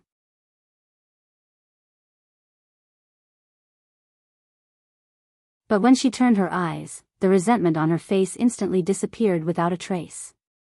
I see, so you like this. Oh my. Felicia flashed a mysterious smile. In her awkward posture, she simply kicked off her shoes, sat cross-legged on the table, and lay down seductively in front of Raphael. The woman's slender legs were clasped together. The scenery under her skirt was hidden, and it was full of temptation. Actually, I quite like doing it in handcuffs. But she was disappointed. Raphael only looked at her with the ghost of a smile. He was not tempted at all. A few seconds later, Felicia's smile disappeared. She tugged at the handcuffs and spat on the floor. You don't even have a reaction. The woman glared at Raphael fiercely. Why? Is your penis too small and lacking in confidence, or can't it get hard at all? Raphael could not help but cast a sidelong glance. Behind the glass, he frowned. Why don't you take it off and let me have a look? Felicia giggled and once again revealed her natural charm. She clenched her fists in the air and smacked them against the side of her mouth. Her tongue moved from the inside to the outside, making her cheeks bulge back and forth. So that I can help it? Raphael was speechless as he watched the other party's skillful demonstration. The barren bone man coughed and tried his best to ignore the woman's acting skills, which were carved into her bones. Don't you have anything to say about these lists and these unfortunate men? Raphael looked at the files on the table, or rather, each dead person represented by each file. Felicia's expression turned cold. She swept her gaze over each file on the table, her eyes full of disdain. Do you know that every person who forced me said the same thing in the beginning? I'll help you, you're safe with me, no one can hurt you, I'll protect you. Felicia lay sideways on her handcuffed arm and looked at Raphael coldly. Just like you did just now. Raphael hummed in acknowledgement. Every man thinks he's better than other men. They all want to prove to me that they're different from other men. They want to prove that they really respect and love me, and don't hurt me like other men. At that moment, Felicia was unsmiling. Her gaze was cold, as if this was her true self. But what happened in the end? In the end, they still eagerly took off their pants, or waited for me to take off my skirt in return. And if I'm not willing? Haha. They still think they're protecting me, taking care of me, saying things like, I know you want it too, or, I've done so much for you, or even, you don't know how beautiful you are. Felicia's gaze sharpened. With a loud crash, she swept all the files on the table to the ground. Handsome boy, the reason why the hero saves the damsel in distress is so popular is because men look forward to it, and they naturally confirm the next scene. Felicia looked at the files on the ground and every sketch on them.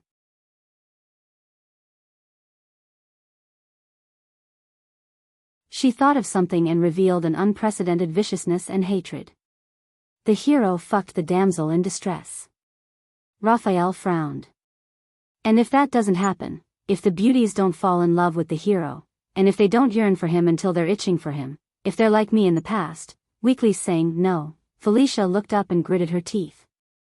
Then we'll wait for the next hero to save the damsel in distress. Then, the next hero will say the classic line, "I'm different from the person who forced you. I'm here to protect you." Felicia raised her sleeves and wiped off the powder on her face. The King hero saves the damsel in distress. And I'm just proving to them that they're wrong. Felicia glared at Raphael with a sharp gaze. Beauties don't belong to heroes. At that moment, the head prostitute of the Brotherhood said hatefully, just like how I don't belong to them either. No matter what the hero does. Never.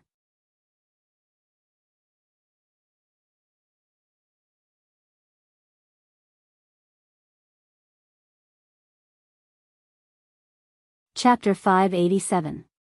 But the moment it was updated, this chapter was blocked by the back end. Swordless was also dumbfounded. What to do? Kingdom Bloodline, Chapter 80, The Hero Saves the Beauty, currently typing, please wait a moment.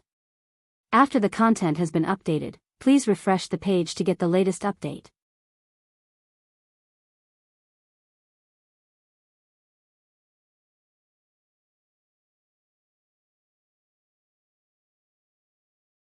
Chapter 588. Sigh, I can only post it on my VX Princess account. Search for Ownerless Sword. Everyone can read it for free. Kingdom Bloodline, Chapter 81. There's a discount currently typing. Please wait a moment. After the content has been updated, please refresh the page to receive the latest update.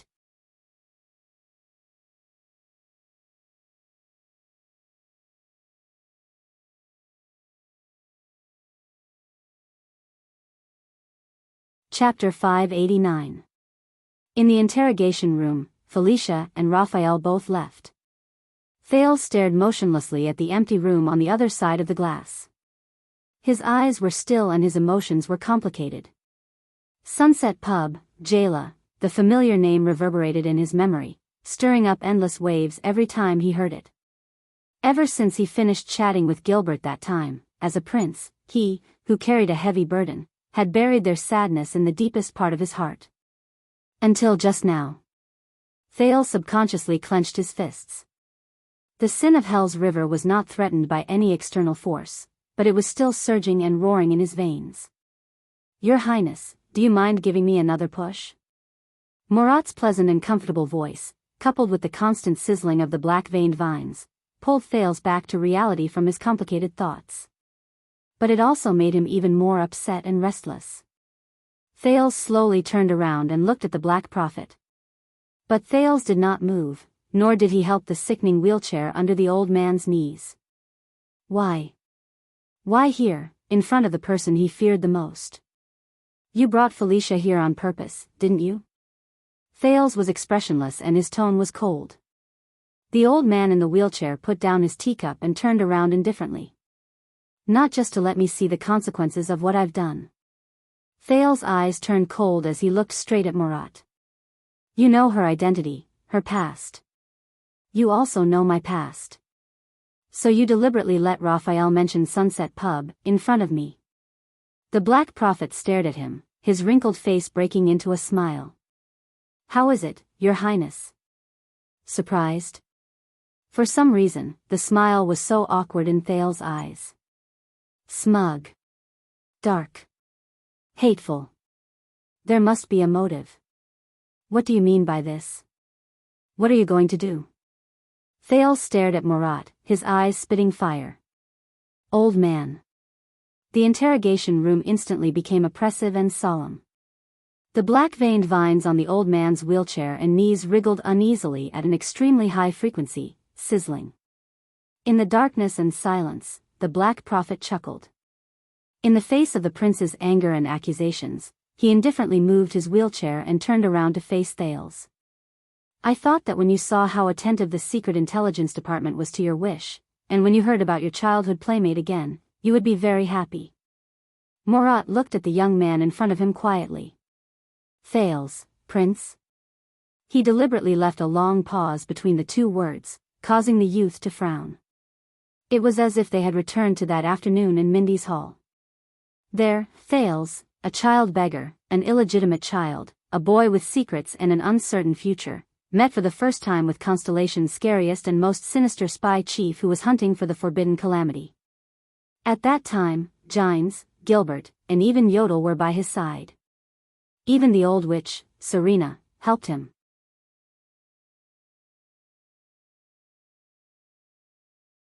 But now, in the lair of the kingdom's secret intelligence department, no one could protect him. Except for himself. But when I asked you for help in the past, you told me. Thales stared coldly at the old man. Only when I'm strong enough can we talk about protecting them. Otherwise, they will only become my weakness. His gaze was indignant. Being held back by others. Murat clicked his tongue softly.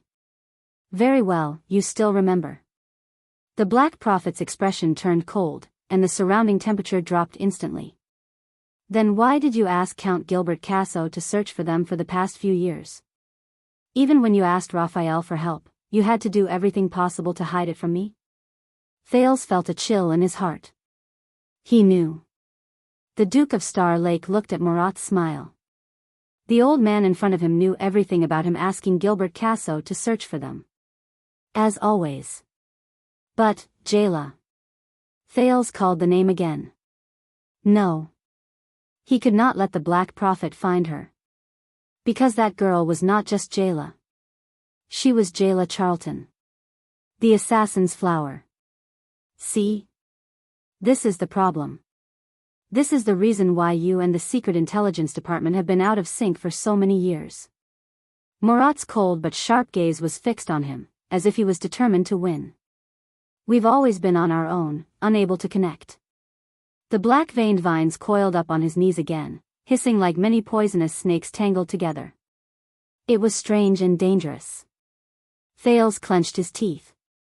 The pain of having his disguise torn apart in Renaissance Palace, the pain of witnessing countless tragedies in the interrogation room, the dissatisfaction with the setbacks of the Secret Intelligence Department over the years, and the worry for Jayla and the child beggars all melted into Thales' veins at this moment. Together with the sin of Hell's River, it flowed into his tortured nerves. It ignited the dissatisfaction in his chest. It pointed straight at the old man in front of him. I've said it before. Put away your nose that's sniffing around, and stop meddling in my affairs. Thales gritted his teeth. Or have you made up your mind to use them as a bargaining chip to threaten me? The Black Prophet laughed. You were in danger in the north, Your Highness. Therefore, you had many concerns and found it hard to trust us, so much so that you doubted our motives. I'm not surprised. In fact, it should be a good thing that you're cautious and think twice about everything. Thales interrupted him with a sneer. Then why didn't you say anything for the past 6 years? Why did you wait until I returned to the country before revealing this matter in front of me? Murat paused for a while, deep in thought. You're right, Your Highness. We began to pay full attention to this matter. The old man's tone became stern. It's precisely because you've returned to the country.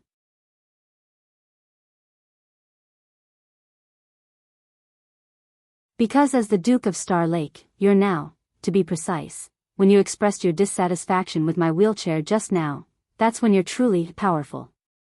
Murat looked at the other end of the interrogation room. That's why we let you see that scene just now. Your weakness. Weakness. Thales was shocked. What do you mean? The Black Prophet grinned. Your Highness, you're young and intelligent. I don't need to say much to understand His Majesty's intention in sending you here. Regarding that mess you saw, the old man turned to the empty room on the other side of the glass. The black-veined vines swayed back and forth, as though they were staring at Thales all the time. What do you think? Mess. Thales felt empty. Without waiting for his answer, Murat said slowly, the unemployed workers at the winery, the order for dual weapons from the blacksmith shop, the nobles of Blade Edge Hill protested. With every word he said, Thales became more absent-minded.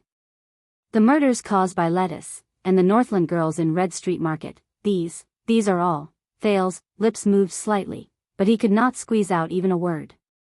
I know. Murat's tone softened. You feel very wronged, very depressed, very sad, very indignant. All of these were actually not your intention. But this is the power of power. The power of power. Thales was speechless. The Black Prophet continued to stare at him, full of smiles, but there was no warmth in his eyes.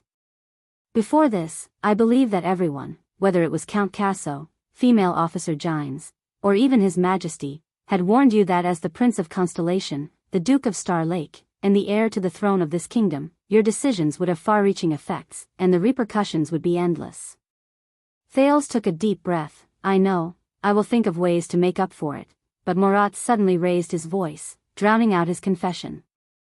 But maybe they didn't tell you the crueler part. Compared to the high position you are in, what you do doesn't matter.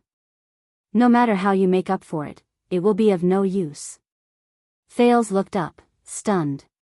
What? Insignificant? Of no use? The old man wheeled his wheelchair in front of him, his voice hoarse. Because your behavior itself is more influential than its content and substance. What is important is not what you do, whether you do it or not, and even more so, whether you do it right or wrong, but that you are there. At that moment, the Black Prophet's gaze was like a bottomless black hole, with an unprecedented suction force that firmly enveloped Thales. It is your position and existence. What is important is not what you do, it is your position and existence. Thales frowned and met the old man's gaze.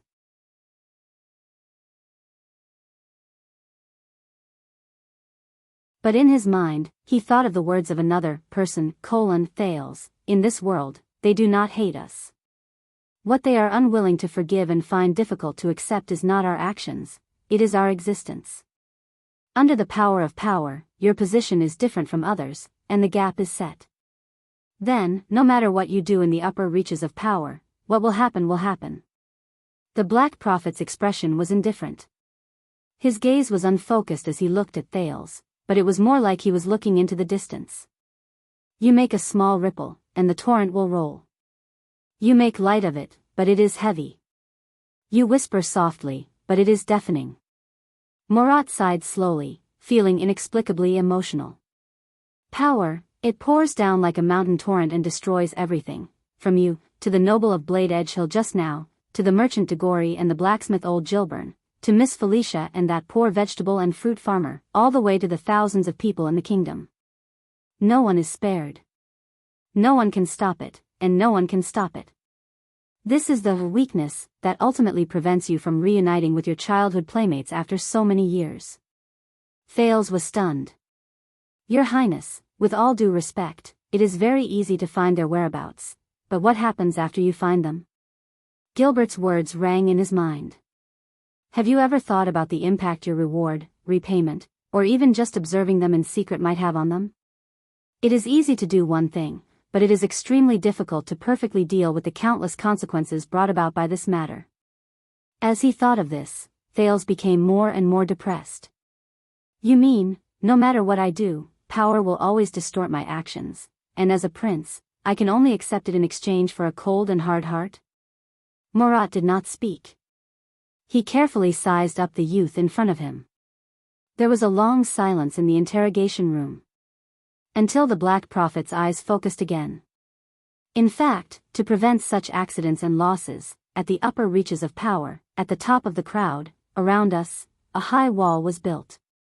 Thales looked up. The Black Prophet's eyes were bright, and he spoke with certainty.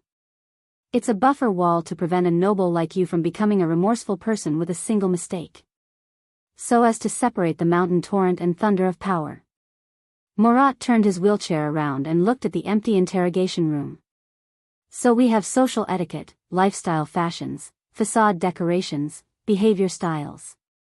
These seemingly unrelated factors are the result of power, the social dams it builds on its own in the course of its operation.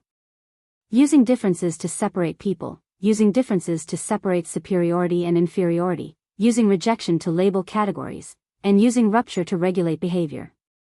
To tell the world that they are completely different from us. Areltha Twernot. Thales frowned.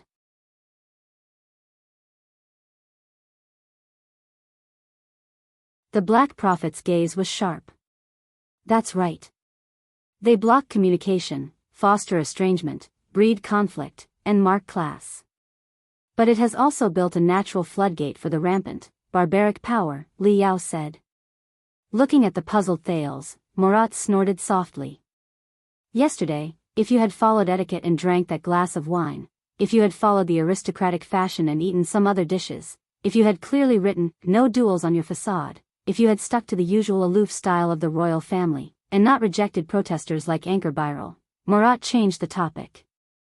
And this is the weakness you exposed yesterday, at least one of them. He did not continue. But Thales' frown deepened. The prince suddenly remembered that on the day he returned to Eternal Star City, Mallows had unreasonably prevented the prince from showing his face in public, insisting that he stay low-key in the carriage, saying that it would save a lot of trouble. And he had arrogantly returned a sword to Mallows. Murat exhaled and allowed the black-veined vines on his knees to stretch wildly. Most aristocrats and high-ranking people grow up under such norms, almost instinctively. They know that they have to act with self-control, be cautious in their statements, behave in accordance with etiquette, and have a serious attitude. They subconsciously practice the principle of separation and division to avoid being a bad example and a breach in the dam, allowing power, whether it's the suction from above or the buoyancy from below, to engulf them. With a sense of disappointment, Thales snorted sarcastically. You mean, I need to go back and redo my etiquette lessons? But the Black Prophet's gaze was sharp, and he ignored his interruption. But this also fosters the habit of these people. They are used to doing it, as if it's instinct, but they don't know why they do it. They can't cross this high wall and dam. Outside the norms, they will be at a loss in the face of the barbaric attitude of power after it breaks free. The old man in the wheelchair looked straight at Thales, and his tone changed. But Your Highness Thales, you're different. Thales was stunned. The Black Prophet's lips curled slightly. You may be of noble birth, but you started from humble beginnings. You stand on the upper reaches of the river, but you understand the monstrous waves of the lower reaches better than most of the children of aristocrats and the relatives of officials. And today, you see how inconspicuously they originate from the tiny ripples under your noble fingertips. Thales bit his lower lip. First, it's these messes, then my past. The prince suppressed the confusion and bewilderment in his heart.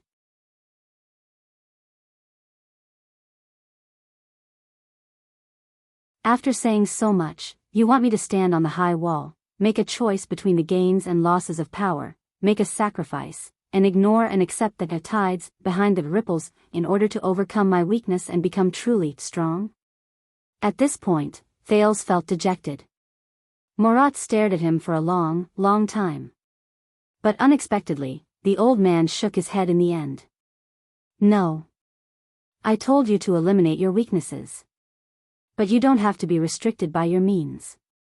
In the next second, the Black Prophet's tone became urgent, and every word was full of strength. A slight ripple, and a torrent will roll. It's just an understatement, yet it's so colorful. A whisper is deafening. Murat's eyes flashed, as if there was a blade in them. From another perspective, this is not a weakness, but an advantage. This is the true power of power. A power that many people dream of. At that moment, Thales had an illusion.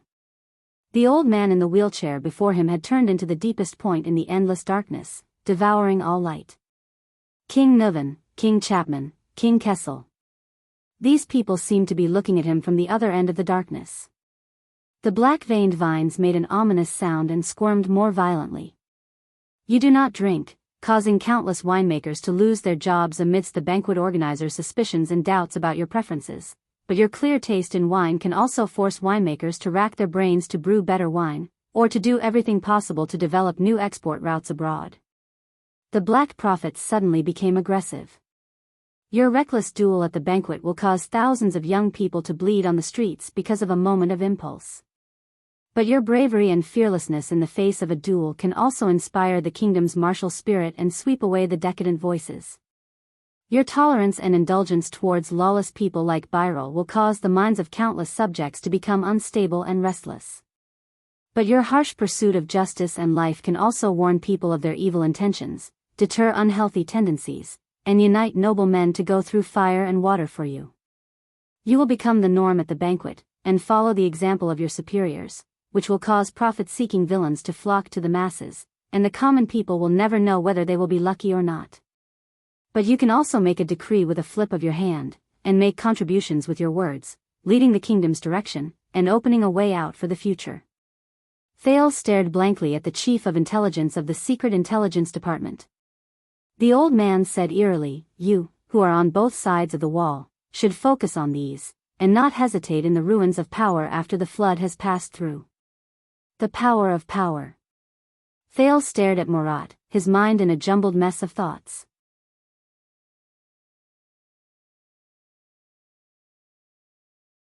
But then he remembered another passage: "Trust me, your people will always give you unexpected feedback that goes against your wishes. People will always respond to their rulers in ways that are beyond their expectations and catch them off guard." It was as if the Duke of Western Desert was standing in front of him again, with a ferocious and terrifying face, smiling at him with a tacit understanding. Thales felt his heart sink. "But you said it," he said with difficulty, "my behavior itself is more influential than the content and substance of my behavior. No matter what I do, there will be countless messes to clean up, and if I deliberately make up for it, that's right." The Black Prophet interrupted him loudly. His voice, which sounded like a venomous snake hissing, was very powerful at this moment. "So, you have to be more focused and do your best. Try to make the content and substance of your action." He stretched out his finger and pointed at Thales' heart. "Surpass itself. Surpass the original sin of its position and existence, and in turn, cover its weakness. Are you worried that with the addition of your position, your concern for your childhood playmates will become their ferryman of hell's river bell?" The Black Prophet suddenly brought up the thing that Thales cared about the most. "Then you have to think about how to make your concern, your actions, go beyond the limits brought about by your position of power, and drive away that life-threatening ferryman." Thales' expression was uncertain, and his mind was a mess. "What you have to do is not to make up for it, but to control it. Not to stand on this high wall and sigh, but to ride this high wall and ride the waves." The Black Prophet snorted coldly. "There's a Far Eastern proverb: a gentleman enslaves objects, and a villain enslaves objects." Thales was silent and deep in thought. "Your Highness," Murat pressed on the arm of the chair, and the black-veined vines on it gradually calmed down. "So was the former king. So was Crown Prince Midir. So was His Majesty Kessel."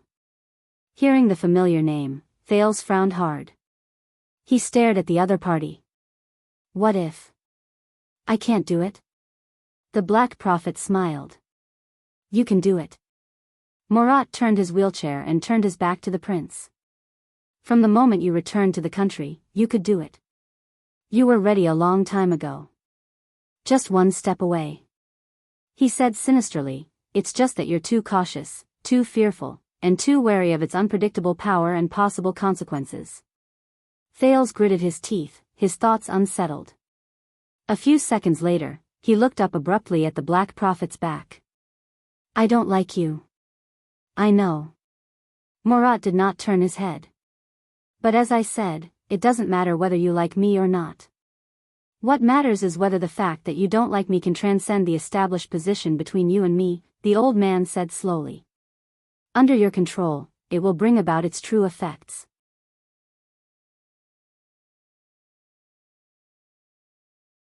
Thales' expression changed slightly. Murat took a deep breath, turned his wheelchair, and prepared to leave. At this moment, "Will you be lonely?" The Black Prophet paused. Thales cast a glance at him from behind. "Lord Hanson, you said before that it's been a long, long time since you've met someone who can feel at ease in front of you without any burden, and who is not afraid to lie to you. That must feel very lonely." Murat did not speak. Only his back moved. Then, Thales' tone changed slightly. "The Red Witch." At that moment, Thales saw the black-veined vines on the Black Prophet's wheelchair sway. It's said that Madame Calchon, who can deceive you and is not afraid to lie to you. Is she one of them? Marat remained silent. Only the black-veined vines wriggled back and forth, more and more jubilant. The atmosphere in the interrogation room became very delicate. A few seconds later.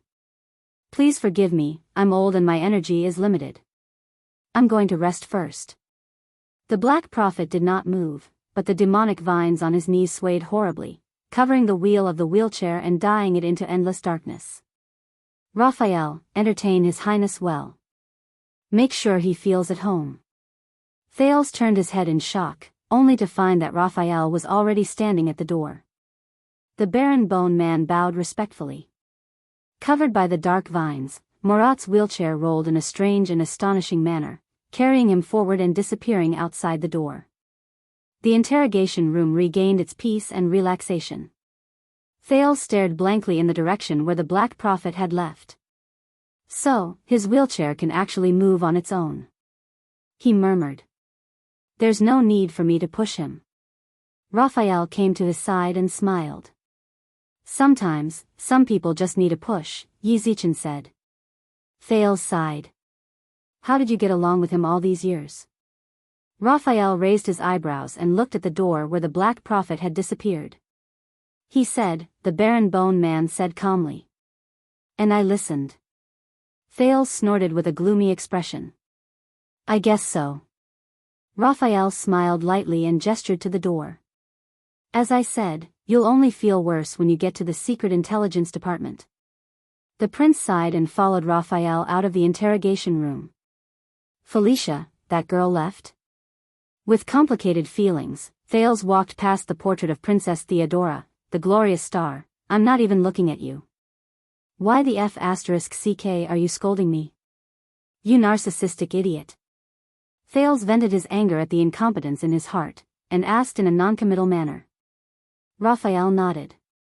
Why, do you want to spend some more time with her? Thales frowned at him, looking displeased. Raphael smiled lightly and raised his hand in surrender. Thales glared at him and snorted softly. What about you? Cohen? He'll be fine. Raphael did not blush or pant. He did not look ashamed at all, when she realizes that he's not me.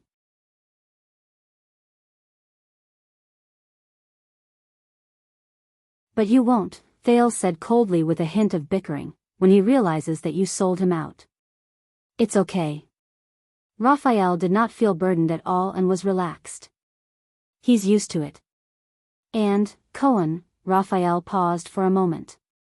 The corners of his mouth curled up and he kept what he wanted to say in his heart. He can't beat me. Raphael.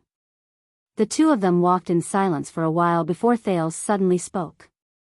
Do you guys do this often? Wipe my ass? Raphael frowned and turned around. Marat said that I've always been incompatible with the Secret Intelligence Department. We've always been on our own, and there's no communication between us, Thales said faintly. I've brought you guys a lot of trouble? Raphael sighed slightly. Probably, he replied casually and did not say anything else. Thales snorted softly. Is that so? But it's not all trouble, right? I should be of some help. Thales thought of the mess he saw today and the mess the Secret Intelligence Department had wiped for him. What you need to do is not to make up for it, but to control it. Raphael was silent for a while. Do you want me to tell the truth? Thales looked at the Baron Bone Man. National Conference, Dragon Cloud City, the Great Desert, Blade Fang's camp. Raphael's expression did not change as he counted the locations. Basically, all the times you acted freely and saved the world by yourself, the people you helped, were all hindrances.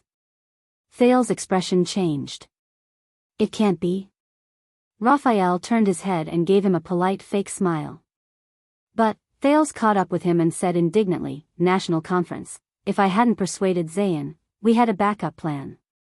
Dragon Cloud City, if I hadn't gone back and defeated Lampard, we also had a backup plan. Great Desert, as expected. Blade Fang's camp, completely hindrance. Thales did not manage to catch his breath. he said unhappily. Really? Raphael shrugged. The kingdom's secret intelligence department is the place with the most meticulous planning in Constellation. We have records of any accidents, including you. The prince is one of them. When he heard this name, Thales took a deep breath and reminded himself not to get angry. Alright, let's take the most exaggerated example. 6 years ago, when you carried out Dragon's Blood, did you think that you would lose control like this? Charlton? Shadow Shield? Secret Room? Chapman Lampard? Raphael looked back at him. Of course. It was all within expectations. Thales was stunned, and he immediately laughed in anger. The kingdom's secret intelligence department really dared to say that? Raphael shook his head and said slowly, that's the truth. The status and function of the kingdom's secret intelligence department, the relationship between the two countries, and the strength and weakness of the two countries have long determined the consequences of the Battle of Dragon's Blood.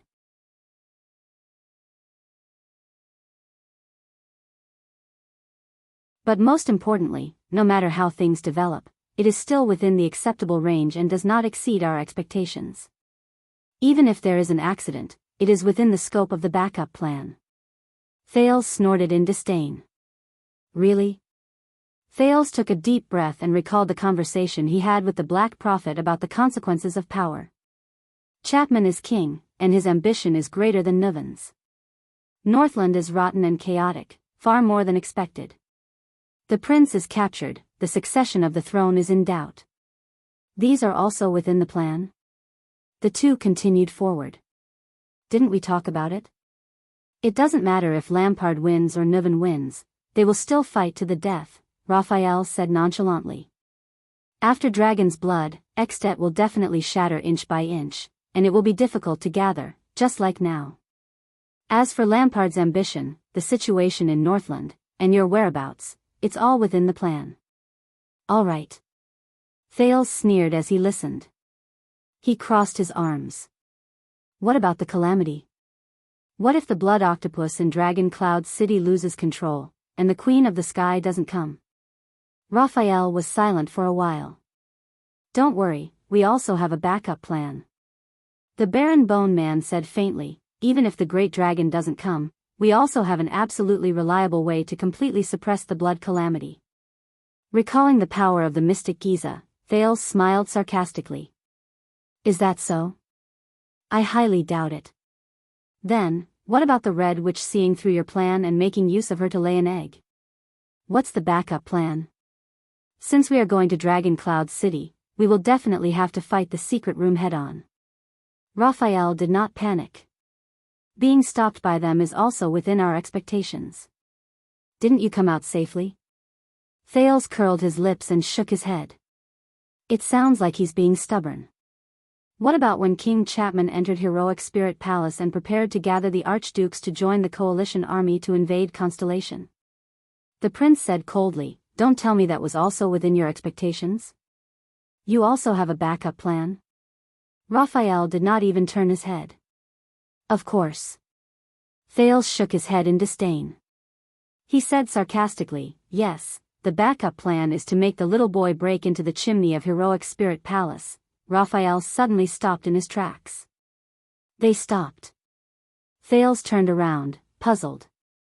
This should be a top secret, but, Your Highness, since you are so suspicious, at that moment, the prince suddenly realized that the Baron Bone Man's expression was extremely serious. Let me put it this way. Raphael's red eyes stared straight at him. Do you think that if Lampard had successfully framed you as King Niven's assassin and even persuaded the archdukes to send troops south, we would really have no countermeasure? Countermeasure, Thales frowned secretly.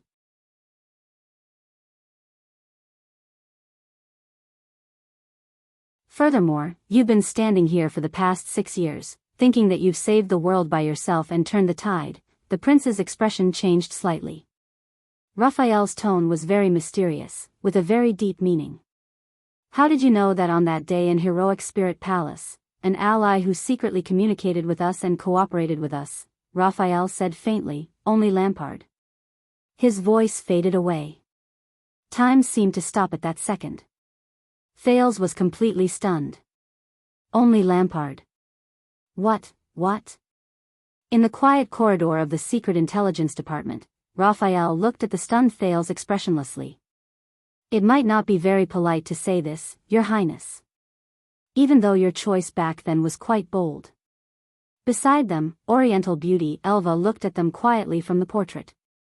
But you were just one of the countless spare chess pieces in the chess game. Raphael narrowed his eyes and said in a profound tone, one of them. Thales was stunned for a full 10 seconds. One of them?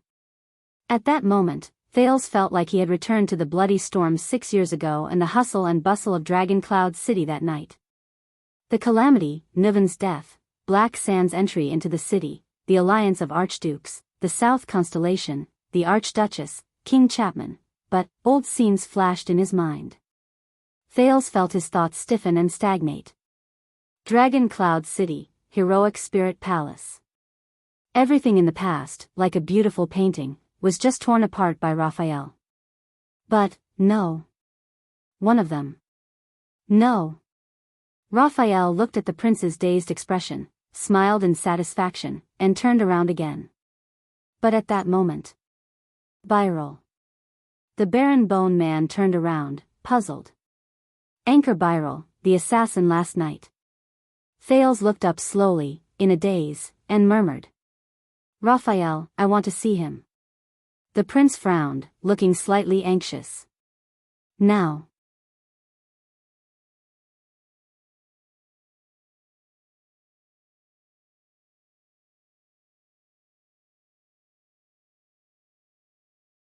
Chapter 590. Why? Raphael's expression was unpleasant as he responded coldly. There is no why. Thales stood in front of the portrait of Lone Sail Noah Almond, gritted his teeth and looked up. I want to see him. Raphael shook his head. I know he's here, Thales interrupted him. While he tried to reorganize his thoughts, he insisted firmly, I know he's here. After the banquet, he was escorted here.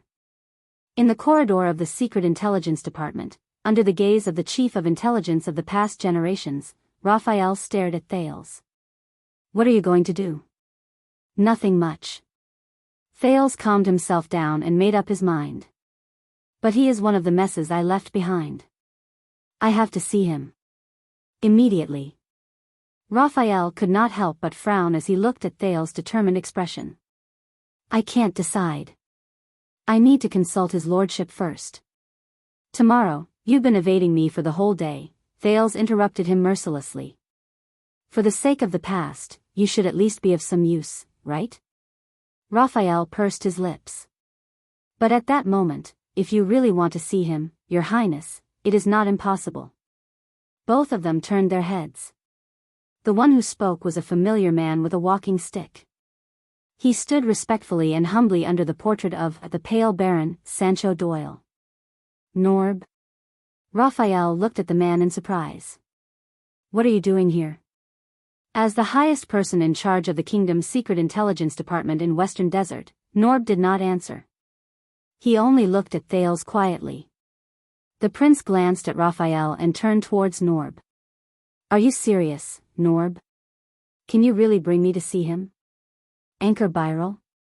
Norb nodded and bowed respectfully. I have the authority. Please follow me. Thales exhaled and stepped forward. Wait a minute. Raphael pressed on Thales' shoulder with a gloomy expression. Norb, this is none of your business. Don't interfere with my case.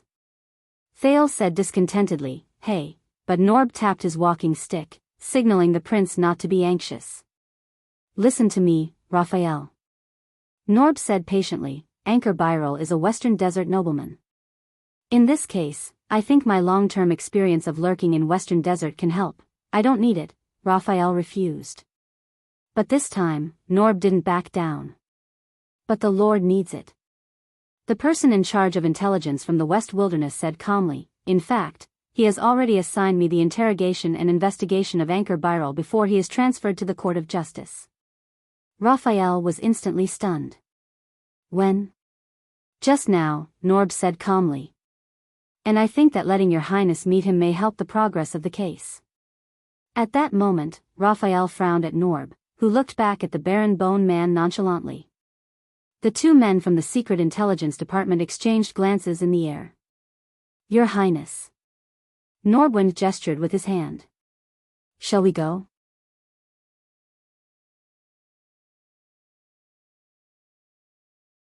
Thales glanced at Raphael and took a resolute step forward. Seriously, as he walked past the Baron Bone Man, Thales cast a displeased glance at Raphael. What do I need you for? Cohen Caribbean? Raphael stood rooted to the ground. His expression seemed to have sunk into an icehouse. Norb smiled faintly and turned to lead the way. If you're worried, Raphael, you're welcome to accompany us. He became friendly and humble again. Raphael said nothing and remained expressionless. The figures of the prince and Norb gradually disappeared into the distance. The Baron Bone Man looked coldly at the portrait of a black messenger, Mason Johnvold. A few seconds later, he strode forward and quickly caught up with them. Thales quickly realized that the place he was going to was not simple. They took many turns, and in an inconspicuous corner, they set foot on a stone staircase that sunk into the ground. Unlike the desolation on the surface, the underground corridors of the Secret Intelligence Department were heavily guarded and heavily locked. He had already encountered several groups of police Ludo dogs used for sniffing. Even with Raphael and Norb clearing the way, Thales still felt that his progress was slow and that it was difficult for him to move forward.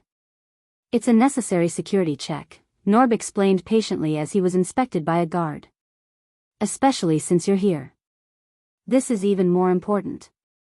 Thales forced a smile and glared at a Ludo that was sniffing at him until it whimpered and backed away. When the guards pulled open a heavy iron gate and brought them into another damp and foul-smelling corridor, there was a commotion in the darkness on both sides. This point again, can't you leave some leeway for people who want to sleep? What, we've lost the fortress, lost the Northern Territory, and now even my dignity as a diplomat? Your Highness. Your Highness Midir. Why your legs have recovered? That's great. I knew that those despicable people wouldn't succeed in their scheme to usurp the throne. No, Your Highness, you must stop His Majesty. He can't marry that woman, he's here, with the ravings of the devil, he's here, with the conspiracy of the gods, he's here, with the cruelest fate in the world, they must have been hiding for a long time. They've been in cahoots with the rebel army. They even wanted to instigate the Duke to make him their king, invade Eternal Star City, and change the dynasty. All of them, yes, all of them must have colluded together to murder the Duke. Starlight, Starlight, long live the Starlight. Someone must pay the price, damn bastards. I knew there was something wrong with the battle at the altar. Bulsh *T conquerors of the desert gods altar. Bulsh *T. Listen to me, it's Sylvia, Princess Sylvia, it must be her.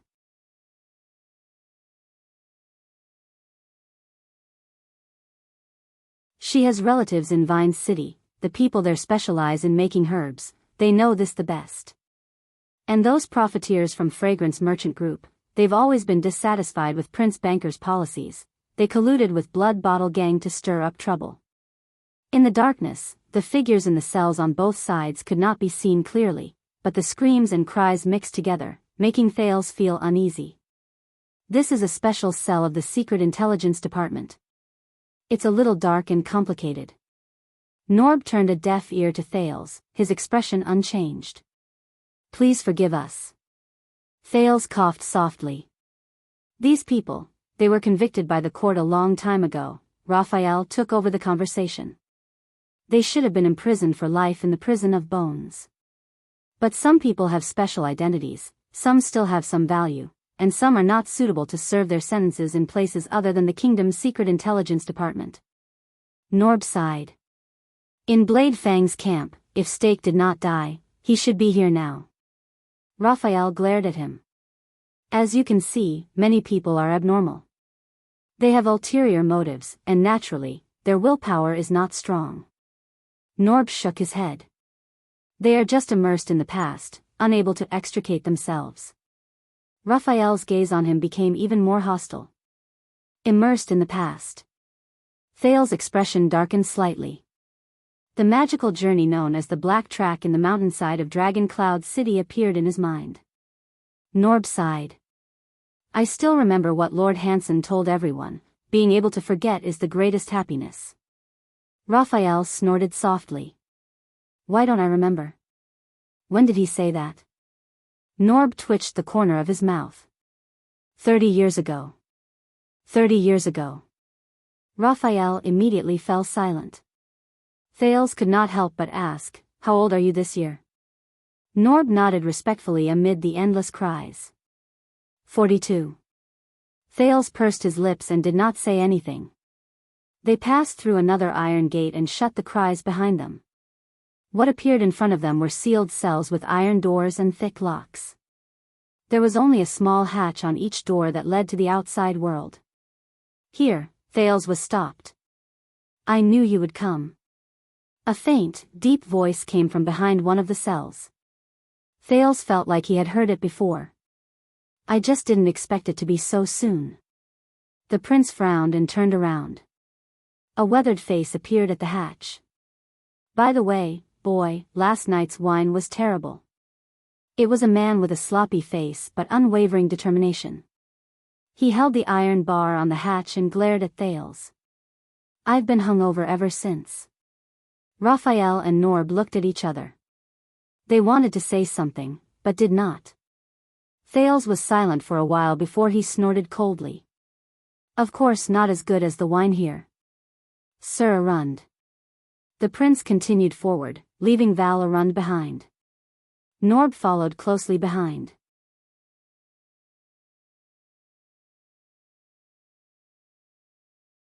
I told you, he will be a big problem.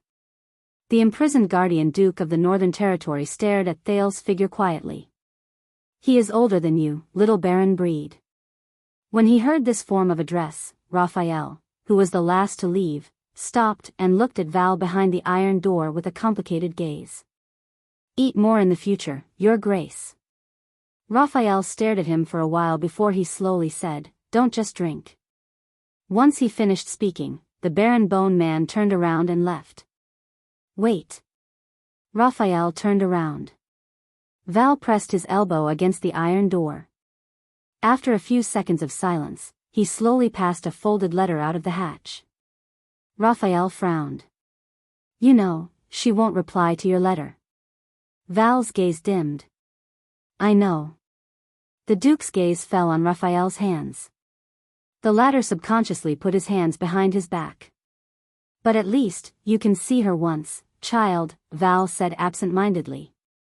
Raphael looked at him for a long time before he finally sighed. He walked to the hatch, took the letter, and put it away carefully. All right. Val forced a smile. Thank you. But in the next second, the Baron Bone Man's expression returned to indifference. But we will only use messenger crows. Once he finished speaking, Raphael roughly closed the hatch. He shut Val's face in the darkness. Under Norb's guidance, Thales finally arrived at his destination, a spacious room.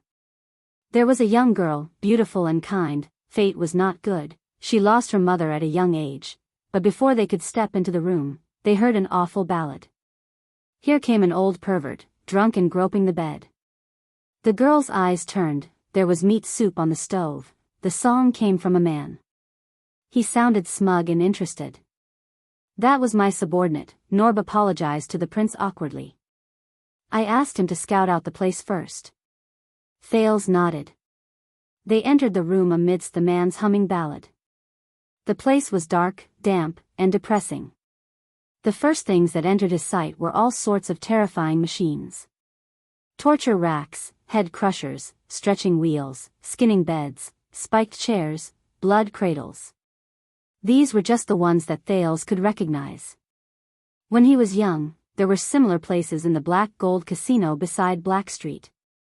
As for the ones that he could not name, there were even more small tools and gadgets placed on carts. Thales' heart sank. The figure of a fat man appeared in the middle of the room.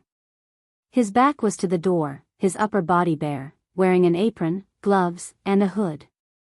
He hummed a song and shook his shoulders as he rhythmically arranged the various tools on the cart.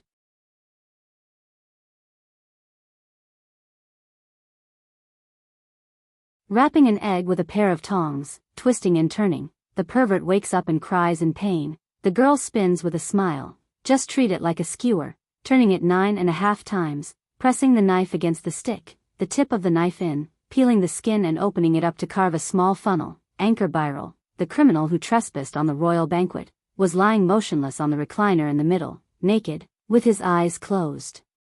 He had obviously lost consciousness. His limbs were bound, and his body was covered with cuts and bruises. Only his lower body was covered with a thin, blood-stained blanket. Thales looked at the bloodstains on the recliner under him and his heart tightened. Perhaps it was the soundproofing effect of the hood, but the humming fat man did not notice the movement behind him. He held a hammer in one hand and a pair of tongs in the other. He twisted his buttocks, swung his waist, and danced wildly while singing. The pervert cried, "Girl, don't mess around, you were in a good mood last night, why are you so violent tonight?" The girl smiled, "You're mistaken, I'm a flesh eater, I didn't eat much tonight, how's the broth in the girl's pot?" In the bloody, terrifying, dark, and sinister torture chamber, this fat man swinging his fat and dancing passionately was such a refreshing sight that Norb could not help but cough awkwardly. Gomez. The fat man did not seem to hear him. He continued to move his buttocks, swinging his waist, and the hammer seductively brushed past his buttocks that were facing the three of them. Norb had to increase his volume. Gomez. With two clangs, the hammer and tongs fell to the ground. The fat man froze in place, maintaining his posture of stroking his buttocks. The song stopped. The room fell silent. The fat man named Gomez trembled as he took off his hood and stumbled around. He was the first to see Thales and was startled. "Wow!" Gomez breathed a sigh of relief. He wiped away the sweat on his face from his vigorous dance. "Where did you come from, little brat? Don't you know it's wrong to scare people like this?" Norb appeared from the darkness. "Gomez. This is Prince Thales." Gomez froze again. A few seconds later. "Ah, Norb, you're early. You're dressed well today." "I was, warming up." "Hee, warming up." The fat man first begged for mercy, but when he realized what Norb said, his expression changed. "Ah. Did you say, your highness?" He glared at the expressionless Thales and sized him up several times. Ah, your highness Thales." Gomez immediately put on a fawning expression. He tried to use the apron on his body to cover the fat on his chest. He was so excited that he spoke incoherently. "I'm the one from Western Desert, that. Do you remember, that?" Unfortunately, his naked, ferocious, sweaty, and blood-stained appearance reduced his fawning effect by half. Thales had no choice but to smile at him. "Wake up the prisoner."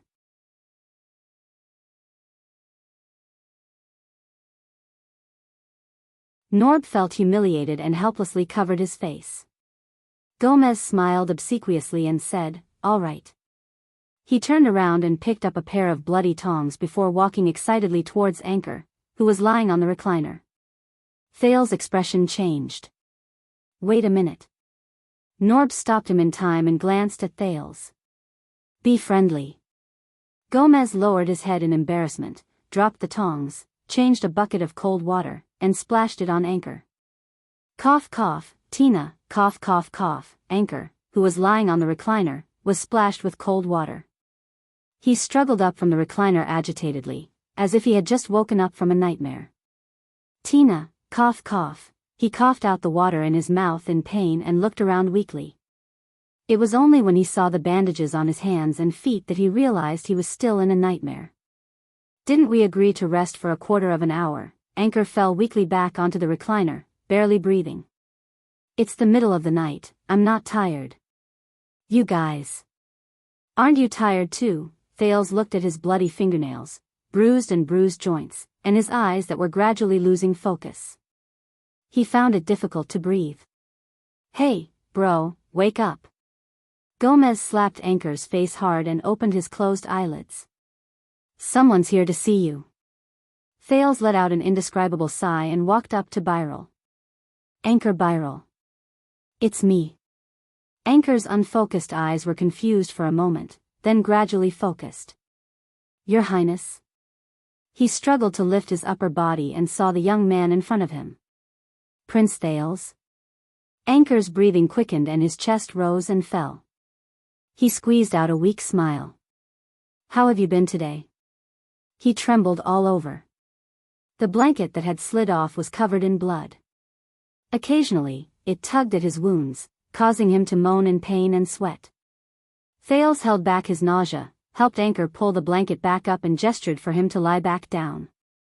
I want to talk to him alone, the prince said to the person behind him. Now. Raphael and Norb looked at each other. Norb signaled Gomez with his eyes, and the latter reluctantly took out a Western Desert Army-style waterskin. Open your mouth, bro. Gomez put the waterskin next to Anchor's mouth. This is the Shaka wine that I specially mixed. It's a medical analgesic to make you feel better. Damn it, don't drink too much, it's expensive. Under Gomez's pained shouts, Anchor loosened the waterskin's mouth, collapsed on the recliner, and laughed out loud. Raphael was about to say something, but Norb patted him on the shoulder and pulled the aggrieved Gomez along. The three of them left the torture chamber. Only Thales and Anchor were left behind. It's useless, Your Highness. Anchor, whose limbs were bound, struggled to turn his head, his words stuttering. His words were intermittent. This is the kingdom's secret intelligence department. Once you leave, they will come again and force me to repeat what I told you.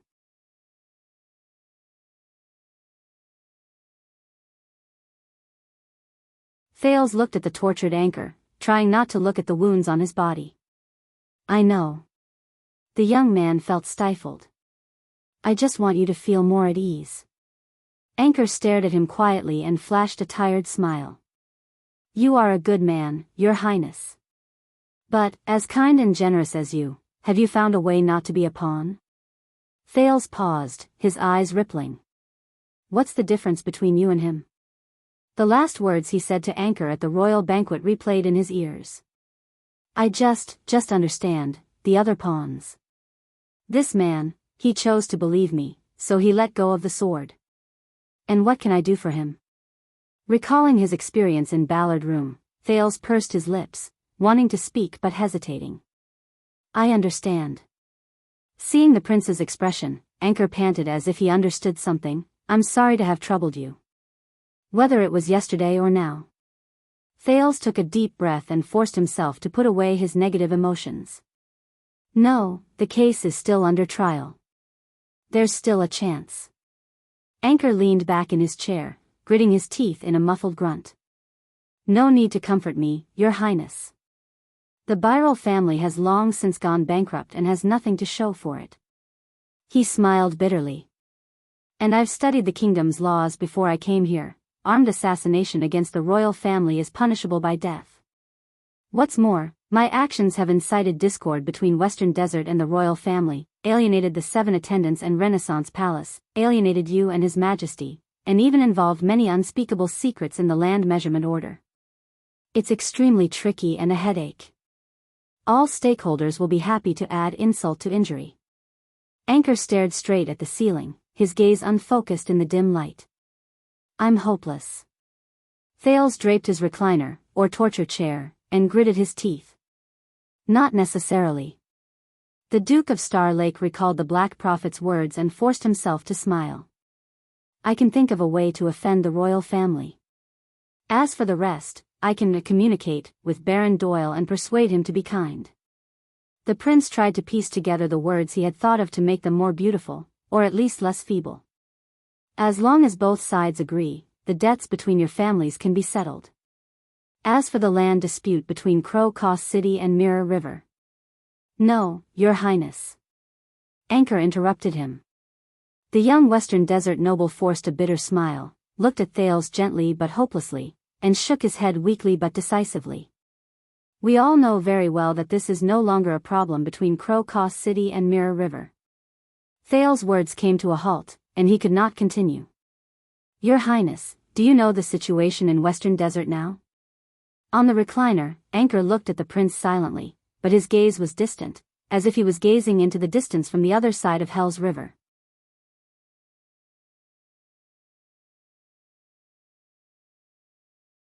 After the Desert War, Blade Fang's Dune and the regular army of the royal family were like a sharp knife, stabbing straight into the heart of Western Desert. With the military control of the Western frontline, they kept the selfish, xenophobic, conservative, and divided Western Desert dukes in check, and became the best reason for Renaissance Palace to implement the royal government in Western Desert, Land Measurement Order and Border County Development Order, which made the suzerains gnash their teeth in frustration. Thales could not help but frown. He thought of Blessing's town, and the Count of Wing Fort, Derek Chroma, who told him about Western Desert's predicament on the way back to Eternal Star City from Western Desert. That's right. In order to save my father's mess and find a turning point for the family and a loophole in the contract, I read all the official documents and decrees between the Western Desert and the Central Territory in the past 10 years. I can almost recite them backwards. Anchor's face was flushed, and he smiled at him. His breathing was much more even, and he no longer groaned and moaned. The pauses between his sentences also lessened. It seemed that Gomez's wine was taking effect. But 10 years have passed, and the cunning, realistic, passive, and mischievous dukes of Western Desert have found the most shameless way to deal with it. The most shameless way to deal with it? Thales was stunned. Anchor's spirits improved slightly. He thought hard, and he was no longer dispirited. On one hand, they claim to be insincere, so that the military in Blade Fang's camp becomes the norm. On the other hand, they deliberately fan the flames, so that the lower-ranked nobles are filled with resentment. Over time, without the royal decree, the wartime control order has no legitimacy. Without the help of the kingdom's regular army, it is difficult to carry out government decrees. If the envoy from Renaissance Palace is not the legendary Wing himself, no one will respect him. And the conflict between my family and Doyle is getting deeper and deeper, and it is difficult to resolve. Anchor's gaze gradually focused. He persisted in speaking, as if realizing that this was the rest of his short life. This has instead turned the desert frontline into a protective talisman for the Dukes of Western Desert. They want to slowly get used to this knife, assimilate this knife, and at the same time, make it the king's brilliant plan and impediment. Just like how my father shamelessly carries a huge debt, and the creditors can do nothing about it. Ha ha ha, insincere, fanning the flames, shameless. Thales took a deep breath. He recalled what Gilbert had told him about the divided Western Desert. However, Anchor's tone changed. So, this sharp knife stuck in the heart of Western Desert exceeded the expectations of both parties, and entered the most awkward tug-of-war.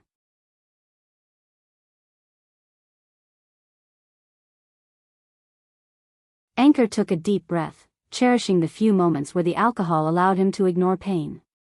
The people of Western Desert are in pain, this sharp knife is stuck in their vitals, and has always been the most hated thorn in their flesh, but they still have to endure the pain and try to assimilate it into their limbs and protective talisman.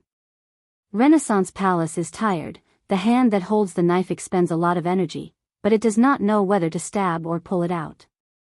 It is immobile, and it is difficult to advance or retreat. If we advance, we will cause a huge mess, and the losses outweigh the gains. If we retreat, all our previous efforts will be in vain. Thales' gaze changed. At that moment, he seemed to see a black and white chessboard. On one end was his father's magnificent and noble staff of constellation. On the other end was the inconspicuous wooden cane in Fakenhaz's hand.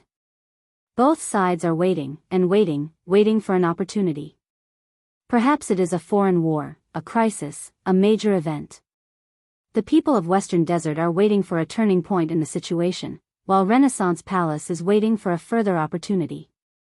Thales nodded and wiped away the bloodstains that obscured Anchor's vision.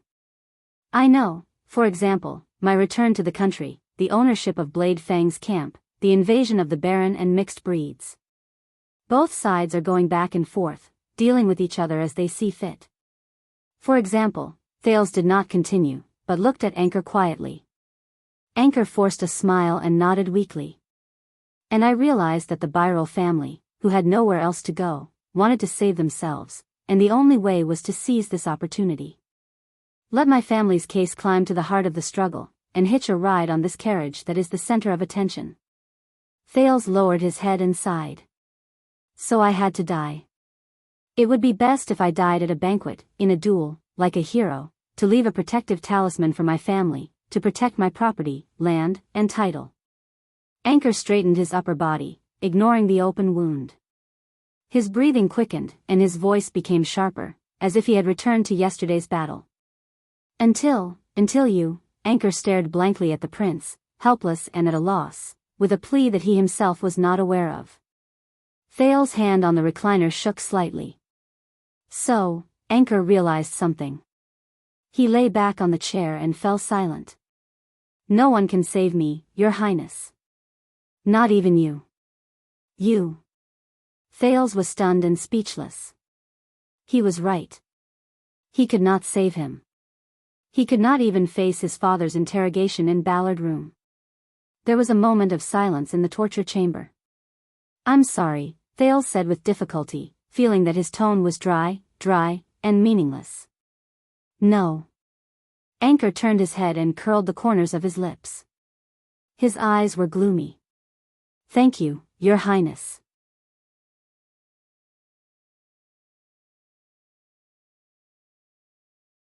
Thank you for facing the injustice of others, facing the pleas of desperation, facing the suffering of others. You did not respond with indifference, but turned around and waved your sleeves. Even if you could. Thank you for your mercy at the banquet. Mercy. Thales could not help but recall Zayn's words. You used your power to cut off this hope, regardless of victory or defeat in the duel, life or death. Whether you killed the prince or never overturned the case, his family would be doomed eternally. You took advantage of his humanity, forced him to give up the duel, and even forced him to live. You were so stingy that you were not even willing to grant him the mercy of death. Now, who is the heartless one? The prince shuddered slightly. Anchor said in a daze, thank you for being willing to come here and listen to my voice, or my last words. Thank you for being as tolerant, just, kind, and wise as you are rumored to be. Anchor looked at the ceiling, but the corners of his lips curled up into a smile, as if he was looking at a beautiful dream. There's no sunlight here, but it's not that dark, is it? Thales could not take it anymore and slapped the cart next to him. He took a deep breath and turned around. Anchor, I promise you, about your father and the Doyle family, it doesn't matter anymore. Anchor shook his head, his eyes lifeless. I know my father, Your Highness. He's just a damned bastard. He's obstinate and self-opinionated. He's extravagant and self-righteous. His expression was disgusted and contemptuous. Thales stared at him blankly. Anchor, marrying him was my mother's greatest misfortune in her life. Marrying her was my father's greatest fortune. Anchor snorted.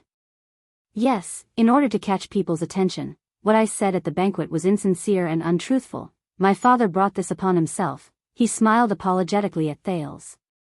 I know, I've always known. Even if Doyle's scheme didn't make him squander his fortune, he would have fallen into the hands of others. It was just a matter of time. It has nothing to do with anyone. And it has nothing to do with you. Thales did not speak. He only lowered his head and held Anchor's hand, feeling him squeeze it even harder as he continued to listen to his confession. Just like in the prison of bones. Anchor was lost in thought as he recounted his troubles like a child. In fact, ever since I was young, my father was best at whipping his wife and children, just like most fathers in Western Desert. In the Tower of Eradication, Teacher Curatle said that I was very perceptive and sensitive to the enemy's attacks, very suitable for the Rose Line. Anchor was contemptuous at first, then broke into laughter. I could only tell him that this was the result of my training since I was young, a family tradition.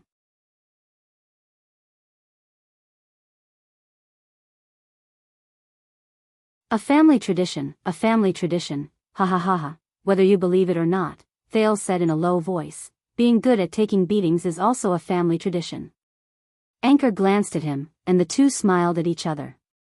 Maybe we should have known each other earlier, and exchanged insights, but the young man's smile became more bitter, and heavy.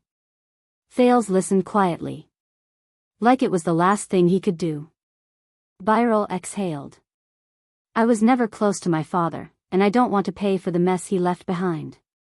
Anchor shook his head, the conflict in his eyes slowly turning into relief. But we have no choice, right? Especially our origins. I was never close to my father. We have no choice. Especially our origins. At that moment, Thales, who was in a trance, felt his hand tighten, and the sin of Hell's river jumped slightly. Anchor.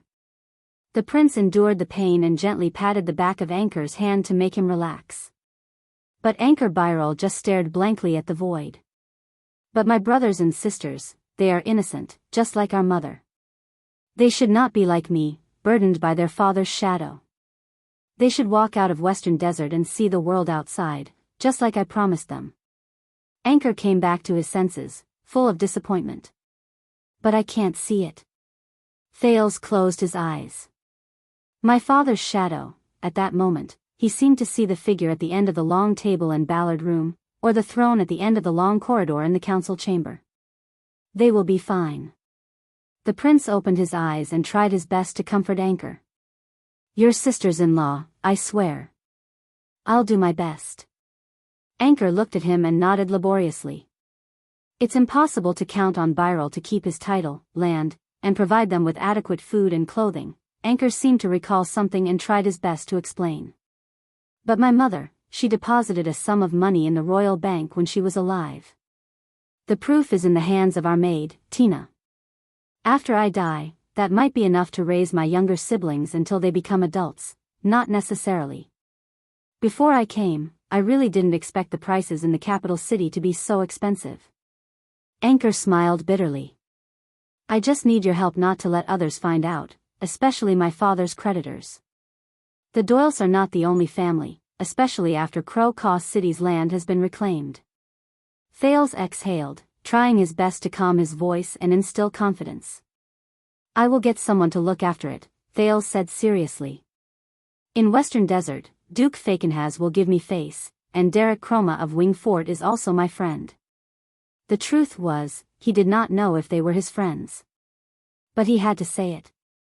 He had to. But in the next second, Thales' palms trembled.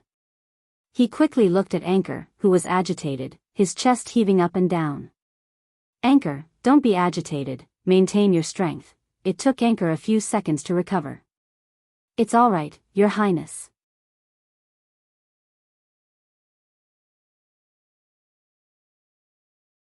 He was sweating profusely and tried his best to smile. Even if I'm someone's pawn, it's still my choice. Thales looked at him, all sorts of feelings welling up in his heart. But he had a thought. Speaking of pawns, the prince said slowly, there's still one more thing I can't figure out, Anchor. Anchor turned his head slowly and looked at him in confusion. Zayn Covendier, as the instigator of the conspiracy, he specifically told me yesterday, Thales said in a low voice, trying not to let his emotions affect his judgment. He asked me to come and see you in prison when I'm free. Anchor's palms froze. The Duke of Star Lake said solemnly, he also said, His Majesty will be very happy. Why? Why did he say that? Anchor Byrol? End of this chapter.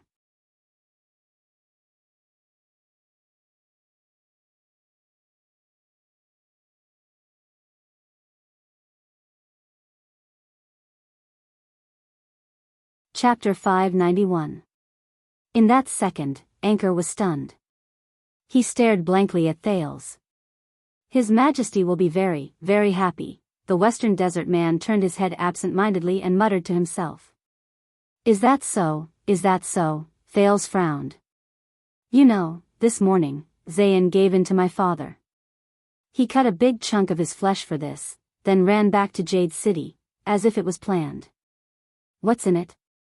Thales stared at Anchor. What's in it for Zayn Covendier and his South Coast Hill to help you create this big news?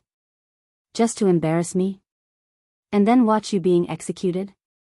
Anchor was still in a daze and did not speak for a long time. Anchor? Thales had to raise his voice. Byrol trembled slightly and came to his senses. He looked at Thales blankly. His lips trembled as if he wanted to say something. Do you know, Your Highness, Anchor finally spoke a few seconds later, but what he said had nothing to do with Thale's question.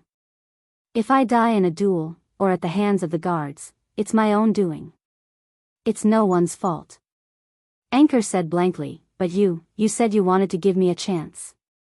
But do you know that when you stopped me, you stopped the weight of a life? He looked at Thales like a walking corpse. That was brave. But also very stupid. In the next second, Anchor's expression kept changing, his facial muscles contorted. As if he was having an intense mental struggle. Something was wrong. Thales frowned. Anchor's behavior was not right. How interesting. Thales' tone was calm as he continued to speak. You know, more than one person has said I'm stupid, and it was after I made them suffer. Thales recalled the people who had said that, Nuven, Chapman, Kessel, but Birol ignored the prince's words. But why did I agree at the time? Why should I give you the sword? He was immersed in his own world, his words flowing like pearls. I'm just a pawn. Why should I overthink? The more Anchor spoke, the more agitated he became, until he sobbed bitterly. Perhaps I still have a hint of foolishness left in me. The Western Desert noble gritted his teeth, but he could not stop the tears on his cheeks. A trace of weakness, a trace of luck. I want to believe. To rely on. His reaction made Thales even more suspicious. But when they were dealing with me, I suddenly thought of something. Anchor bit his lower lip, his eyes brimming with tears. You are only one person. Thales had no choice but to comfort him more to calm him down. If I believed you and relied on you, but you, who can you trust? Who can you rely on? The next second, Anchor suddenly struggled. He did not care about the pain of his limbs being tied up, nor did he care about the terrifying wounds all over his body. He exerted force in his hands and pulled Thales in front of him.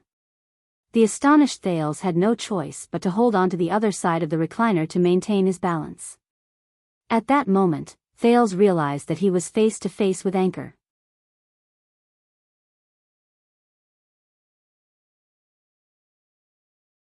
And his eyes were filled with fear.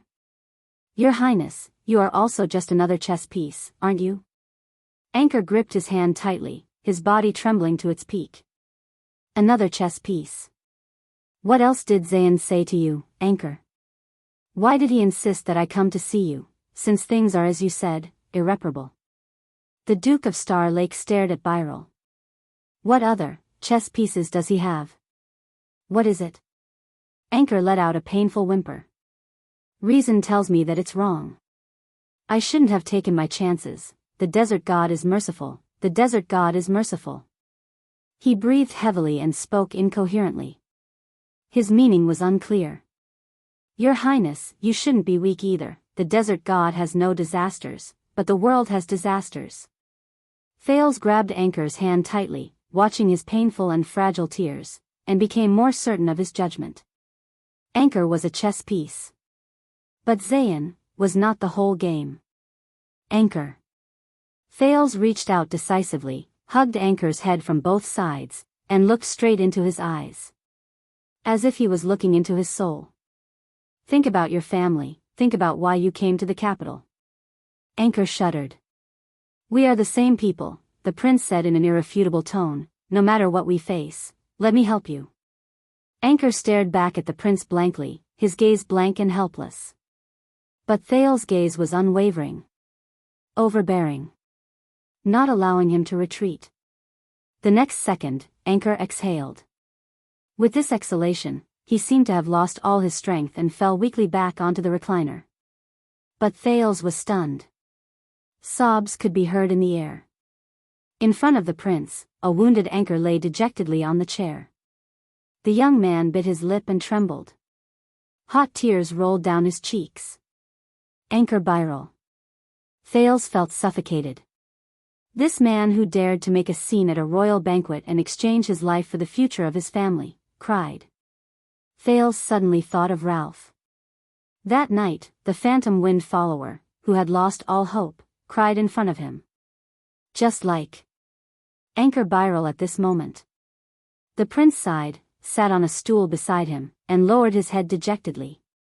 He suddenly lost interest in knowing the answer and did not want to pursue the matter further.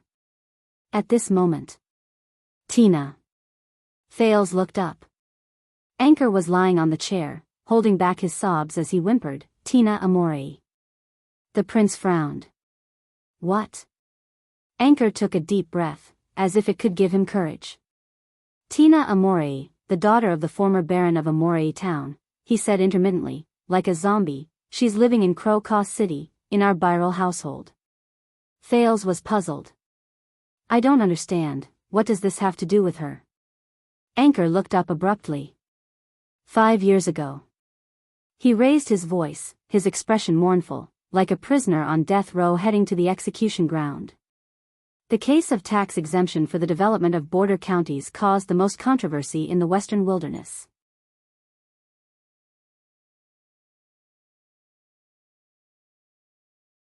In the Western wilderness, Baron Imolii Town returned from a trip to the Blade Edge Hill. However, he was infected with the mist plague and his entire family died. Thales was stunned. But Tina didn't. Anchor widened his eyes and stared at the prince. For 5 years, she tried to forget the past, hid her identity, and lived with us as a maid, after I left my father's castle with my sister-in-law. Amorei Town, the entire family died. Thales felt a jolt in his memory. It was familiar. "But, as long as you go to my house and find Tina," Anchor panted, fear and pain entangled in his voice. "She is the most convincing living proof. Her bloodline, her survival, her existence, her testimony can prove that 5 years ago, Baron Amore's entire family did not die of a plague." In the next second, Anchor's voice became extremely cold and full of resentment. Instead, it was a few important figures in Western Desert who conspired together to silence them. At that moment, Thales' heart stirred. He remembered. After the incident, Amorei Town was given over to someone else to suppress the situation. Those in the know include the 3 most powerful families, Brave Souls Fort, Wing Fort, and even Fakenhaz. He had heard of this. Thales thought in a daze. On the way back to Eternal Star City from Blade Fang's camp. According to Cohen's cousin, the Count of Wing Fort, Derek Chroma. But, why?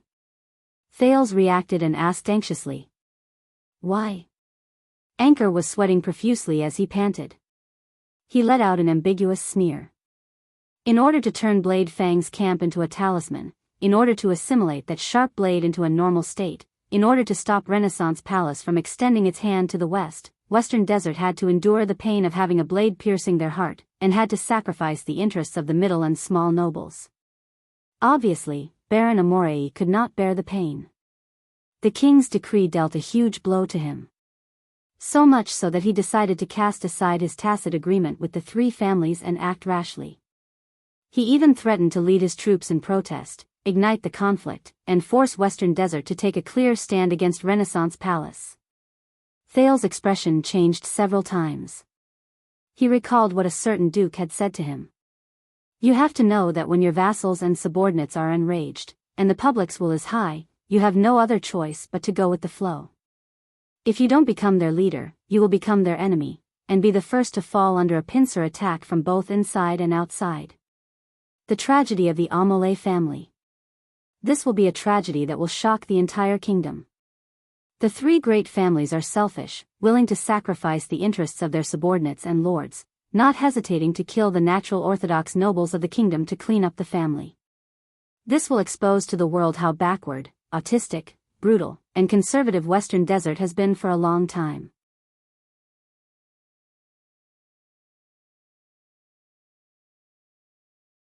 Anchor closed his eyes in pain and leaned back on the recliner. It is also the opportunity and bargaining chip that His Majesty has been dreaming of. It is a chance for Renaissance Palace to completely break the stalemate. Thales shuddered. The evidence is conclusive, and there is no way to deny it. It is a heinous crime, and the whole country is in an uproar. The 3 families will be besieged internally and externally, and Western Desert will be divided and difficult to unite. They can either submit, allow Renaissance Palace to do whatever they want, or accept whatever punishment His Majesty gives them. Anchor's face was pale. Or, Thales was inexplicably shocked and speechless. The bargaining chip that King Kessel had been dreaming of to completely tame Western Desert. Held in Byral's hands. But why? Too many things that he could not figure out came at once, squeezing his head until it hurt.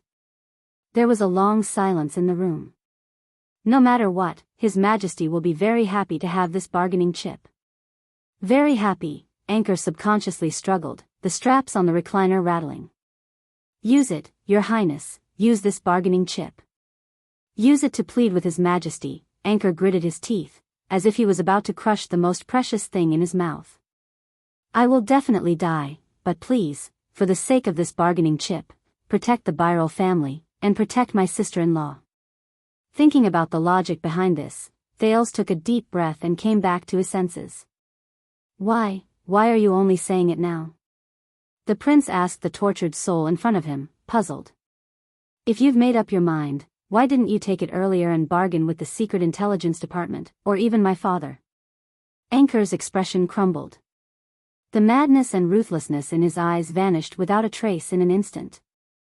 So, Your Highness, what's the price? Anchor replied blankly. Thales understood and looked at him sadly. Everything. The young man revealed a numb and despairing smile and nodded. The Byral family will become traitors, the target of public criticism. In the chess game of Western Desert, we will no longer have a choice, no longer have freedom, no longer have a future. Thales pressed on his shoulder. In the next second, Anchor's eyes were slightly dazed. Endless pain and remorse seeped out of his voice. And Tina, she will never forgive me. As Byral's voice faded, he stared blankly at the void, motionless. Like a walking corpse. Dead silence. That girl called Tina. After a while, Thales spoke with difficulty. Who is she to you? Anchor did not answer. He only glanced at Thales with bloodshot eyes, slammed back against the back of the chair, and whimpered painfully between his teeth. In that instant, Thales seemed to have returned to the cramped Ballard room. She's good? The prince asked in a daze. Anchor panted in a daze. The best. But now, it doesn't matter.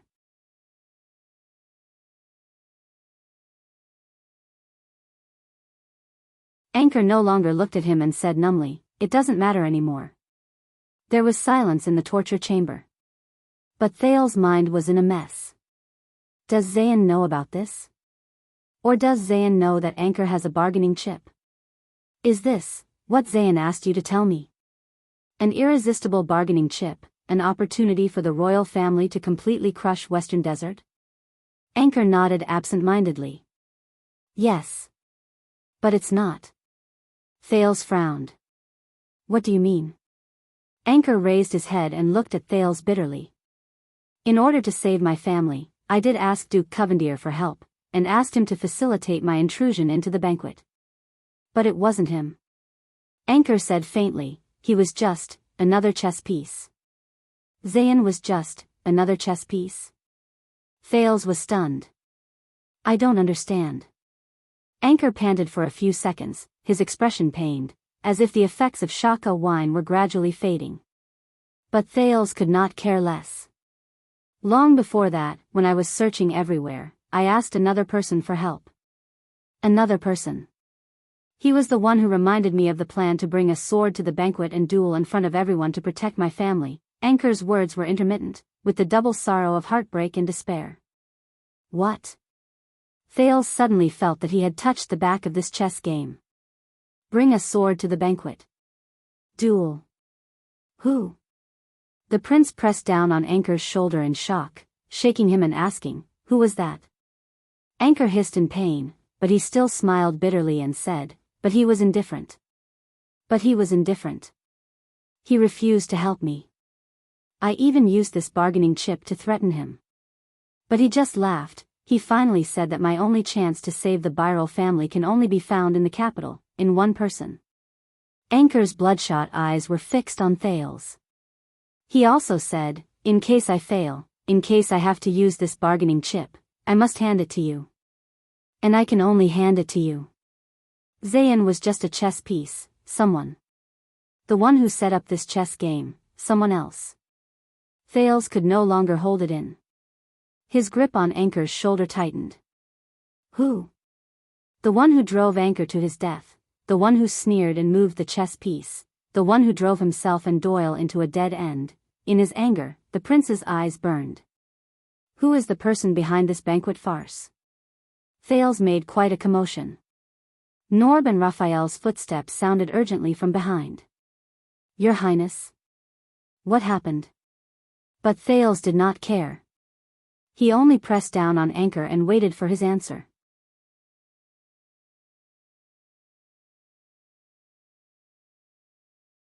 The one hiding behind the scenes, the one who watched coldly from the sidelines, the one who, in the end, hinted at Zayn, guided Anchor, and pushed Thales to find this bargaining chip that His Majesty would be happy about, and did not hesitate to ignite all the conflicts under the table in the kingdom. He wanted me to tell you, Your Highness. Anchor panted in pain, mustered the last of his strength, and leaned close to Thales' ear.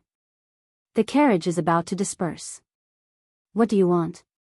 Thales was shocked. What? At that moment, it was as if time had stopped. Along with his thoughts. The carriage was about to disperse. The carriage? But, Thales stared at the dying Anchor in shock. That's not right. That's impossible. How could it be? It's too dangerous, Your Highness, stay away from him. The footsteps behind him were getting closer. Anchor Byril gave a pale and numb smile. He also said, Since I've given it to you, then hold on tight. In that second, Thales' eye socket suddenly widened. Before he completely passed out, Anchor laboriously pressed himself against Thales' ear and hissed out the last few words. Hold on, your sword. Western Desert Hill, ruins, floating sand palace. In a quaint and solemn room, Derek Chroma put down his teacup and glanced at the chessboard on the table. Are you going to take this step or not? He asked the person across the chessboard respectfully and politely, Your Grace? Humph. Across from him, the master of the ruins, Cyril Fakenhas stared at the chessboard leisurely, deep in thought, but his expression was even more ferocious and terrifying. Patience, young man, patience. A good game of chess is never won in one move. The Duke of Western Desert changed his sitting position without a care. He held his teacup confidently. Derek was silent for a second. His face was expressionless. But, the young Count of Wingfort was very honest.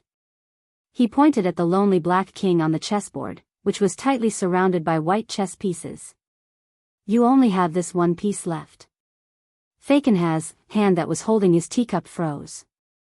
Derek pointed out the truth calmly and even more ruthlessly. No matter which way I go, my next move is going to be a checkmate. Fakenhas' eyebrows twitched slightly. What do you know? Looking at the overwhelming situation of 10 white and 1 black on the chessboard, the Duke calmly coughed at the right time to hide his slightly red face. The situation on the chessboard is only superficial. What's more important is the chess player. He extended his finger and pointed meaningfully at Derek, then at himself. As the saying goes, even chess is evenly matched. Little Derek, remember, we're playing chess with a person, not chess pieces. Chess player. Derek narrowed his eyes. Fakenhas smiled coldly and gently placed a chess piece. The king moved. His demeanor was profound. Full of vigor. Derek cast a sidelong glance at him as he placed his chess piece.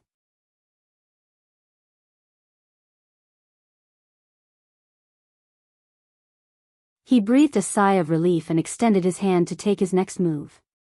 Wait! Fakenhas shouted loudly. Derek's hand stopped in midair. The Duke of Western Desert bent down and observed the chessboard with a profound expression. Let me think again. Under Derek's incredulous gaze, in the next second, Fakenhas calmly extended his hand and placed the only king back to its original position. Let me think again, let me think again. Derek's hand fell to his side in disappointment. Sir, there's only this move left. You keep going back and forth, the young Count Chroma sighed heavily. Or else, we can just consider this game as invalid. Hey! How can we do that? Fakenhas slapped his thigh. We have a stake. He firmly interrupted the Count of Wingfort. His gaze was fierce, and his aura was aggressive. And this is a peerless sword. Fakenhas pointed at the sword in the distance, which was used as a stake in the game. He said sternly, "Don't you know that I just gave my saber to someone?" Ah. The entire kingdom knows. Derek could only roll his eyes in his heart due to his good manners. But you are about to lose. No matter how good this sword is, what does it have to do with you? He smiled elegantly and used vulgar words to pierce the Duke's heart mercilessly. But unexpectedly, Fakenhas only smiled sinisterly. He stroked his walking stick gently and resumed the manner of an expert. The situation on the chessboard is only a superficial representation. What's important is the player, as the saying goes, we are evenly matched. Little Derek, remember, we are playing against a person, not a chess piece. Derek shook his head absent-mindedly. Once he was certain that time was not flowing backwards, he exhaled in pain and covered his forehead in resignation. Fakenhas saw his movements, narrowed his eyes, and seized the chance to extend his hand. It's useless to touch my chess piece secretly, Your Grace. The Count of Wingfort buried his head in his hands. He did not even look, but he seemed to have predicted what would happen. You only have one king left. Fakenhas' expression did not change when he was caught. He naturally and smoothly withdrew his hand that had been secretly touching the other person's chess piece. His expression was calm. There was no guilt. Derek raised his head. His expression was stern. Seriously. The Count of Wingfort no longer looked at the chessboard. You should really be glad that I have a good temper to give away such a huge bargaining chip just like that. If Count Bosdorf was here, he would definitely lead his soldiers to Crow City and burn that orphan girl from the Amoli family to ashes. Fakenhas did not seem to have heard him. He only stared at the chessboard carefully. He stared at the only king he had left. It was as if he could create a miracle with his stare. You seem to have a large army pressing down on us, and I seem to have no chance at all.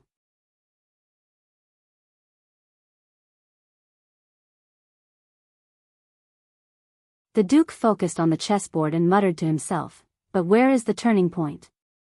Derek glanced at him and said tentatively, of course, if Black Lion knew about this now, he would also lead his soldiers to the ruins and break your other leg. Fakenhas was still immersed in his own chessboard. He scratched his chin and thought hard. No matter what you do, you will die. You bastard, as expected of someone who was taught by Caribbean, Derek snorted in disdain. Are you sure you are taking the right step? What if His Majesty announces to the world tomorrow that he will list our crimes and force us to, for example, disband the army, raise the tax rate, and hand over the right to appoint and dismiss government officials? What if Count Bosdorf cannot bear the humiliation and leads the people to revolt? The Count of Wingfort stared at Fakenhas coldly. But the Duke still ignored him. It's fine. Chess skills are not the key. Not the key. Fakenhas pretended to be deep in thought. He rubbed his palm as if he wanted to rub a chess piece from it. The key is the person playing the chess. Think, Cyril, think again. There must be a way, but in the next second, Derek's aura changed. But let me say this first, Your Grace. He stared at the Duke of Western Desert, who was mumbling to himself. If the ending is not good, I do not intend to die with you. Wingfort has its own place to go. But Fakenhas turned a deaf ear to him. He only stared at his bald king's chessboard. It's fine. Continue thinking, continue thinking. When the sky turns dark or the sky turns bright, there must be a way to break the stalemate. The sky turns dark, the sky turns bright. Derek raised his head and looked at the position of the sun. He felt a chill run down his spine. Enough, Sir Cyril. Derek, who had long since lost his mood, pointed at the White King who pushed him down and said impatiently, it's just a game of chess. I admit defeat. At that moment, *slap. Fagin has slapped his thigh fiercely. Look! The Duke, who was immersed in the world of the chessboard, suddenly came back to life and returned to reality. Look, he pointed at the white king who was pushed down by Derek. He grabbed his own black king and laughed excitedly. Didn't I win just like that? As he stared at the Duke of Western Desert, who could not stop laughing, Derek's expression twitched. Win, my foot, Fagin has put down his chess piece. Filled with emotions, he heaved a long sigh. It can be seen that perseverance will eventually pay off, and hard work is the way of the king. The twitching on Derek's face became even more extreme. Fagin has stared at the cold and merciless scenery of the ruins outside Floating Sand Palace, as if it had been plowed by nature's razor blade. He suddenly felt a surge of heroic spirit, and he slapped the table. In this situation, in this game, when I won, should give a big white. The Count of Wingfort could no longer hold on.